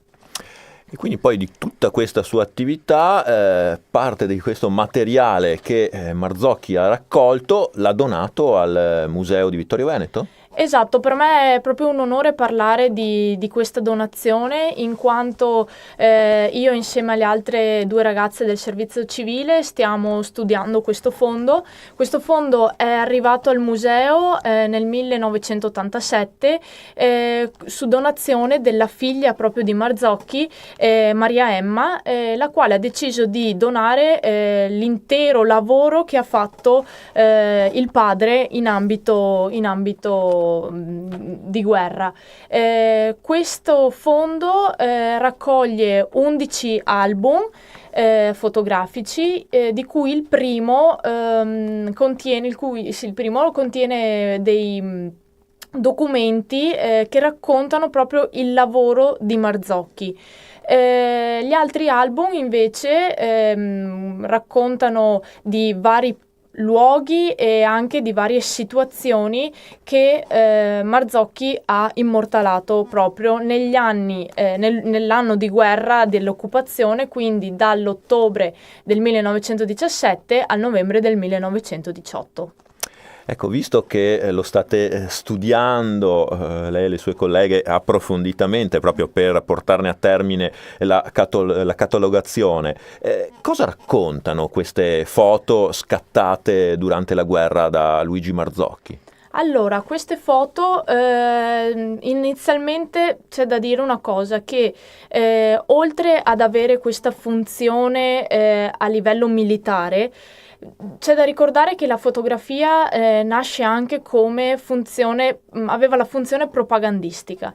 Dunque non si dovevano rappresentare scene troppo cruente e scene che rappresentassero il malessere dei soldati, in quanto potevano queste foto scappare alla censura e arrivare ai cittadini che, non vedendo la guerra, potevano percepire questo malessere dei soldati, che erano molto semplicemente figli, mariti e chi più ne ha più ne metta, quindi non doveva trapelare il malessere della guerra. Quindi queste foto raccontano la prima parte, le prime 400 foto circa, rappresentano la ritirata dell'esercito italiano dopo Caporetto, e quindi Marzocchi non lascia spazio alla disperazione dei soldati e neanche dei civili, ma bisogna presto riorganizzare l'esercito, e questo traspare proprio dalle foto di Marzocchi. Nella seconda parte viene raccontata sostanzialmente quella che è la battaglia d'arresto dell'esercito austro-ungarico, e anche qui c'è una piccola parte riservata al reparto degli Arditi, per poi concludere con i festeggiamenti, la fine della guerra, arrivando proprio ai festeggiamenti e alle celebrazioni del 4 novembre, quindi si vede anche la parte più gioiosa, se così si può dire, della fine della guerra. Quindi un patrimonio davvero interessante, quello costituito dalle foto scattate da Marzocchi, dai suoi collaboratori, foto che sono visibili al museo?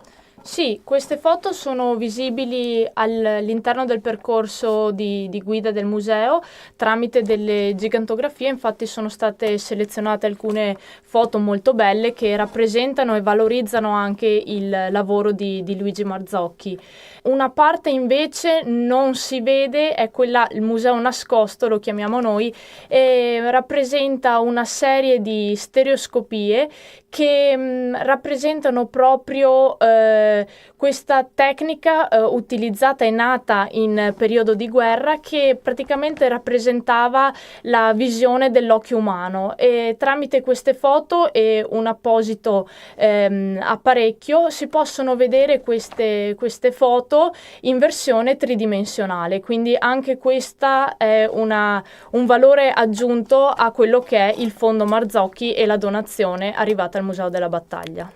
Quasi un occhio in presa diretta, pur con quella visione da un angolo particolare, come ci ha spiegato Francesca Darós, sugli avvenimenti della Grande Guerra, degli ultimi anni della Grande Guerra, proprio anche nel nostro territorio. Grazie allora Francesca Darós per averci illustrato il fondo fotografico Luigi Marzocchi del Museo della Battaglia. Grazie a voi.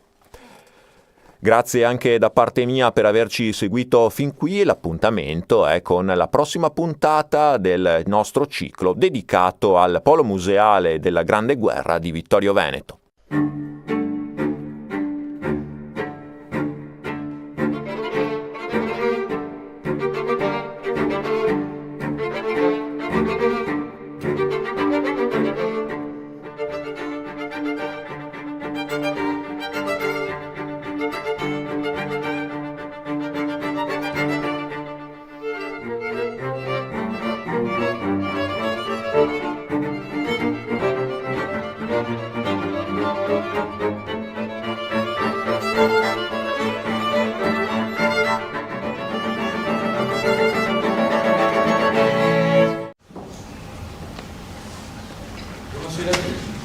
Prima di tutto un grazie a voi che siete qui presenti in un numero che non avrei mai supposto. Questa sala è piena. In Veneto, grazie. In Veneto, mi piacerebbe, ma se che fosse anche degli italiani, come faremo?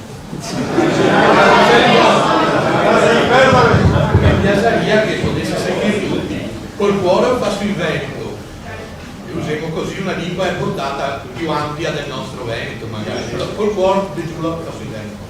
Fatto grazie che si arrivai tutti così numerosi, e un grazie dunque ai presenti prima di tutto, ma un grazie soprattutto all'Associazione Culturale Raise Venete che si prodiga in maniera proprio indefessa, con volontariato da parte di molte persone per ottenere gli spazi che noi qui abbiamo.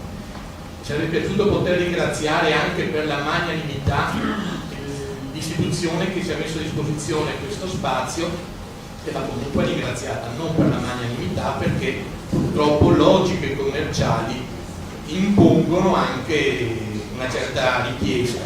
Proprio per questo, dato che l'associazione è una onlus, mi piacerebbe invitare, faccio a titolo personale, invitare tutti quelli che possono, sono intenzionati a concorrere magari all'uscita a quelle che sono le spese che sono di poco conto per l'affitto di questo ambiente che, come vedete, è splendido. È un ambiente splendido che presenta questa sala o la sala della biblioteca con caratteri completamente diversi, ma che ci dà un'idea dell'ambiente in cui ci muoviamo dal punto di vista non solo monumentale e artistico, però anche proprio culturale. Insomma, il microfono. Non si sente? E così? Allora parlerò con la bocca vicinissima al microfono. Io vorrei leggere, mi sono portato una fotocopia, perché siamo qua innanzitutto.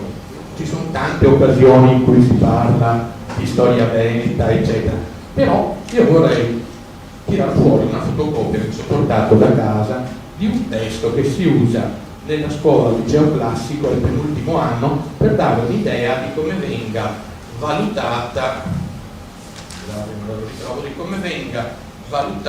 la storia veneziana e comunque del nostro patria, della nostra patria, ma tra l'altro in un modo che risponde purtroppo ad una logica, ad un punto di vista che non è il nostro e che quindi è inevitabilmente limitativo. Il testo è questo, non faccio nomi perché forse non sarebbe elegante, ma è un testo questo grandemente diffuso nelle scuole pubbliche. Io parlo per esempio di liceo classico, quindi un tipo di scuola dove questo tipo di studio dovrebbe essere molto sostenuto, molto incoraggiato, molto diffuso. Allora, farò prestissimo. Una nuova crociata è il titolo. La questione dei moriscos in Spagna convince Filippo II che il mondo islamico rappresenta una minaccia e in effetti le azioni della flotta turca hanno creato molti grattacapi a Malta nel 1565 e nel 1570 poi i turchi attaccano Cipro sotto il dominio veneziano e la conquistano l'anno dopo, vero? Continua così. Le circostanze dunque danno forza all'appello del Papa, così che nel 1571 viene stabilito un accordo tra il Papa, Filippo II, e la Repubblica di Venezia, cui aderiscono anche la Repubblica di Genova, i Ducati di Savoia e di Toscana, l'Ordine di Malta, finalizzato a una Lega Santa. Fine. Famagosta non esiste, non cade. Il 7 ottobre 1571 la flotta della Lega Santa, comandata da Giovanni d'Austria, Venier probabilmente era in TV, fratellastro di Filippo II, ingaggia il combattimento con le navi ottomane al largo delle coste greche, arrivato nel golfo di Patrasso, ottenendo una clamorosa vittoria. Vero anche questo. In Europa appunto viene celebrato, però poi cosa succede? Che alla vittoria non seguono altre azioni militari di rilievo perché la Repubblica di Venezia, maledetta, preferisce sfilarsi dalla Lega e trattare una pace separata con la quale dal 1573, pur rinunciando a Cipro, ottiene dai turchi garanzie e franchigie per la propria flotta mercantile. Mi pare che sia sufficiente come trattazione di un evento come quello che ha rappresentato appunto la battaglia di Lepanto e il confronto tra mondo cristiano e mondo islamico, tra Europa e Venezia in primis e il mondo turco. A me parrebbe di no. Certo, risponde a un punto di vista, un'esigenza di chi si governa in questo momento, di chi determina le scelte culturali, la storia da raccontare, che io sento molto diverso. Proprio per questo sarei qui per fare rapidamente una scorsa del mondo europeo e mediterraneo intorno al XVI secolo, almeno sino all'Epoca, e poi vederlo dal punto di vista veneziano, cioè come Venezia si relazioni con questi grandi stati che sono sorti non come piccolo stato o piccola potenza, la Repubblica di Guastalla o la Repubblica di Amalfi e le famose repubbliche marinare, ma come uno stato di pari grandezza, cosa che non si coglie da nessuna trattazione storiografica di quello che è il Minculpop di oggi, cioè quello che ci vogliono far passare. E quindi io ritengo che la storia vada anche sottratta, senza voler nulla togliere alle persone del mestiere, a quella conventicola di accademici che ritengono una cosa loro, ma debba diventare piuttosto, se non il dominio, almeno vada in mano a persone che la sappiano affrontare anche in termini più semplici, meno cattedratici, magari anche più partecipanti. Allora, passerei direttamente a vedere quelli che sono gli elementi più significativi della storia europea e della storia del Mediterraneo a partire dal 1500, anche perché si assiste ad una ridefinizione degli equilibri e quindi delle situazioni di possibile conflitto di relazioni completamente diverse rispetto al secolo precedente. Basti pensare che un punto importantissimo è la conquista, la caduta di Costantinopoli e quindi l'imposizione dell'impero turco su quello che era stato il resto dell'impero romano d'Oriente. Si creano in Europa delle grandi monarchie nazionali che quindi hanno delle possibilità in termini di risorse, di uomini e di estensione territoriale che sono di gran lunga superiori a quelle degli stati italiani tradizionali. L'equilibrio nel Mediterraneo risente di un altro elemento molto importante. Con il crollo dell'impero bizantino, anzi dell'impero romano si dovrebbe più correttamente dire, il mondo islamico si affaccia direttamente da Istanbul sui Balcani, e dopo c'è un altro elemento importantissimo che sarà determinante per la storia del Mediterraneo nel XVI secolo, come rilevava un grande studioso come Brodel, che è quello della caduta nel 1517 dello stato dei Mameluchi in Egitto nelle mani di Selim, detto il Selim I il feroce, quindi vi lascio intendere che personaggi. Selim il feroce cosa fa? Dopo aver abbattuto lo stato dei Mameluchi, che pochi anni prima aveva garantito a Venezia casualmente il riconoscimento dei diritti di proprietà di Cipro in perpetuo, quindi non soggetto ad alcuna ridiscussione nel futuro. Ma la caduta di Alessandria e quindi dell'Egitto comporta anche l'estensione del mondo ottomano su tutto quello che è il Nord Africa, e noi sappiamo che di lì a pochi anni il mondo islamico, il mondo ottomano arriverà fino alle colonne d'Ercole.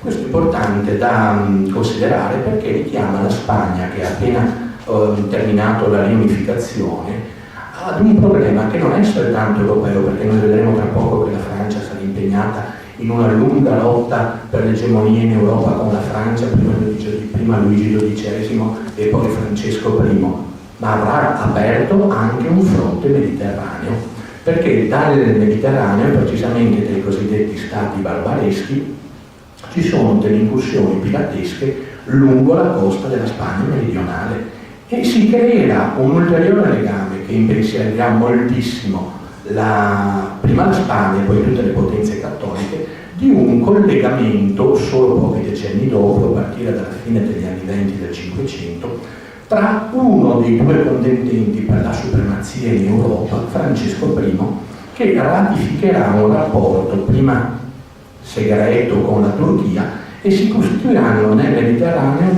intorno al 1530, due grandi poli di aggregazione di potenze. Da una parte abbiamo il polo franco-turco, anche se concretamente la Francia non invierà una propria flotta, ma garantirà le basi, tipo la base di Tolone, alla flotta turca, per esempio, per poter svernare. Voi vi rendete conto che la base di Tolone significa che con una breve navigazione sia su Barcellona e sulla costa mediterranea della Spagna. Tutto questo avviene perché? Perché questo tipo di contrasto si colloca in un contrasto molto più ampio, che è il conflitto tra la Francia di Luigi XII prima della sua morte di Francesco I e la Spagna di Carlo V. Carlo V è una, senza dubbio, delle grandissime figure che improntano di sé il secolo XVI. Nasce nel 1500 a Gand, nelle Fiandre, e per questo è noto prima di ricevere il titolo di Carlo V come Carlo di Gand. E un'altra delle grandissime figure che improntano di sé questo secolo sarà la figura di Solimano il Magnifico, che coprirà buona parte della seconda parte della prima metà del 1500 e morirà combattendo nel 1566, quindi proprio pochi anni prima della vicenda di Cipro. Dall'altro abbiamo un grande sconfitto, che è la monarchia francese, prima nella persona di Luigi XII, poi nella persona di Francesco I, e abbiamo anche un grandissimo progetto che Carlo V, che ottiene appunto questo suo titolo a metà degli anni, non ha ancora 20 anni e diventa imperatore di Germania, adesso vi lascio immaginare, lui è del 500, nel 1520 lo diventa, ha un fratello che è imperatore d'Austria, diventa addirittura signore suo fratello di Ungheria e lui della Repubblica dello Stato Ceco, perciò della quella che si chiamava Boemia, quindi voi potete facilmente comprendere che l'intera Europa centrale viene sotto un'unica grande famiglia, la famiglia appunto d'Asburgo. In questo caso l'obiettivo che si prefiggeva Carlo V era quello di una renovatio imperi, cioè un rinnovamento del potere imperiale in chiave di ripresa del potere carolino di Carlo Magno e una parallela renovatio ecclesiae. Perché si sente bisogno di un rinnovo anche della Chiesa in Europa? Perché nel 1517 si è verificato un altro avvenimento importante, che è iniziato lo screzio con Martin Lutero, la pubblicazione delle famose 77 tesi, e quindi buona parte della Germania, soprattutto i principi tedeschi, colgono questa opportunità come l'opportunità per sganciarsi da Roma, dal mondo cattolico, sosterranno le nuove idee protestanti di Lutero, e quindi anche l'Europa diventa un grano subbuglio, iniziano le lotte di religione. Delle lotte di religione risentirà tutta l'Europa centrale e si protrarranno fino alla prima metà del Seicento, ma ad esempio un altro Stato che inevitabilmente uscirà da una politica di grande potenza in Europa dopo la morte di Francesco I e di Enrico II di Francia sarà la Francia, perché anche lì si crea il problema delle lotte di religione con gli ugonotti. L'episodio più famoso, la famosa notte di San Bartolomeo, e si arriva in cui vengono fatti fuori per le strade, prima a Parigi, poi in tutto il resto del paese, tutti gli ugonotti, i supposti tali, cioè seguaci della confessione calvinista che passavano, e si arriverà fino alla fine di quel secolo, del XVI secolo, quando solo con un editto, il editto di Nantes, si arriverà a definire che ciascuno ha libertà di professare la religione che crede. Però dopo la metà del secolo, del XVI, la Francia esce. Pare possibile che si possa realizzare questo grande rinnovamento imperiale di Carlo V, ma non andrà a buon fine. Le forze dei protestanti, dei luterani nel nord Europa non daranno tregua, addirittura spossato, malgrado avesse solo 56 anni, Carlo V si ritira e morirà poco dopo, addirittura in posizione di eremitaggio in Estremadura. Quindi quali sono le condizioni che a noi interessano? Noi da veneziani dobbiamo vedere quale sia stata la politica che Venezia, la Repubblica Veneta, adottò di fronte a queste grandi insorgenze di nuove civiltà, di nuovi rapporti politici e anche militari all'interno d'Europa. Noi teniamo presente che secondo gli studi di alcuni, soprattutto inglesi, Venezia fu definita il cardine d'Europa, ed è un'espressione che a me piace molto, cardine d'Europa dalla fine del 200 fino alla fine del 400. Perché mi sono chiesto proprio questa definizione cronologica? Perché intorno alla metà del 400 Venezia trova un interlocutore d'Oriente con l'impero ottomano, che è molto molto coriaceo. La prima guerra, la guerra veneto-turca, è degli anni 60, dal 1463 al 1479, e vede Venezia ridotta sulla difensiva, perdere gran parte anche dei suoi domini nell'Egeo. Poi abbiamo una interruzione e Venezia è comunque impegnata nella politica di terraferma. Noi sappiamo dell'acquisizione del suo stato da terra, sappiamo del tentativo da parte della Repubblica Veneta di governare direttamente i territori sui quali sfociava il Po, e quindi l'esigenza irrinunciabile di scendere a sud verso Cervia, verso Rimini, verso Ravenna. Continue erano richieste di aiuto da parte anche ad esempio degli anconitani e soprattutto delle città delle Puglie, che trovavano in Venezia un possibile difensore da quelli che temevano gli attacchi appunto turchi, come si sarebbe verificato, perché nel 1480 a Otranto i turchi fecero un massacro.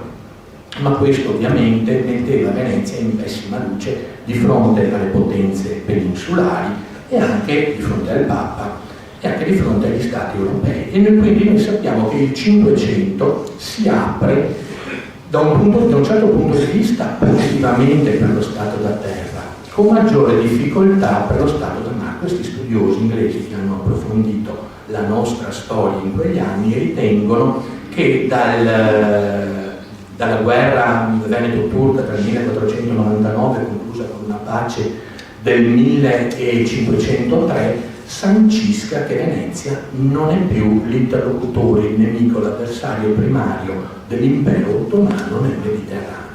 Noi in effetti tra questa data e la data del 1509, con quello che ne consegue, conosciamo tutti la vicenda della guerra di Cambrai, della battaglia di Aniadello, del disastro che ne seguì, i testi normalmente di storia dicono inizia una inesorabile decadenza.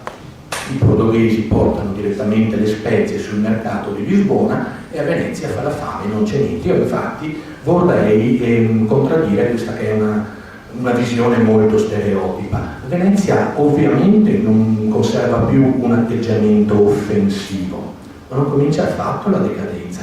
Inizia invece una intelligentissima ridefinizione di quelli che sono gli obiettivi di questa Repubblica. Una Repubblica che ha interlocutori europei nel Mediterraneo molto molto difficili e ci lascia vedere il suo comportamento. Ce ne ho più avanti in un lampo anche all'uscita dalla Lega Santa dopo la battaglia di Lepanto, che non può che farci vedere quale fosse l'intelligenza della classe di governo veneziana di fronte alla realpolitik che lei si presentava davanti. Ad esempio, il fatto che nel 1476 un tentativo da parte della dinastia Aviz, mi scuso con l'accento, non so se sia Aviz o Aviz in portoghese, di espansione nella penisola spagnola, viene stroncato da una sconfitta ad opera appunto di sovrani spagnoli. E il Portogallo a seguito di quella sconfitta cosa può fare? Non può fare altro che aprirsi al mare. Potrebbe sembrare una notazione banale a noi dei portoghesi, che siamo qui nell'Alto Adriatico, che ci frega. In realtà i portoghesi cominciano a navigare l'Atlantico e come tutti dopo di loro anche Colombo vogliono trovare i mercati delle spezie dove andarsi a rifornire direttamente, saltando tutta una serie di intermediari che faceva come polo terminale Venezia, il mercato di Rialto delle spezie, e ci riescono. Il problema è molto sentito a Venezia, non solo a Venezia, ad esempio anche nella Repubblica di Ragusa, e c'è un fatto che in genere viene sottaciuto, che nel 1509 per la prima volta una flotta portoghese, dopo che nel 1498 Bartolomeo Dias aveva aperto il periplo dell'Africa circumnavigando il Capo di Buona Speranza, noi abbiamo gli portoghesi che cominciano a stabilirsi nella zona di Calicut, con Álvarez Cabral e altri, e i veneziani si rendono immediatamente conto che se è successo questa iniziativa di andarsi a rifornire direttamente dal produttore, loro non potranno più essere intermediari.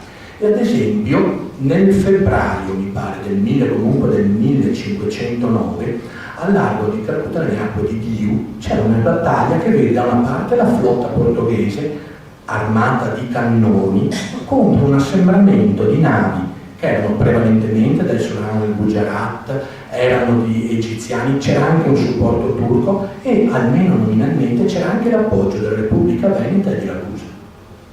Perciò noi vediamo uno Stato che è straordinariamente attivo, che ha una visione assolutamente chiara del nuovo scacchiere che si apre. Quando le spezie arrivano sul mercato di Lisbona, Venezia giustamente deve ridefinire quello che è il proprio impegno e la propria ricchezza, e non ha alcun problema. Perché? Perché c'è ancora l'Egitto, e con l'Egitto si commercia e si accede all'Oceano Indiano attraverso l'Egitto, e quindi Venezia riesce ad aggirare, ma nel 1517 questa possibilità non c'è più. Quindi c'è un principio chiarissimo che i governanti di Venezia hanno in mente: si può far fiorire l'economia solo se i porti del Mediterraneo, che ora sono controllati dai turchi, da Istanbul, Costantinopoli, sino alle colonne d'Ercole, sono resi accessibili ai mercanti veneziani. Quindi l'idea di una belligeranza ininterrotta è francamente improponibile per una città che vive del suo commercio. E quindi i veneziani devono cogliere le ragioni di questa realpolitik. Da un punto di vista della condotta militare della città, noi vediamo che dopo la conclusione dell'altra guerra, quella che vede nella battaglia di Zonchio del 1499, per curiosità, il primo scontro nel Mediterraneo in cui le navi montano l'artiglieria. Ci sono anche delle riproduzioni di stampe che ingenuamente riproducono i primi fucili e si vedono delle strane aste con un pennacchio di fuoco. È il primo scontro in cui si monta un rudimentale uso di cannoni e soprattutto di archibughi. La cosa interessante è che anche l'introduzione del cannone nella marineria costringerà tutti gli stati che hanno una certa volontà di potenza a riconsiderare quelli che sono i loro strumenti sia di offesa. La Repubblica Veneta non considererà più ormai elementi di offesa, sia soprattutto di difesa. Quindi dopo quella guerra che porta Venezia a perdere tutto, tutte le isole dell'Egeo, salvo l'isola di Tino, però a conservare un lungo stato da mare, Venezia si rende conto che l'interlocutore è cambiato, ma nel momento in cui sta riconsiderando il suo approccio con il suo impero o stato da mare, ecco che purtroppo nel 1509, prima vorrei concludere che per lo Stato da Terra nel 1508 a giugno si sancisce una tregua tra la Repubblica Veneta e l'imperatore d'Austria Massimiliano, e in quel momento l'estensione territoriale dello Stato da Terra è la maggiore che Venezia abbia mai raggiunto.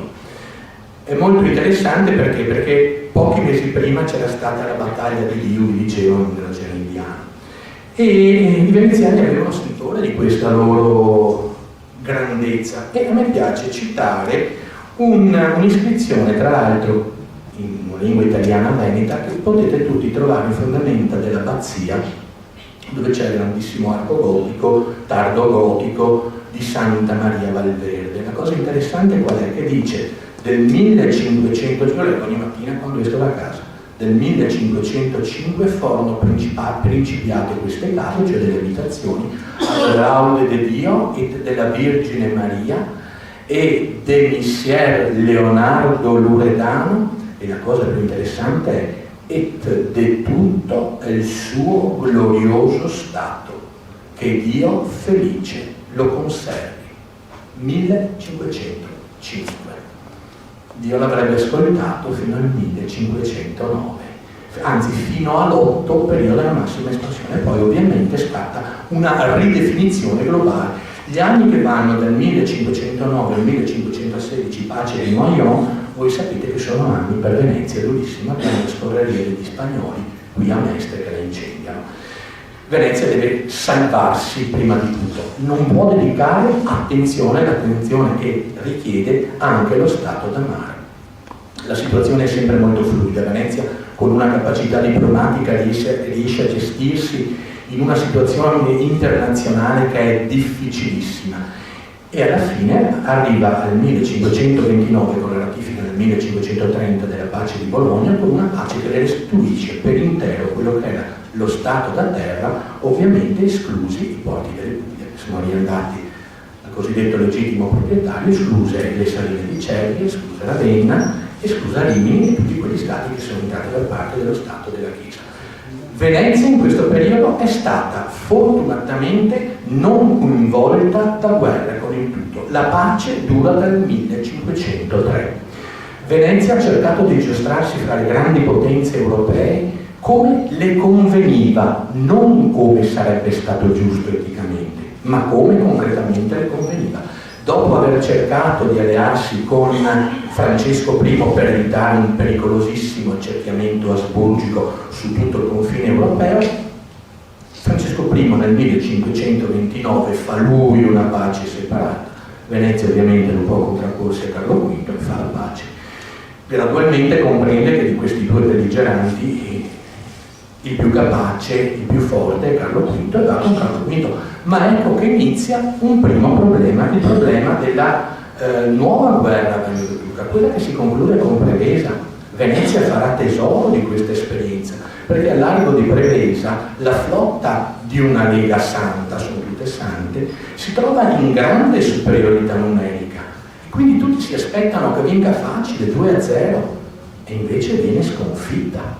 Addirittura vi è quell'episodio del ritiro dal combattimento delle navi genovesi dell'ammiraglio Andrea Doria, del resto erano sue, perciò se avessero ricevuto qualche ammaccatura bisognava anche farle riparare.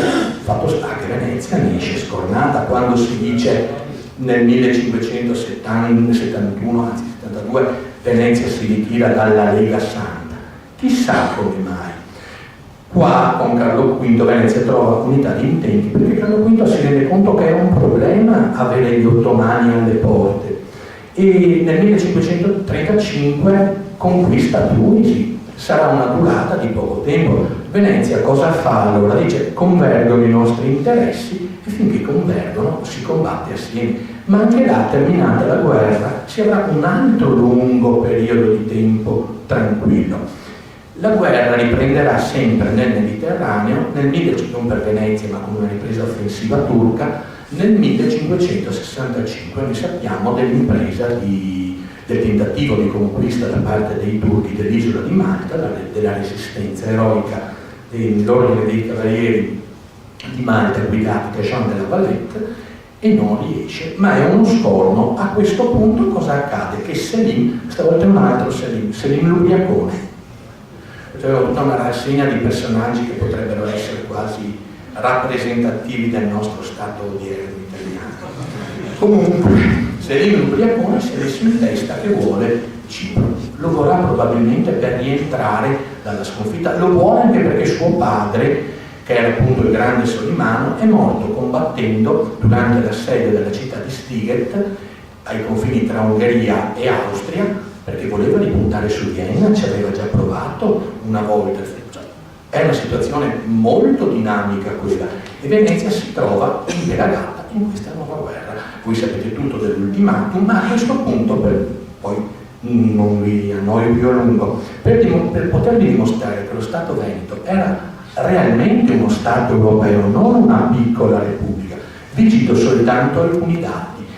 Dalla metà del Cinquecento la Repubblica capisce la necessità di dotarsi di un esercito con truppe permanenti, alle quali nei momenti di crisi acuta aggiungerà dei mercenari e anche dei volontari che sono nelle cernite. Bene, quali sono più o meno nella seconda metà del Cinquecento le truppe permanenti nelle grandi potenze europee? Davanti a tutti sta la Spagna, che tiene tra Spagna e Portogallo, perché dall'80 occuperà anche il Portogallo, l'Italia, le isole atlantiche, eccetera, un corpo di circa 23-24 mila uomini.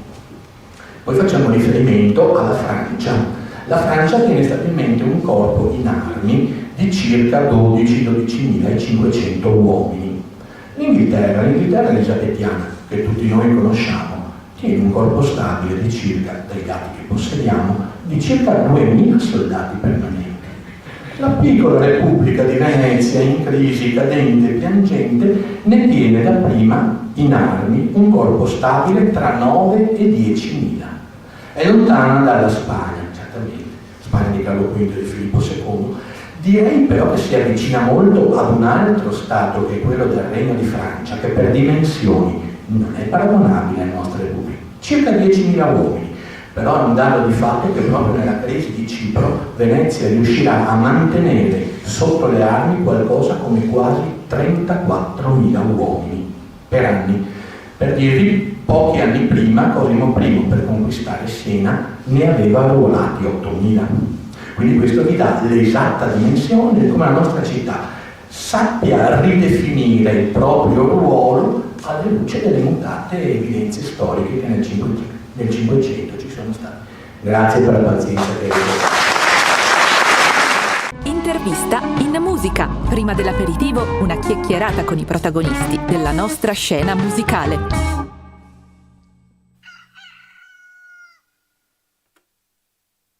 Gotta get rid. You gotta get rid. Yeah, you gotta get rid.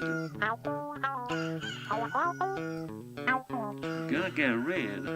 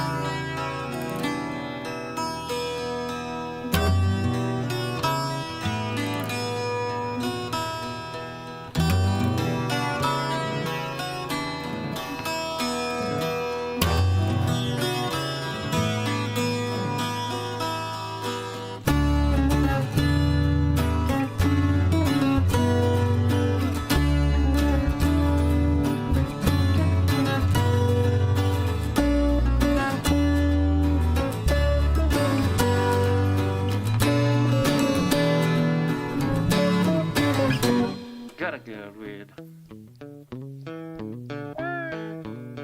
Gotta get rid. I said it. Gotta get rid. Gotcha, get rid.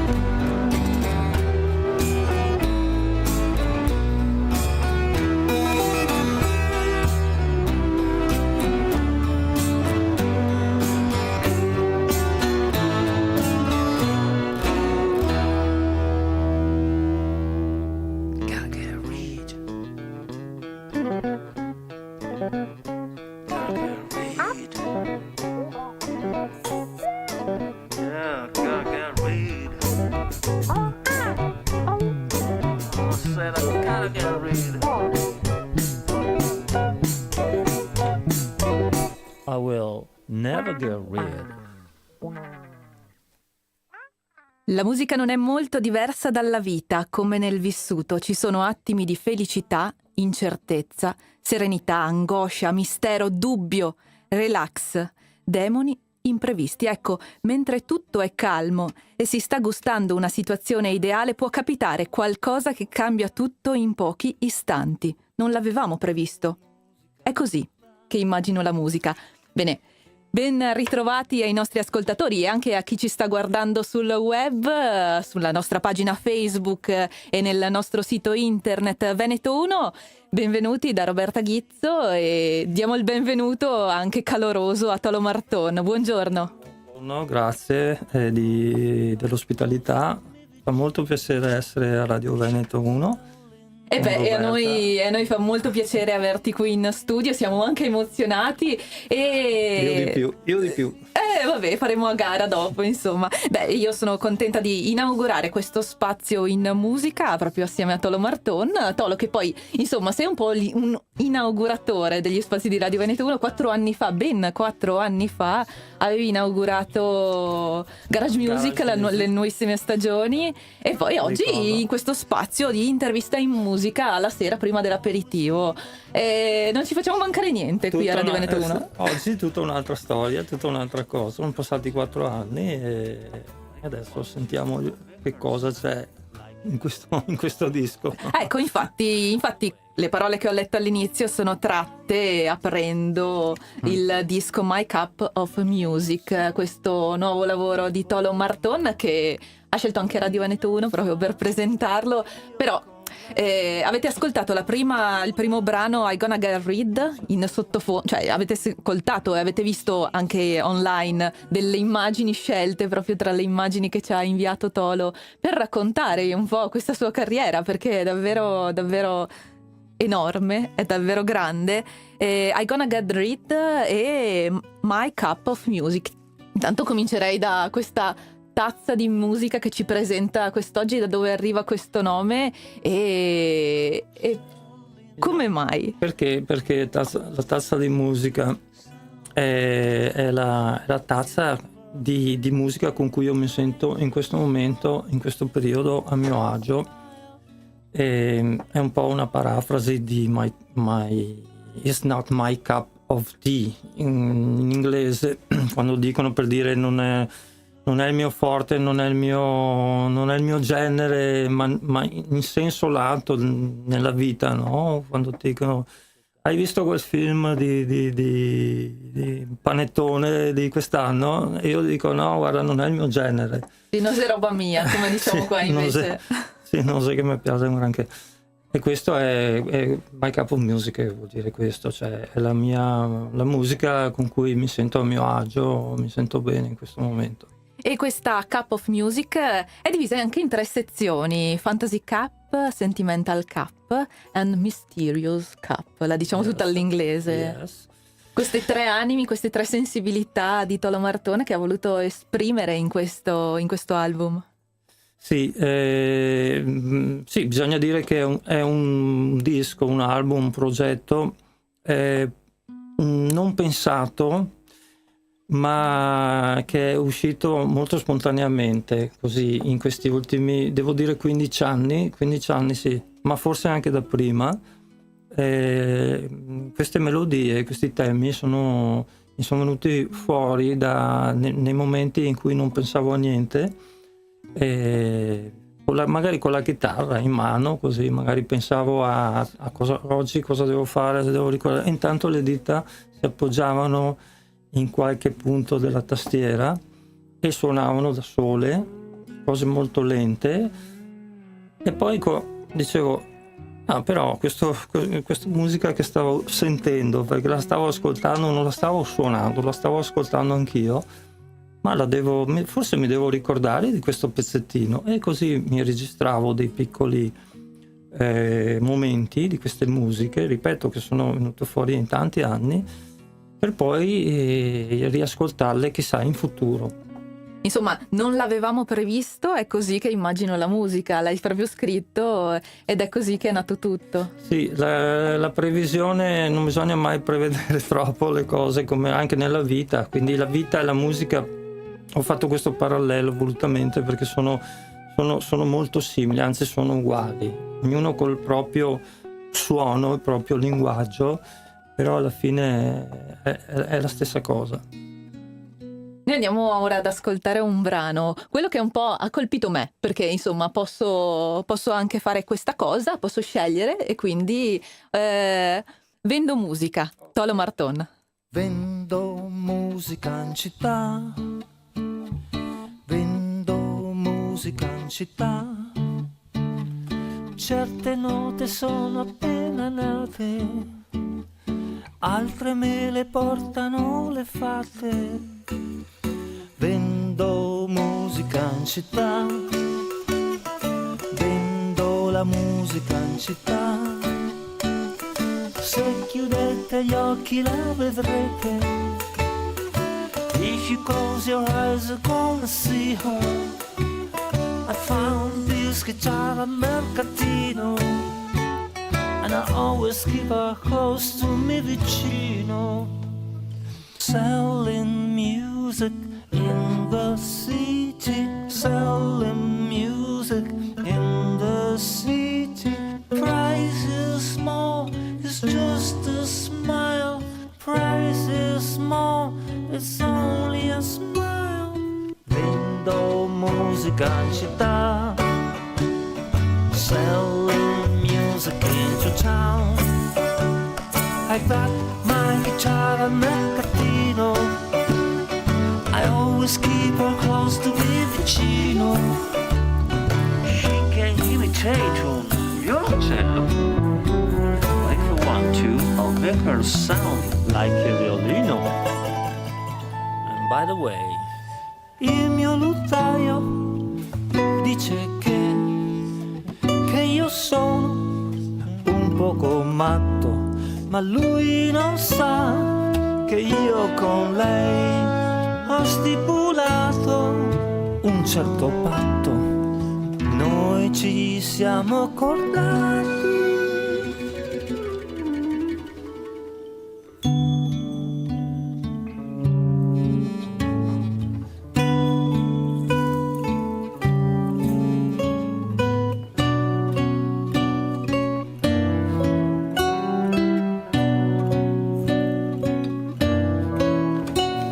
Selling music in the city, selling music in the city. Price is small, it's only a smile.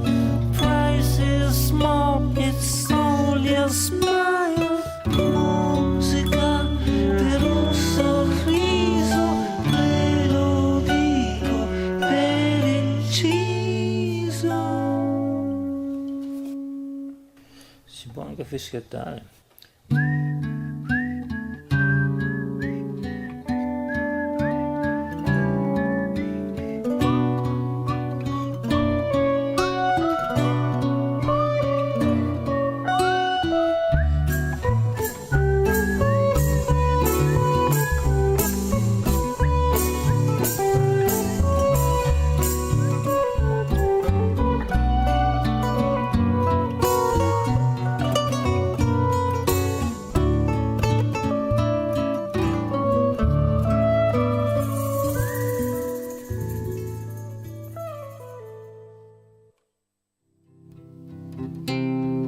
E noi torniamo in studio assieme a Tolo Marton che ci ha fatto ascoltare appunto questo brano dal suo album My Cup of Music. Questo era Vendo Musica e beh, era una filastrocca, un brano dolcissimo, insomma, però insomma ricorda tante cose, perché poi ci ricorda quando cantiamo le canzoni, quando pensiamo a chiunque, insomma, nella sua vita è venuto in mente una filastrocca, un qualcosa, inventare le parole ad una canzone e metterci magari delle parole inglesi, mettere le parole in italiano, un po' tutti noi, e quindi è per questo che insomma mi emozionava. È molto spensierata questa canzone. Semplice, proprio come per i bambini, insomma. Mi Sì, dicevi, vedo- la cantano i bambini. E infatti è vero, questo mi ha scritto più di una persona dicendomi che i loro bambini piccoli, anche piccoli, dicono dai mettimi ancora questa canzone qui, e la canticchiano. Sì.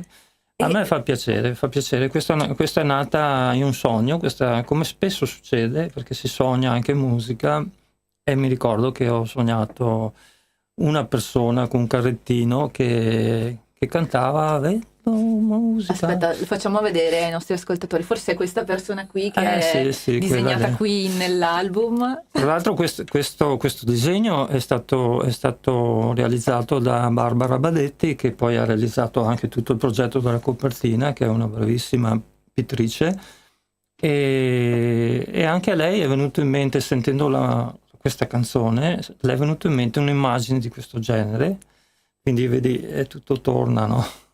Ecco, però, Tolo, c'è da dire che tu vendi musica in città, ma la tua città è un po' il mondo, perché sei sicuramente uno dei più grandi, il più grande forse musicista del nostro territorio, però sei anche e soprattutto conosciuto all'estero. Guarda, intanto io dico sempre, siamo tutti i più grandi per un minuto della nostra vita. Sì, anch'io sotto la doccia, sotto la mia doccia. Capita a tutti, capita a me per un minuto, però. Sì, è il mondo, ma è anche un piccolo villaggio, perché a volte penso di essere, come diceva il mio amico David Serb, bassista americano con cui suonavo molto tempo fa, diceva, non so se siamo noi, il nostro gruppo, il massimo dei minimi o il minimo dei massimi. Fantastica questa. E in effetti anch'io ci penso tante volte, non so se io suono nel mondo o se suono per un piccolo villaggio, per un piccolo numero di persone, non lo so. Beh, però insomma, fatto sta che sei davvero sei dei più noti all'estero musicisti italiani, cioè per dire ma insomma per dire, insomma, nel 98 hai vinto qualcosa che nessuno insomma può vantare. Sì, vabbè, questo è passato un sacco di tempo, è stato bello, è stata una bella patacca che mi tengo qui. Si parla del concorso di Jimi Hendrix. Esatto. Sì, certo, e il premio te l'ha dato anche proprio il papà di Jimi Hendrix, quindi insomma onore all'onore, bisogna riconoscerlo, anche perché insomma magari i più giovani che sono sempre attenti ai fenomeni social, però magari i vecchi dischi dei genitori o comunque non li ascoltano, oggi sanno che abbiamo qui. Guarda, Jimi Hendrix, sai, perché uno dei motivi perché ho fatto un disco così delicato, così, è perché inconsciamente questo disco non ha grandi concorrenti, fatto così. Ma se ti metti a suonare, come poi ho sempre fatto, anch'io tra le tante cose ho suonato la chitarra rock molto con questi assoli molto corposi, energetici, così molto grintosi, molta improvvisazione. Sì, però è un campo minato, perché è inevitabile il confronto, no? Inevitabile.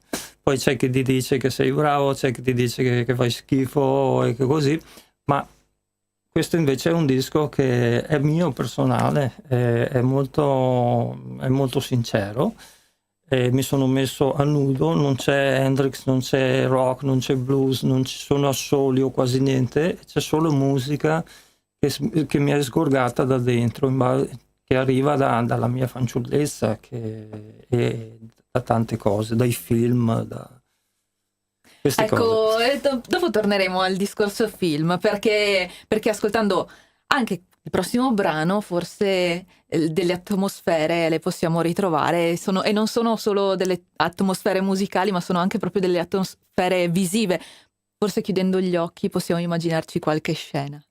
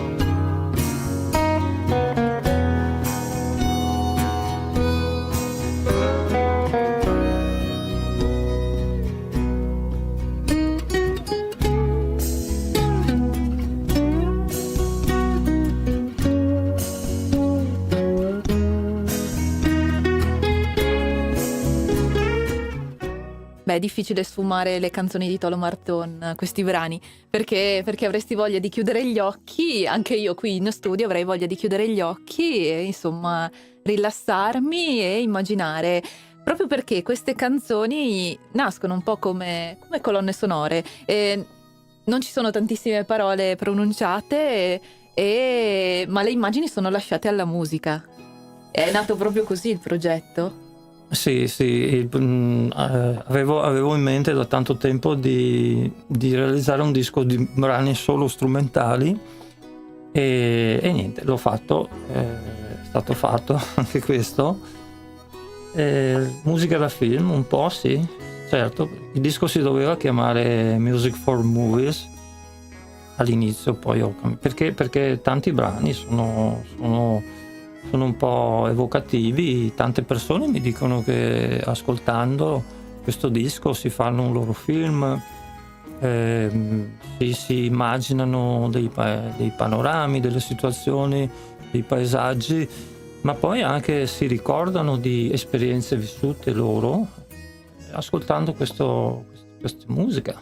Mi viene in mente qualcosa del loro vissuto, è incredibile, è bellissima questa cosa. E poi penso che il fascino di riuscire a essere un artista, insomma, sta anche nel trovare un modo di comunicare qualcosa diverso, perché non tutti, appunto, io probabilmente non avrò le stesse immagini che Tolo voleva dare con questo suo brano, non avrò le immagini che il nostro tecnico sta ascoltando, però, o i nostri ascoltatori, appunto, però avrò delle mie immagini e questa musica è potente, la musica è potente anche proprio per questo.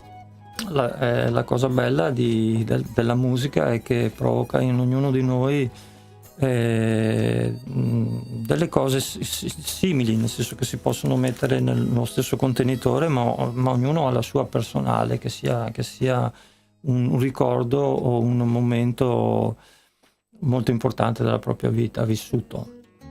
Ecco Tolo, un'altra domanda che volevo farti quest'oggi, visto che insomma siamo in radio e noi siamo analogici per radio, però siamo anche in digitale perché in video funzioniamo anche appunto sul digitale, mi chiedevo insomma qual è il tuo rapporto con tutto quello che invece è digitale, perché immagino per registrare questo, visto che l'hai fatto tutto tu, insomma, visto che hai suonato tutti gli strumenti, ti sarai messo anche con, non so, il computer, può essere? Guarda, non ho usato mai il computer per registrare, uso un vecchio registratore che ho a casa. Quindi proprio analogico. Sì, non è digitale, però per me non cambia nulla. Una volta registravo coi nastrini, coi primi registratori col geloso, col Philips a bobine.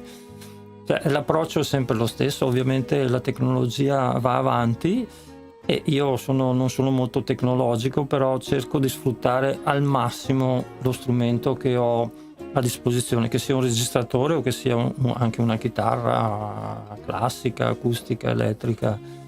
L'approccio è sempre di cercare di ottenere, di far venire fuori una potenzialità che ha quello strumento, che dia il massimo. Lo strumento va proprio, è un mezzo per ottenere uno scopo.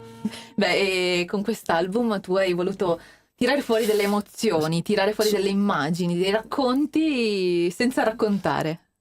Sì, sono molto contento di questo album, forse sono più soddisfatto di questo album qua di quelli precedenti. Mi rendo conto che è anche spiazzante, tante persone che mi conoscono rimangono un po' perplesse, molto perplesse. Ad alcuni non piace perché si aspettano delle altre cose, però se poi si mettono ad ascoltarlo con calma in momenti diversi questa musica comincia a entrare.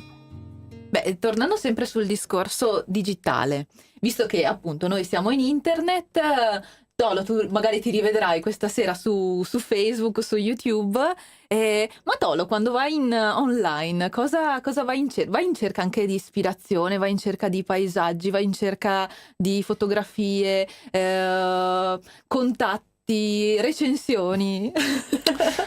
Le ultime due cose che hai detto, sì, anche perché è un mezzo sociale, ma anche un mezzo per lavoro. Certo.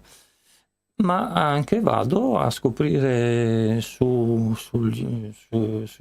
YouTube, ecco, vado in cerca su YouTube di cose, musiche che una volta non si aveva la possibilità di ascoltare o vedere, perché adesso ci sono i video. Io sono un grande appassionato della musica della mia giovinezza, io sono nato nel 1951, quindi in più ho fratelli e sorelle più grandi di me e mi hanno fatto loro ascoltare le prime musiche, sia musica classica che rock and roll.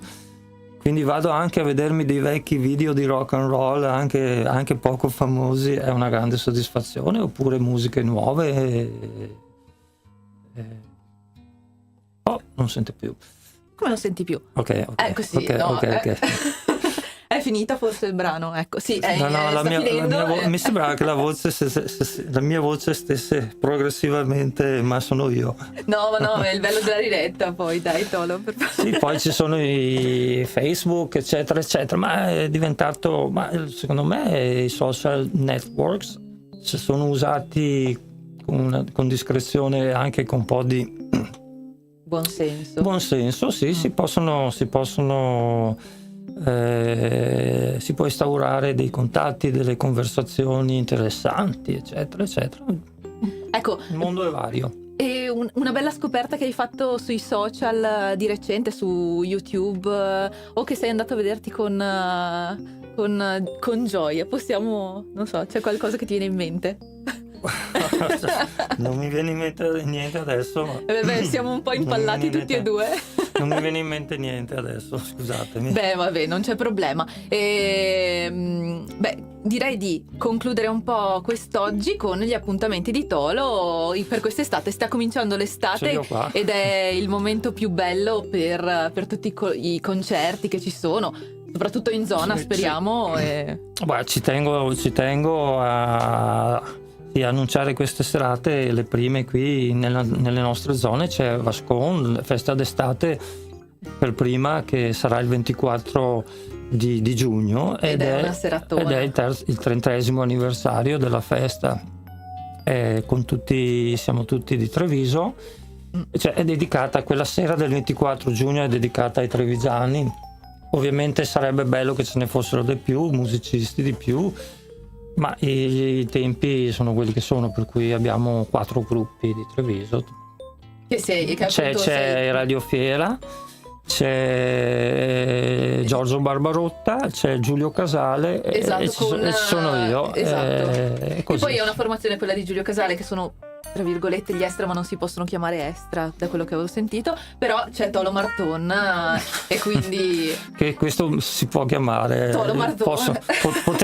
Potete chiamarmi Tolo Marton. Grande Tolo. Bene, noi siamo però ci hai detto solo una data e questa era il 24. Poi a luglio abbiamo il 7 luglio al festival Brudstock a Fontana Fredda di Pordenone, che è un festival molto vintage, mi dicono, è la prima volta che ci vado. E il 14 c'è Al Vapore, suoniamo Al Vapore di Marghera, anche quello è un locale storico del Veneto. Il 15 siamo a Crespano di notte, in piazza, Crespano del Grappa. Il 16 siamo a Concio di Casale sul Sile, la festa la sagra di Concio.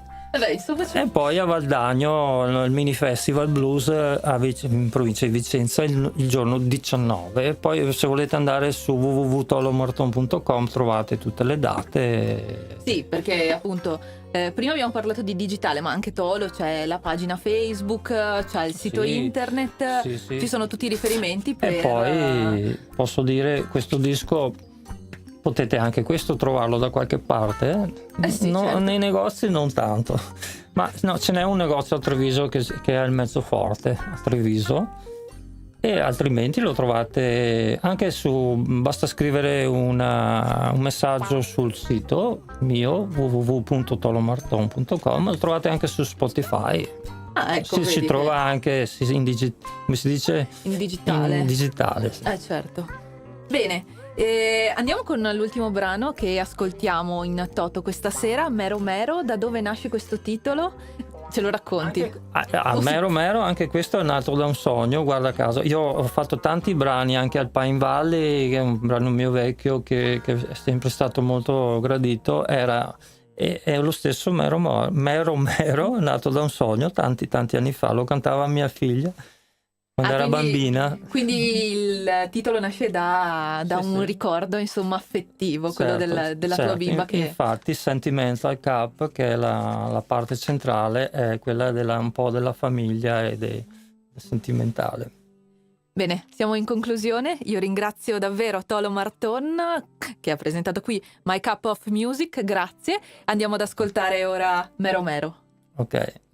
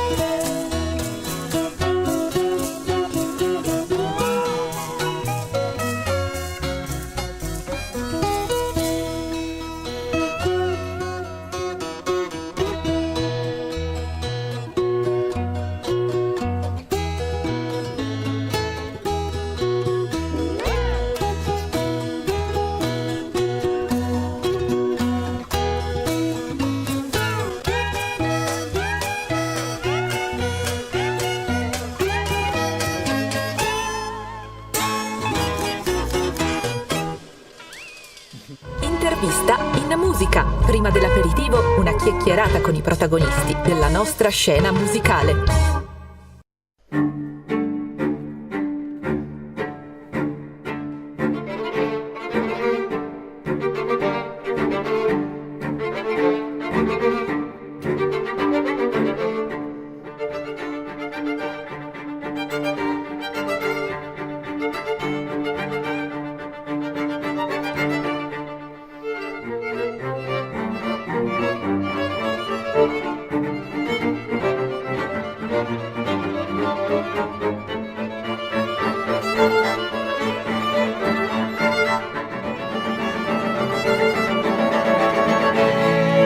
Benvenuti ad una nuova puntata del ciclo dedicato al Polo Museale della Grande Guerra di Vittorio Veneto.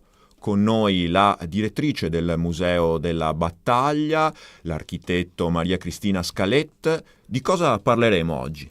Allora, oggi partiamo dal Museo della Battaglia di Vittorio Veneto e quindi la storia di questo importantissimo museo dedicato alla memoria della Grande Guerra. Ce ne parla la dottoressa Martina Dorigo, laureata in Storia dell'Arte all'Università di Venezia, una delle volontarie del Servizio Civile Nazionale. Entriamo nel vivo della prima puntata di questo nostro ciclo dedicato al Polo Museale della Grande Guerra di Vittorio Veneto e partiamo proprio da uno dei cuori del Polo Museale, il Museo della Battaglia. Martina Dorigo, come è nato questo museo?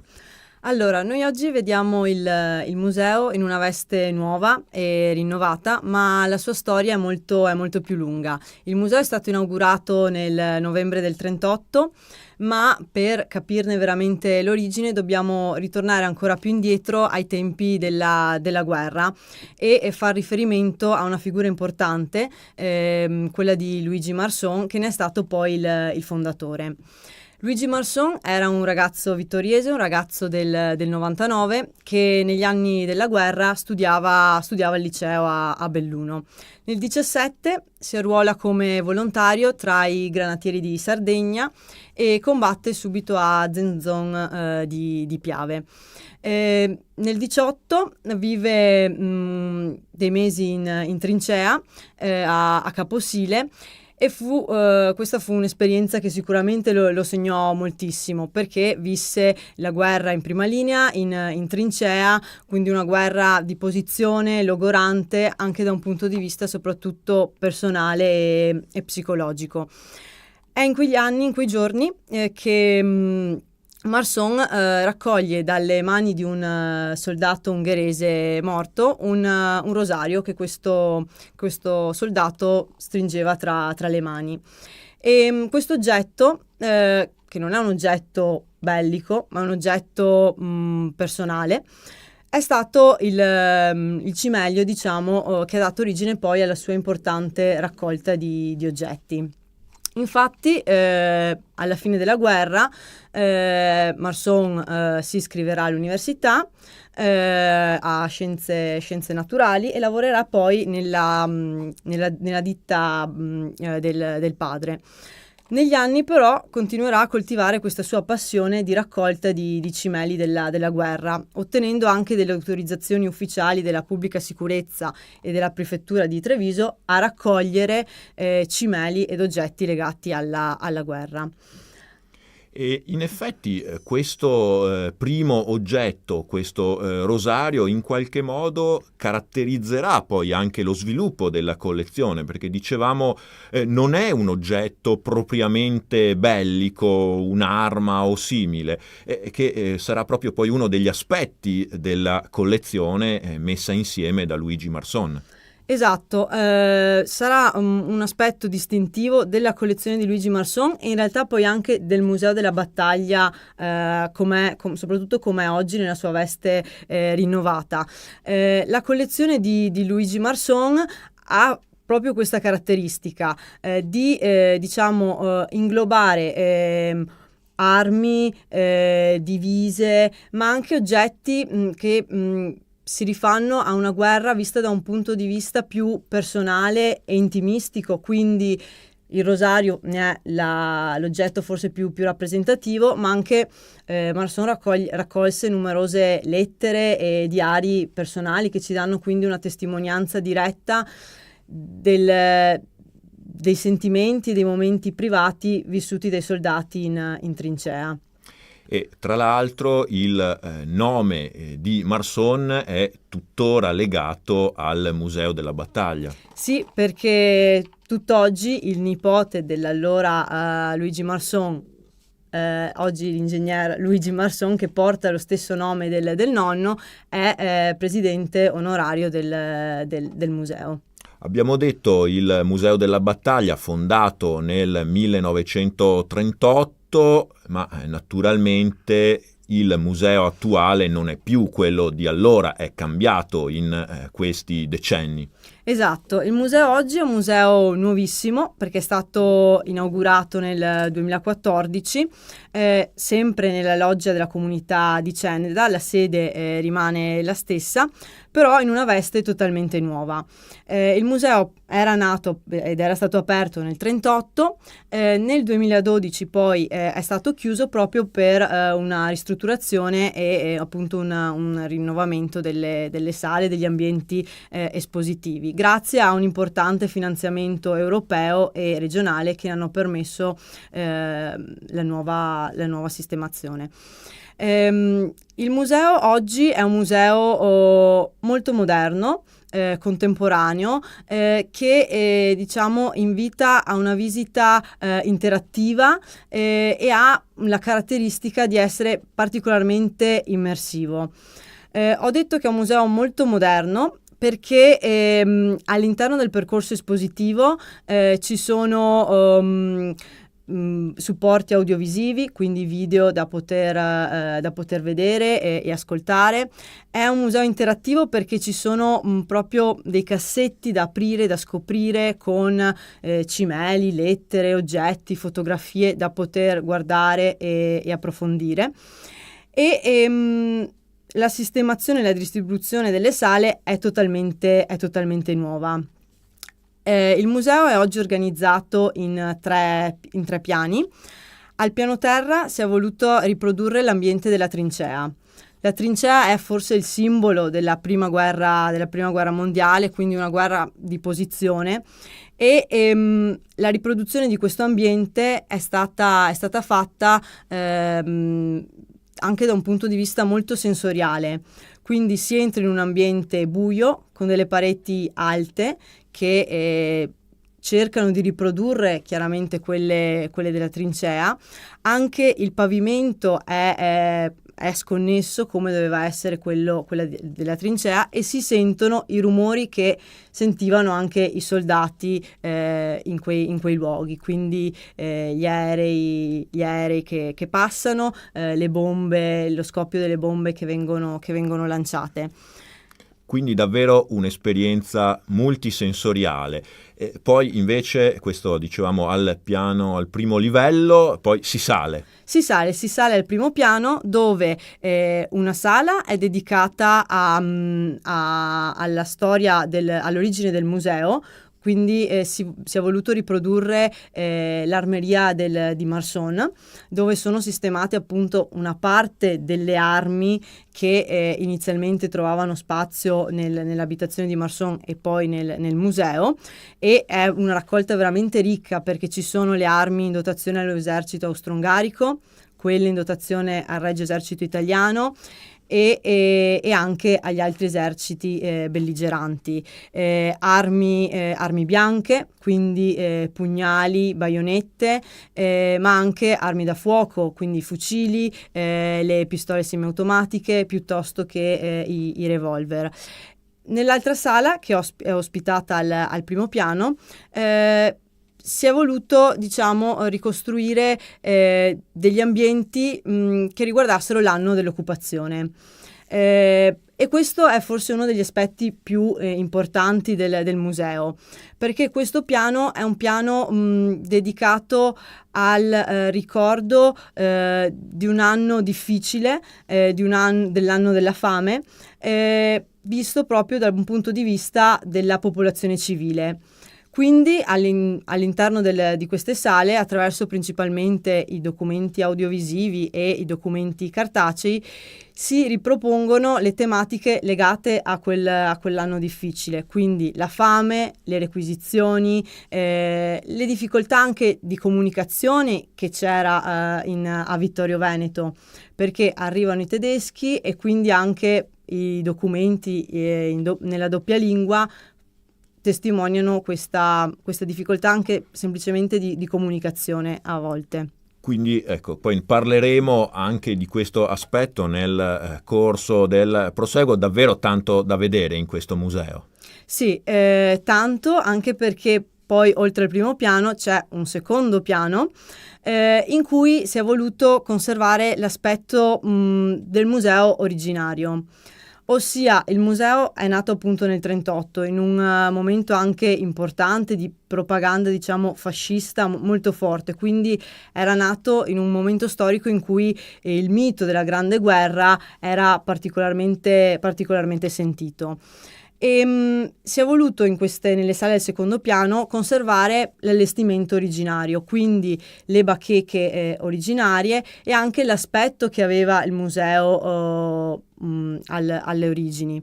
Quindi troviamo la sala dedicata alla vittoria, quindi una sala dedicata interamente alla battaglia di Vittorio Veneto, con le copie dei bollettini che giorno per giorno venivano venivano emanate, e nelle altre sale, soprattutto attraverso i supporti, diciamo, cartacei, vengono celebrati gli eroi della Grande Guerra, da personalità meno conosciute come Ernesto Artico a foto di personaggi importanti come per esempio D'Annunzio.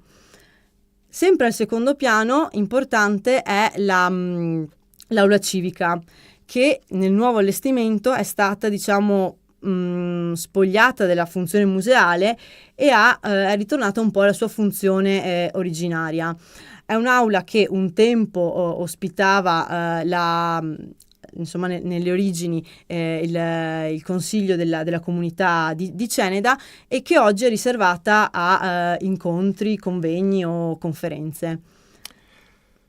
Tanto da vedere, tante sale, tanti aspetti, ma in questa nuova concezione che il Museo della Battaglia di Vittorio Veneto ha acquisito in questi ultimi anni, in linea con i moderni principi museali, poi ci sono anche tante attività che, per così dire, escono dal museo stesso. Sì, allora il museo, le persone che vengono a visitare il museo possono farlo in maniera autonoma. Il museo è aperto tutti i giorni ad esclusione del lunedì dalle 9:30 alle 12:30, e nel weekend, quindi il sabato e la domenica, dalle 10 alle 13 e dalle 15 alle 18. Oltre però alla visita autonoma, il museo offre molti altri servizi. È possibile su prenotazione svolgere delle visite interattive, quindi con l'accompagnamento degli operatori, poter diciamo avere un supporto per visitare il museo usufruendo di tutti i supporti, diciamo, audiovisivi, video che il museo ospita. Poi il museo offre delle proposte didattiche per le scuole di tutte le età, quindi dai bambini delle elementari ai ragazzi delle medie fino alle superiori. Organizza delle visite guidate, ma anche dei laboratori specifici calibrati proprio in base alle specifiche esigenze degli utenti. Oltre a queste attività, il museo ospita anche conferenze e convegni sul tema della Grande Guerra o comunque della storia locale, e anche delle mostre temporanee. Infatti un ambiente importante che fa sempre parte del museo è quello della chiesetta di San Paoletto, dedicata proprio alle esposizioni temporanee. E insomma, l'invito, se non l'avete ancora fatto, è di andare a visitare il Museo della Battaglia di Vittorio Veneto o di tornarci, perché come ci ha raccontato Martina Dorigo, ci sono sempre nuovi aspetti e nuove curiosità da scoprire. Grazie intanto alla dottoressa Martina Dorigo. E noi vi diamo appuntamento alla prossima puntata del ciclo dedicato alla scoperta del Polo Museale della Grande Guerra di Vittorio Veneto.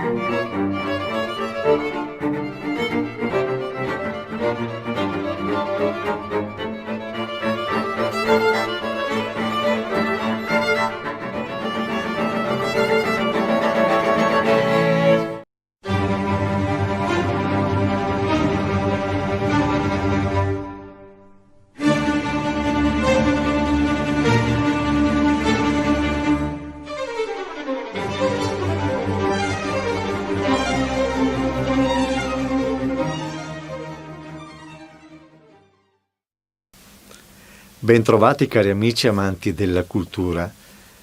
Mancano pochi giorni allo spegnimento di molti editori locali, intorno ai 500. Editori che danno lavoro a circa 5.000 dipendenti, i quali a quanto sembra devono rimanere a casa perché non hanno il diritto hanno il solo torto di lavorare per informare il territorio.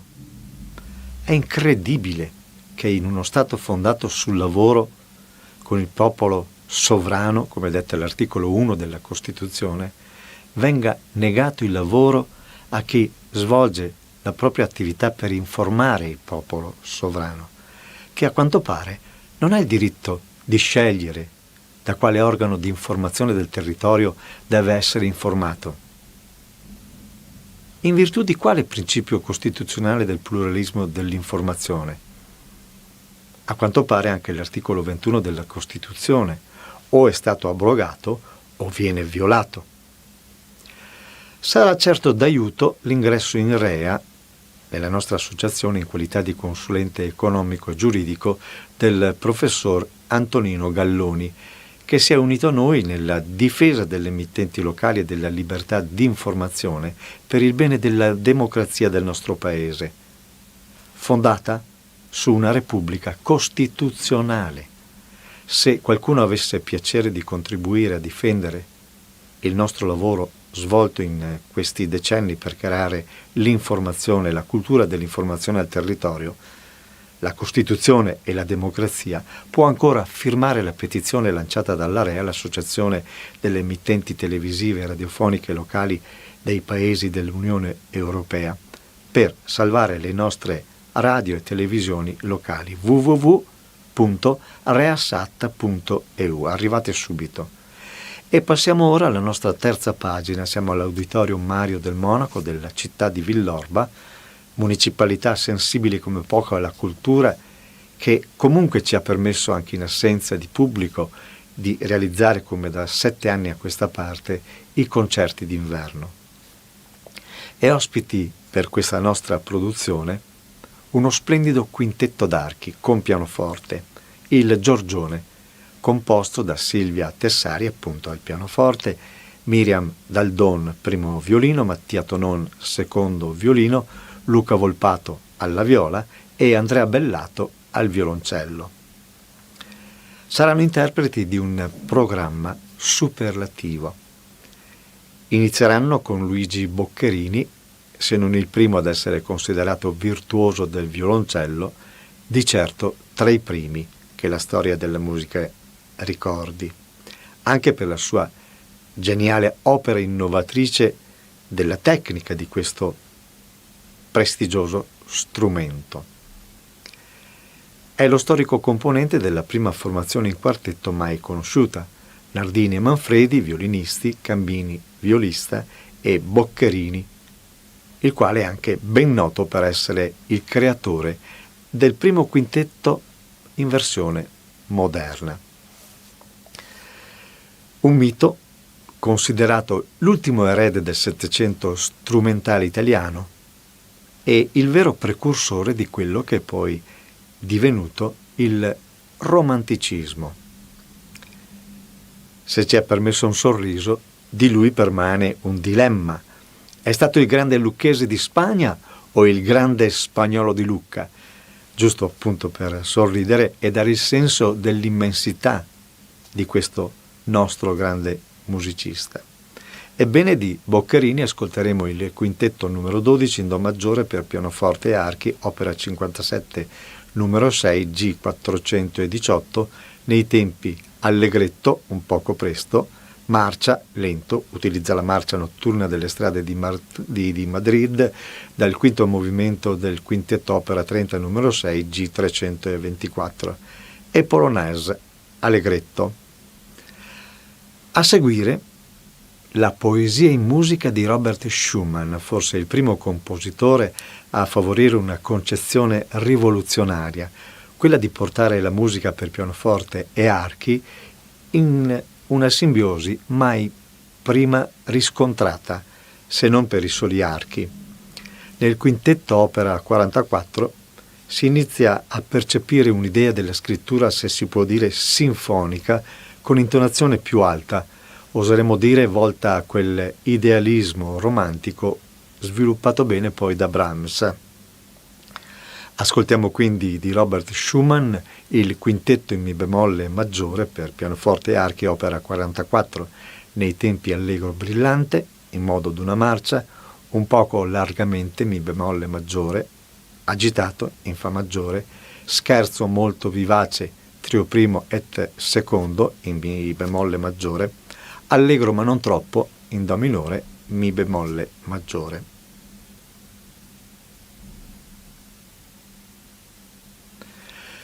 Prima del concerto Andrea Bellato, il violoncellista del quintetto Giorgione, mi aveva confidato che gli sarebbe piaciuto dedicare questo concerto ad una persona di famiglia a lui particolarmente cara.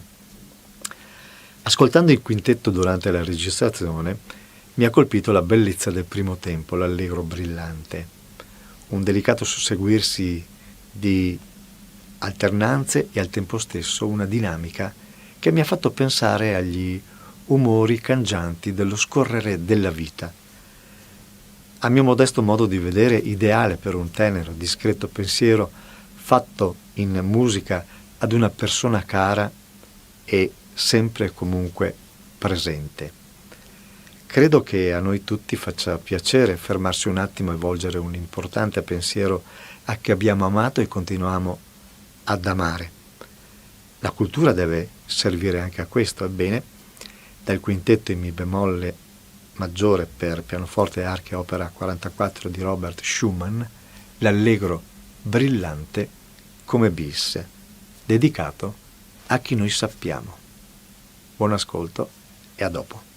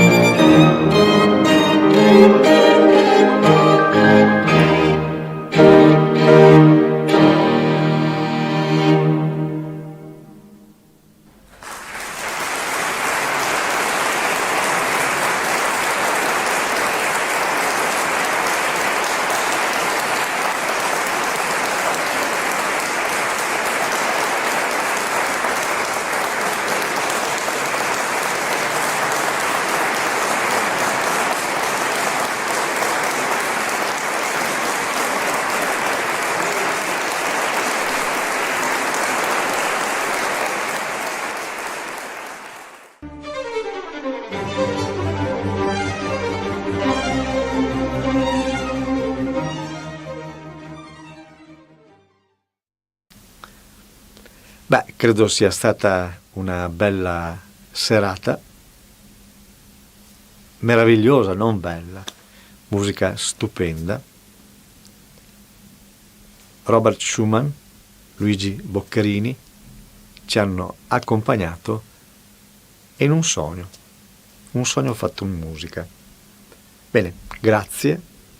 L'appuntamento è per la settimana prossima, il 5, sabato 5, saremo in presenza, ritorniamo in presenza grazie alla concessione e al piacere che ha avuto l'amministrazione comunale di Villorba, il sindaco Francesco Soligo e l'assessore alla cultura Eleonora Rosso in prima persona, che hanno voluto incontrare anche il loro pubblico, i loro compaesani. Da 7 anni stanno facendo davvero un gran bel lavoro per la cultura, un esempio un po' per tutti. Permettetemi di ringraziarli e di ringraziare voi. E mi raccomando, pare che ci siamo, speriamo. Teniamo duro, ricordiamoci, non dimentichiamoci mai di andare a fare la spesa nei nostri negozi di prossimità, che sono tra l'altro quelli che a volte ci portano a casa la spesa, una comodità unica. Prodotti della nostra terra, nei negozi acquistate, lavoro dei nostri dipendenti, aiutiamo la nostra economia, aiutiamo chi crede nel lavoro e crede nel risparmio. Bene, ho detto tutto, grazie e alla prossima.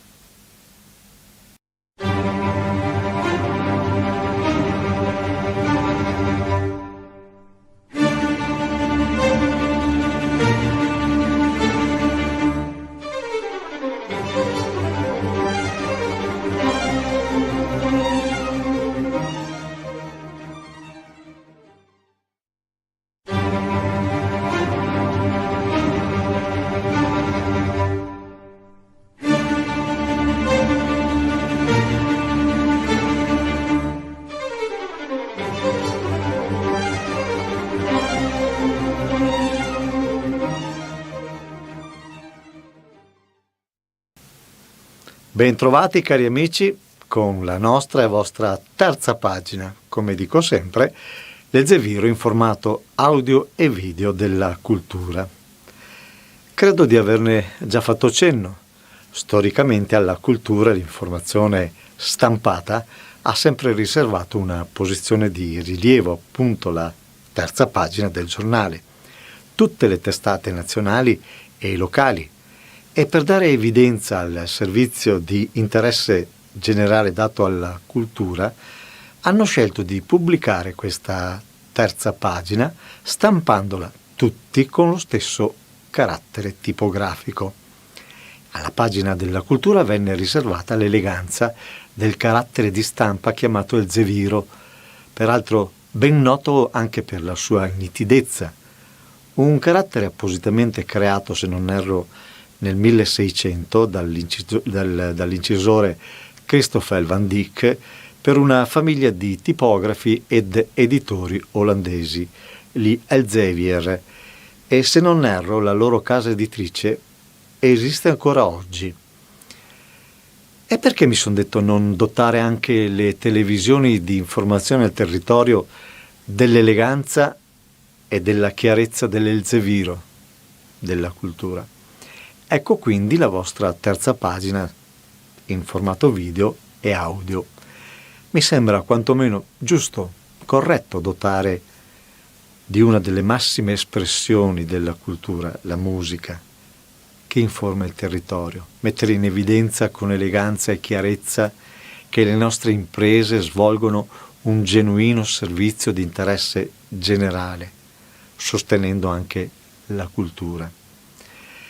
Mi permetto di salutare un grande appassionato di cultura, quale l'appena rieletto Presidente della Repubblica Italiana, Sergio Mattarella. Era evidente sin dall'inizio che nulla sarebbe cambiato e in un certo senso mi faccio complice del signor Presidente nel dire che che avrebbe meritato di riposare, ma al contempo lo ringrazio del sacrificio di aver accettato questo nuovo incarico. Da persona di grande cultura spero possa considerare l'abrogazione del DPR 146 2017. Quando l'ha firmato certo non poteva conoscere, non poteva sapere che avrebbe violato il principio costituzionale del pluralismo dell'informazione, peraltro a lui molto caro. Speriamo questo messaggio gli possa arrivare e possa aiutare gli oltre 500 editori locali costretti a chiudere e i più di 5.000 loro dipendenti, nostri dipendenti, costretti alla disoccupazione. Ebbene, tra di voi chi volesse darci una mano, firmare la petizione per evitare questo disastro a migliaia di famiglie, può farlo dal portale web www.reasat.eu. Chissà, mai dire mai.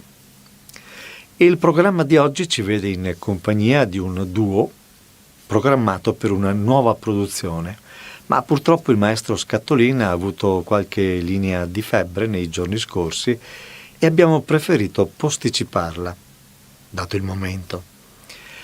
Vi proponiamo quindi sempre lo stesso duo, Massimo Scattolin alla chitarra e il grande Paolo Tagliamento al violino, nella produzione che ha preceduto quella che stavamo per registrare, che stavamo per proporvi.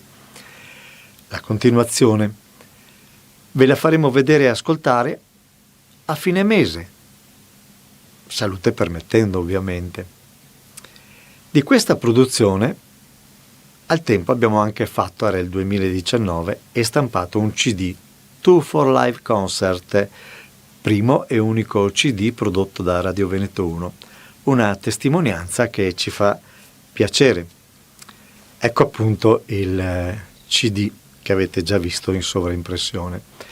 Il programma di questo CD, Niccolò Paganini, prima sonata in La minore dal Centone opera 64, il cantabile opera 17 in Re maggiore e la sonata concertata in La maggiore da Paganini a Mauro Giuliani, Gran duo concertante, opera 85 in La maggiore, di Pablo de Sarasate, Zigheu Nerveissen, la zingaresca, opera 20 in Do minore. Sempre di Massimo Scattolin e Paolo Tagliamento vi faccio vedere anche il nuovo CD che hanno fatto tributo a Ennio Morricone, qualcosa di sublime, merita davvero di essere ascoltato, ve lo consiglio. Bene, buon ascolto con questa prima parte. La seconda parte la registreremo le prossime settimane e a fine mese ve la proporremo. Buon ascolto.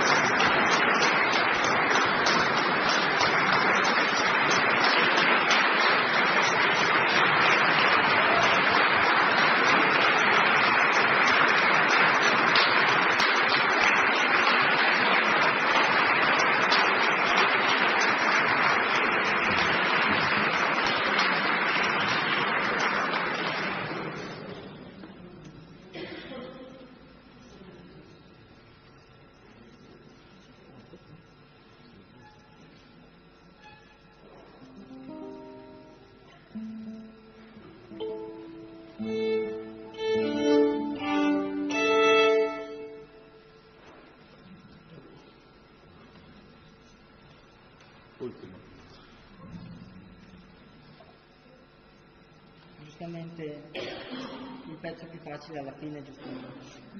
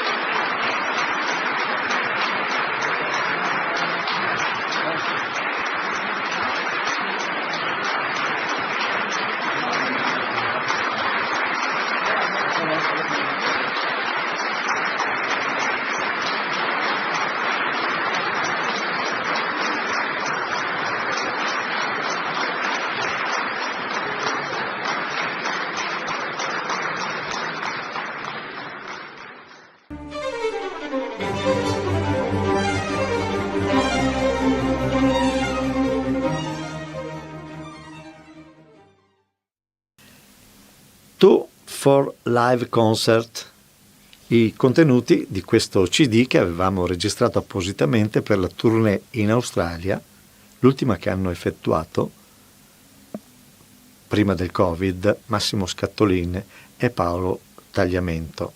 Ricordo che quando Paolo Tagliamento arrivò in Australia,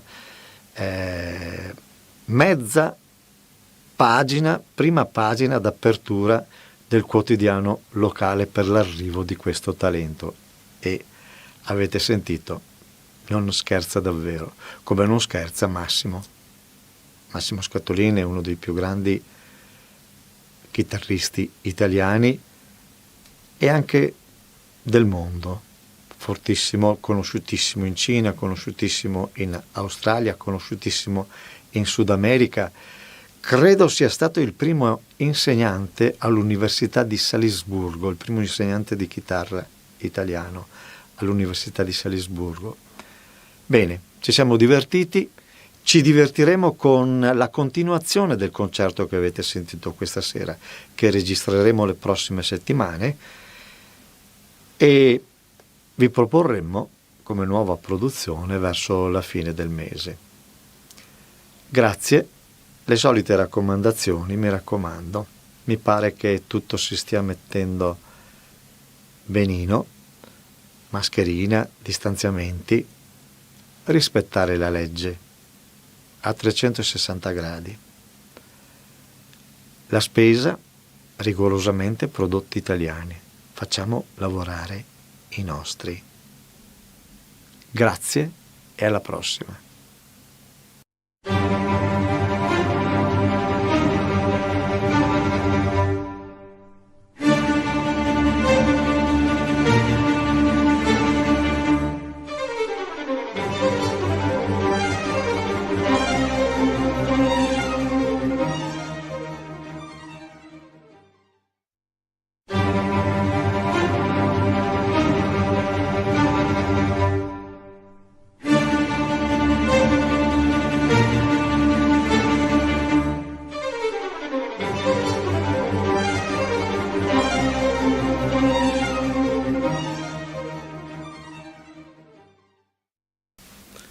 Bentrovati cari amici amanti della cultura.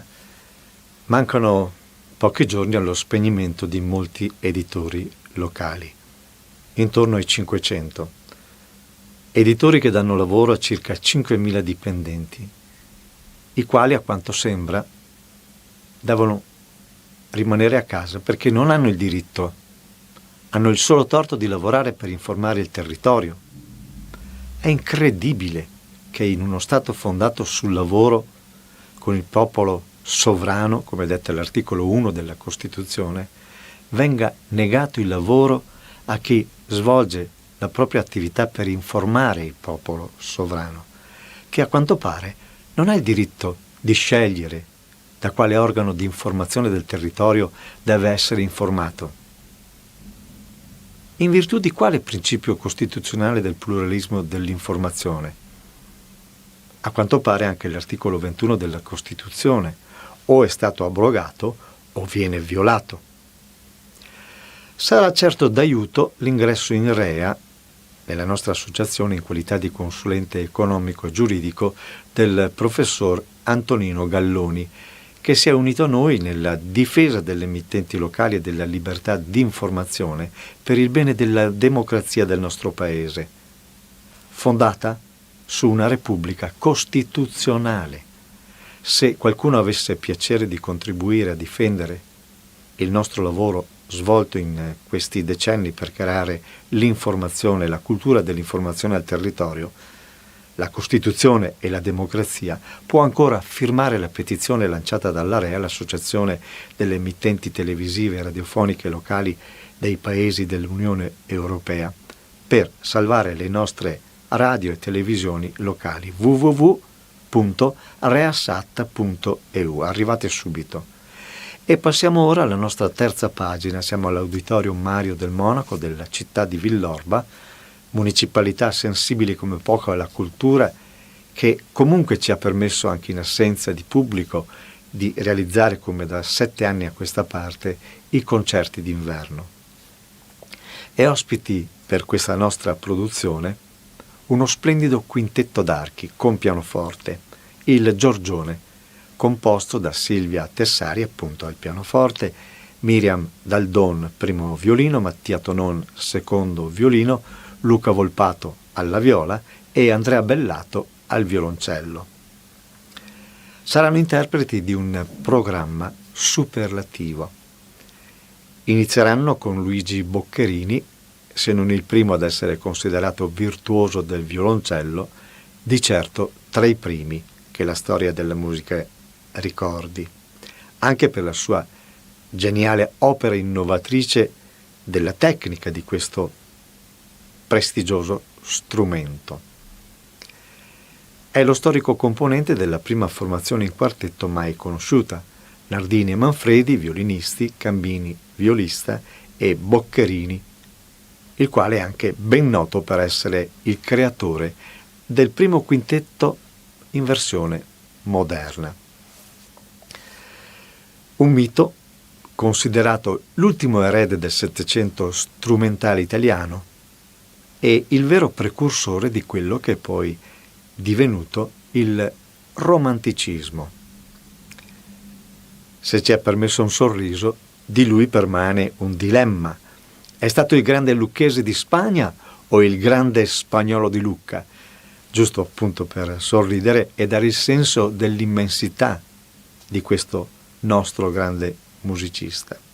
Ebbene, di Boccherini ascolteremo il quintetto numero 12 in Do maggiore per pianoforte e archi, opera 57 numero 6 G418, nei tempi allegretto, un poco presto, marcia, lento, utilizza la marcia notturna delle strade di Madrid, dal quinto movimento del quintetto opera 30 numero 6 G324, e polonaise, allegretto. A seguire la poesia in musica di Robert Schumann, forse il primo compositore a favorire una concezione rivoluzionaria, quella di portare la musica per pianoforte e archi in una simbiosi mai prima riscontrata, se non per i soli archi. Nel quintetto opera 44 si inizia a percepire un'idea della scrittura, se si può dire, sinfonica, con intonazione più alta, oseremmo dire volta a quell'idealismo romantico sviluppato bene poi da Brahms.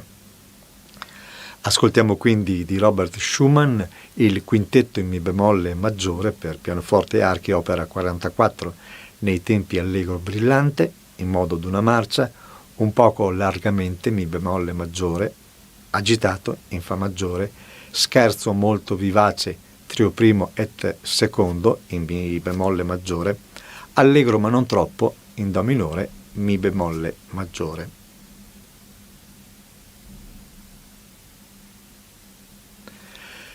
Prima del concerto Andrea Bellato, il violoncellista del quintetto Giorgione, mi aveva confidato che gli sarebbe piaciuto dedicare questo concerto ad una persona di famiglia a lui particolarmente cara.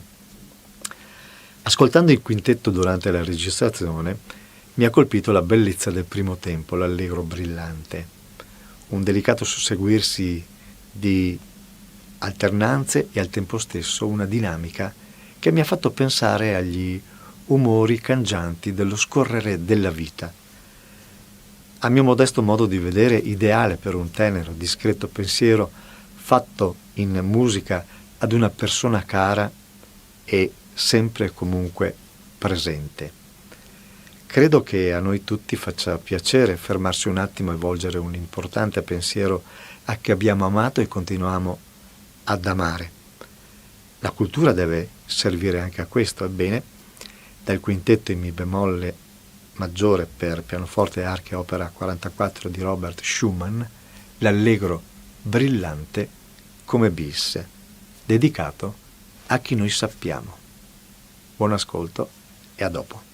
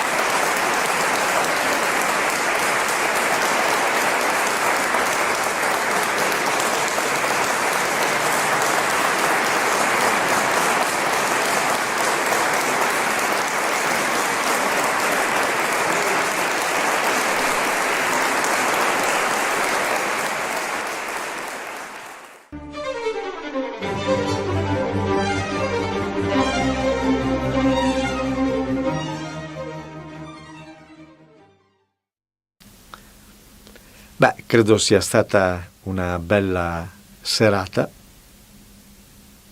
meravigliosa, non bella, musica stupenda.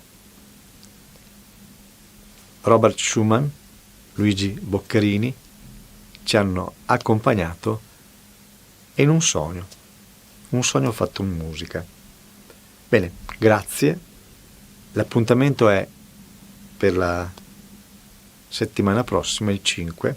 Sabato 5 saremo in presenza, ritorniamo in presenza grazie alla concessione e al piacere che ha avuto l'amministrazione comunale di Villorba, il sindaco Francesco Soligo e l'assessore alla cultura Eleonora Rosso in prima persona, che hanno voluto incontrare anche il loro pubblico, i loro compaesani. Da 7 anni stanno facendo davvero un gran bel lavoro per la cultura, un esempio un po' per tutti. Permettetemi di ringraziarli e di ringraziare voi. E mi raccomando, pare che ci siamo, speriamo. Teniamo duro, ricordiamoci, non dimentichiamoci mai di andare a fare la spesa nei nostri negozi di prossimità, che sono tra l'altro quelli che a volte ci portano a casa la spesa. Una comodità unica, prodotti della nostra terra nei negozi, acquistate,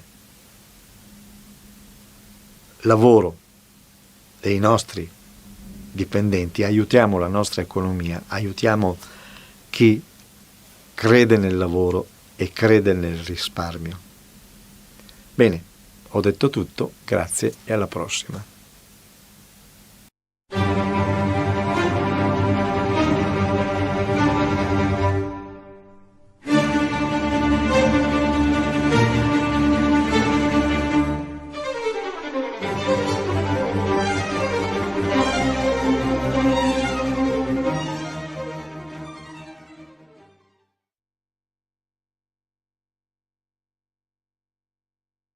Signore e signori, buonasera, bentrovati con questo appuntamento con la cultura, con la promozione della cultura di Radio Veneto 1. Direi di dare subito la parola all'assessore alla cultura di Treviso che ci ha fortemente spalleggiato in questa avventura per i saluti di rito. Grazie, buonasera a tutti. Un'altra serata veramente speciale che sono felice di dare il via.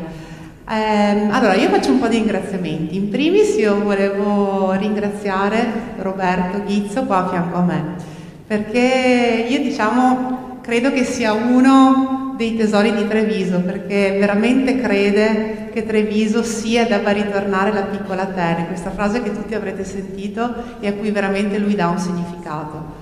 Fondatore di Radio Veneto 1, ricordo che Radio Veneto 1 è stata la prima radio di Treviso fondata nel 1975, tra l'altro il mio anno di nascita, quindi festeggiamo gli stessi compleanni, e tra l'altro la prima radio e l'unica radio italiana ad aver costituito un'orchestra sinfonica, quindi una prassi che all'estero è consolidata, quindi ricordiamo nei paesi dove ci sono molte radio che sono diventate famose, poi l'orchestra diventa a volte anche più famosa della radio.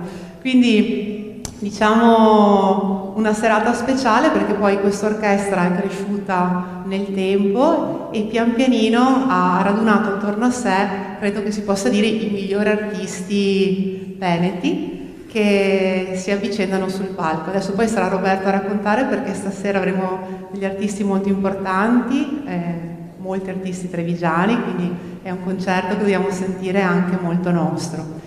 E come tutti i grandi eventi è grazie a chi li ha resi possibili, quindi ovviamente oltre a Radio Veneto 1 io ringrazio Fondazione Cassamarca e in particolar modo il suo presidente, il professor Garofalo, che ha dimostrato un'estrema disponibilità anche poi per le prove dell'orchestra, e le associazioni di categoria che sono sempre con noi e che rendono possibili così tanti eventi culturali a Treviso, la Camera di Commercio Treviso Belluno in primis, Confcommercio, l'Associazione Commercianti, la CNA, la Confederazione Nazionale Artigianato. Io ripasso la parola a Roberto che vi racconterà un poi i contenuti e anche i protagonisti di questa serata e vi auguro buon ascolto. Buonasera. Grazie Lorena. Innanzitutto un ringraziamento a voi tutti e alle autorità, cito una per tutte, Sua Eccellenza il Prefetto, che ha voluto onorarci con la sua presenza. Un particolare ringraziamento va proprio al professor Garofalo, il presidente di Cassamarca, che saputo che eravamo un po' in panne per le prove, perché di solito le facciamo al Teatro delle Voci, i ragazzi hanno una settimana di lavoro e mai più si va a togliere, diciamo, l'opportunità di poter lavorare.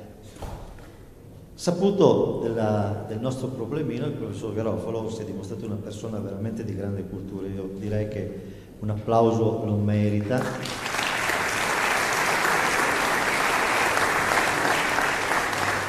E con lui anche l'onorevole Goppo, che ci hanno messo a disposizione questa importante struttura. È importante fare le prove per avere il senso dell'acustica e avere proprio la percezione di quello che è l'ambiente dove si deve lavorare.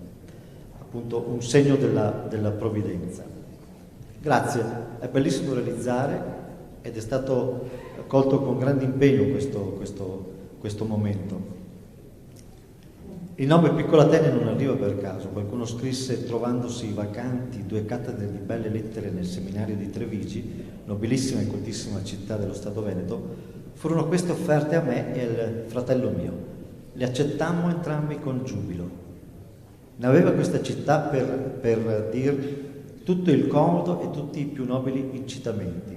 Una bella e copiosa biblioteca che Biagio e l'autorità d'ordinare ed arricchire quei libri che erano a parer mio vantaggiosi, un paese abbondante di dotti, perspicui ingegni che ispiravano agli animi la santa e nobile emulazione, una brillante società amica delle lettere e dei letterati, un clima che con la purità, giocondità e freschezza parea creare le fantasie ed adempiere di fuoco i poeti. Era un trevigiano di Vittorio Veneto, quel Lorenzo da Ponte, divenuto poi librettista di Mozart.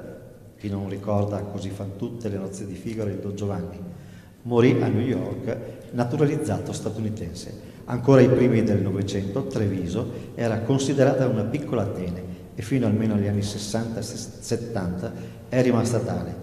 Perché non sognare? Perché non provarci? Radio Veneto 1, la radio di Treviso, è la prima radio privata italiana con la sua orchestra filarmonica da camera e a breve anche la giovanile. Il nostro obiettivo è di promuovere nei fatti la cultura, un concetto ben radicato nella storia, città appunto degna di ritornare la piccola Atene. Signore e signori, i solisti di Radio Veneto 1.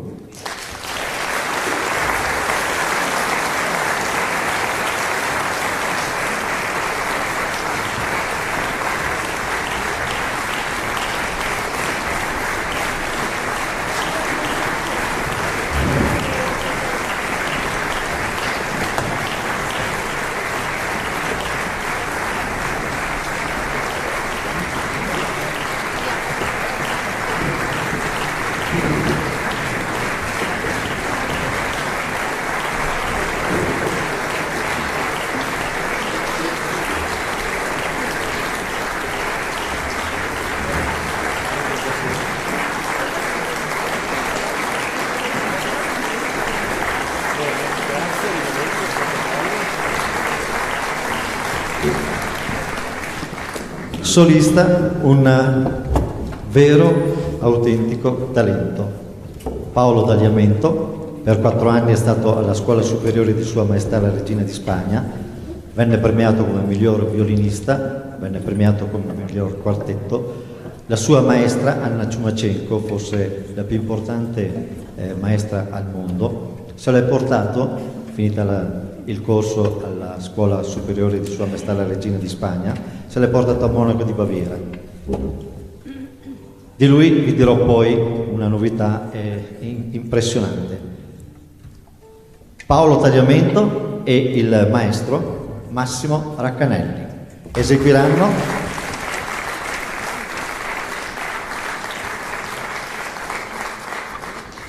Eseguiranno di Johannes Brahms il concerto in re maggiore per violino e orchestra opera 77 nei tempi allegro non troppo, adagio, allegro giocoso ma non troppo vivace e poco più presto. Massimo Raccanelli, direttore, e Paolo Tagliamento, solista. Buon ascolto.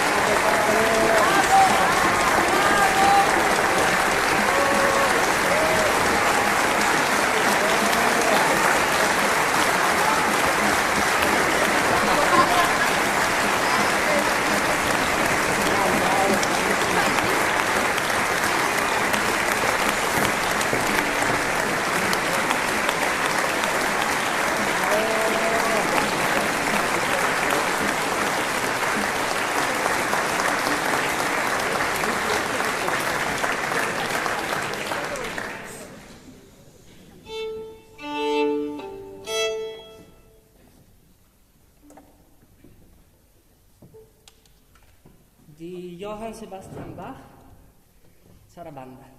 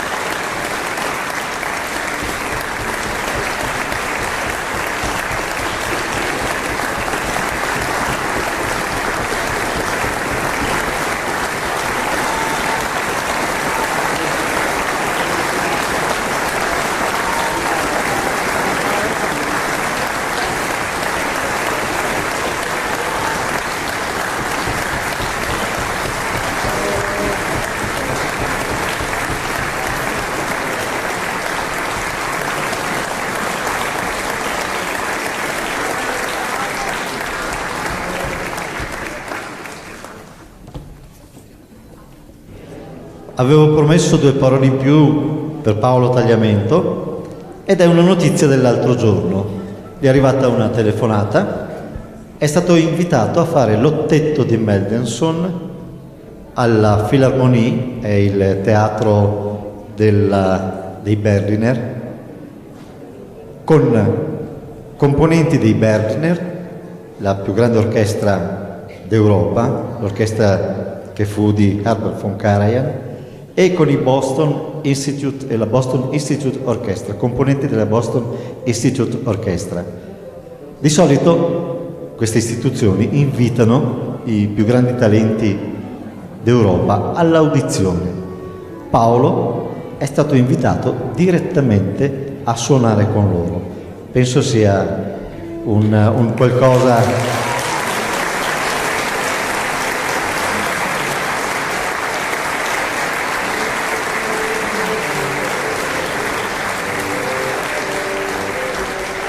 Penso sia un qualcosa che ci rende orgogliosi come trevigiani. Meritiamo questa nostra piccola Atene. Ma Trevigiano è anche il maestro che ci ha portato fino a qua, il maestro Giorgio Sini.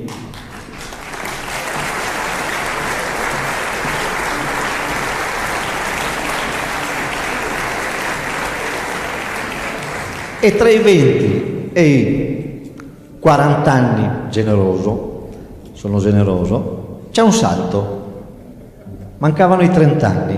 Ecco la scelta optata con il maestro che mi ha, come dire, fregato, perché gli ho detto: ma perché ci sarebbe Roberto, una struttura importante ha almeno 2 maestri. Ecco la scelta di Massimo Raccanelli, trentenne di Treviso.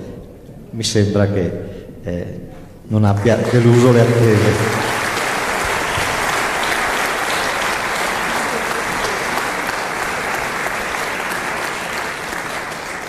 Nel 1770 lo scrittore Charles Varney scrisse nel suo Viaggio musicale in Italia che qualsiasi musicista di strada dello Stato Veneto, è ben noto che a quel tempo l'Italia non esisteva ancora, era in grado di far impallidire qualsiasi musicista di corte d'Europa. Giusto per sottolineare questo concetto, anche nel loro momento di massimo splendore e successo, i grandi musicisti tedeschi hanno sempre avuto grande rispetto per la nostra Scola Granda. Il nostro è il laboratorio permanente per la riscoperta della Scola Granda di musica veneta, come esiste la scuola russa, come esiste la scuola tedesca, come esiste la scuola francese. Esiste anche la nostra Scuola Granda, che è stata la prima storicamente. Giusto per dare un'idea, la Scuola Grande di San Rocco, andate a vederla e abbiamo, come dire, la percezione anche al giorno d'oggi di cosa sia stata la cultura qui da noi. Ebbene, Bach, che ha il bis di Paolo, ha attinto a piene mani da Vivaldi, da Benedetto Marcello, da Albinoni. Ebbene, Felix Mendelssohn Bartholdy ha reso onore alla penisola più bella del mondo con un brano, una sinfonia che ci riempie d'orgoglio. La sinfonia numero 4, numero 90, in La maggiore, detta appunto l'italiana, nei tempi di allegro, vivace, andante con modo moderato, saltarello. Dirigerà il maestro Massimo Raccanelli, ma invito l'orchestra ad entrare per questo prossimo brano. Grazie e buon ascolto.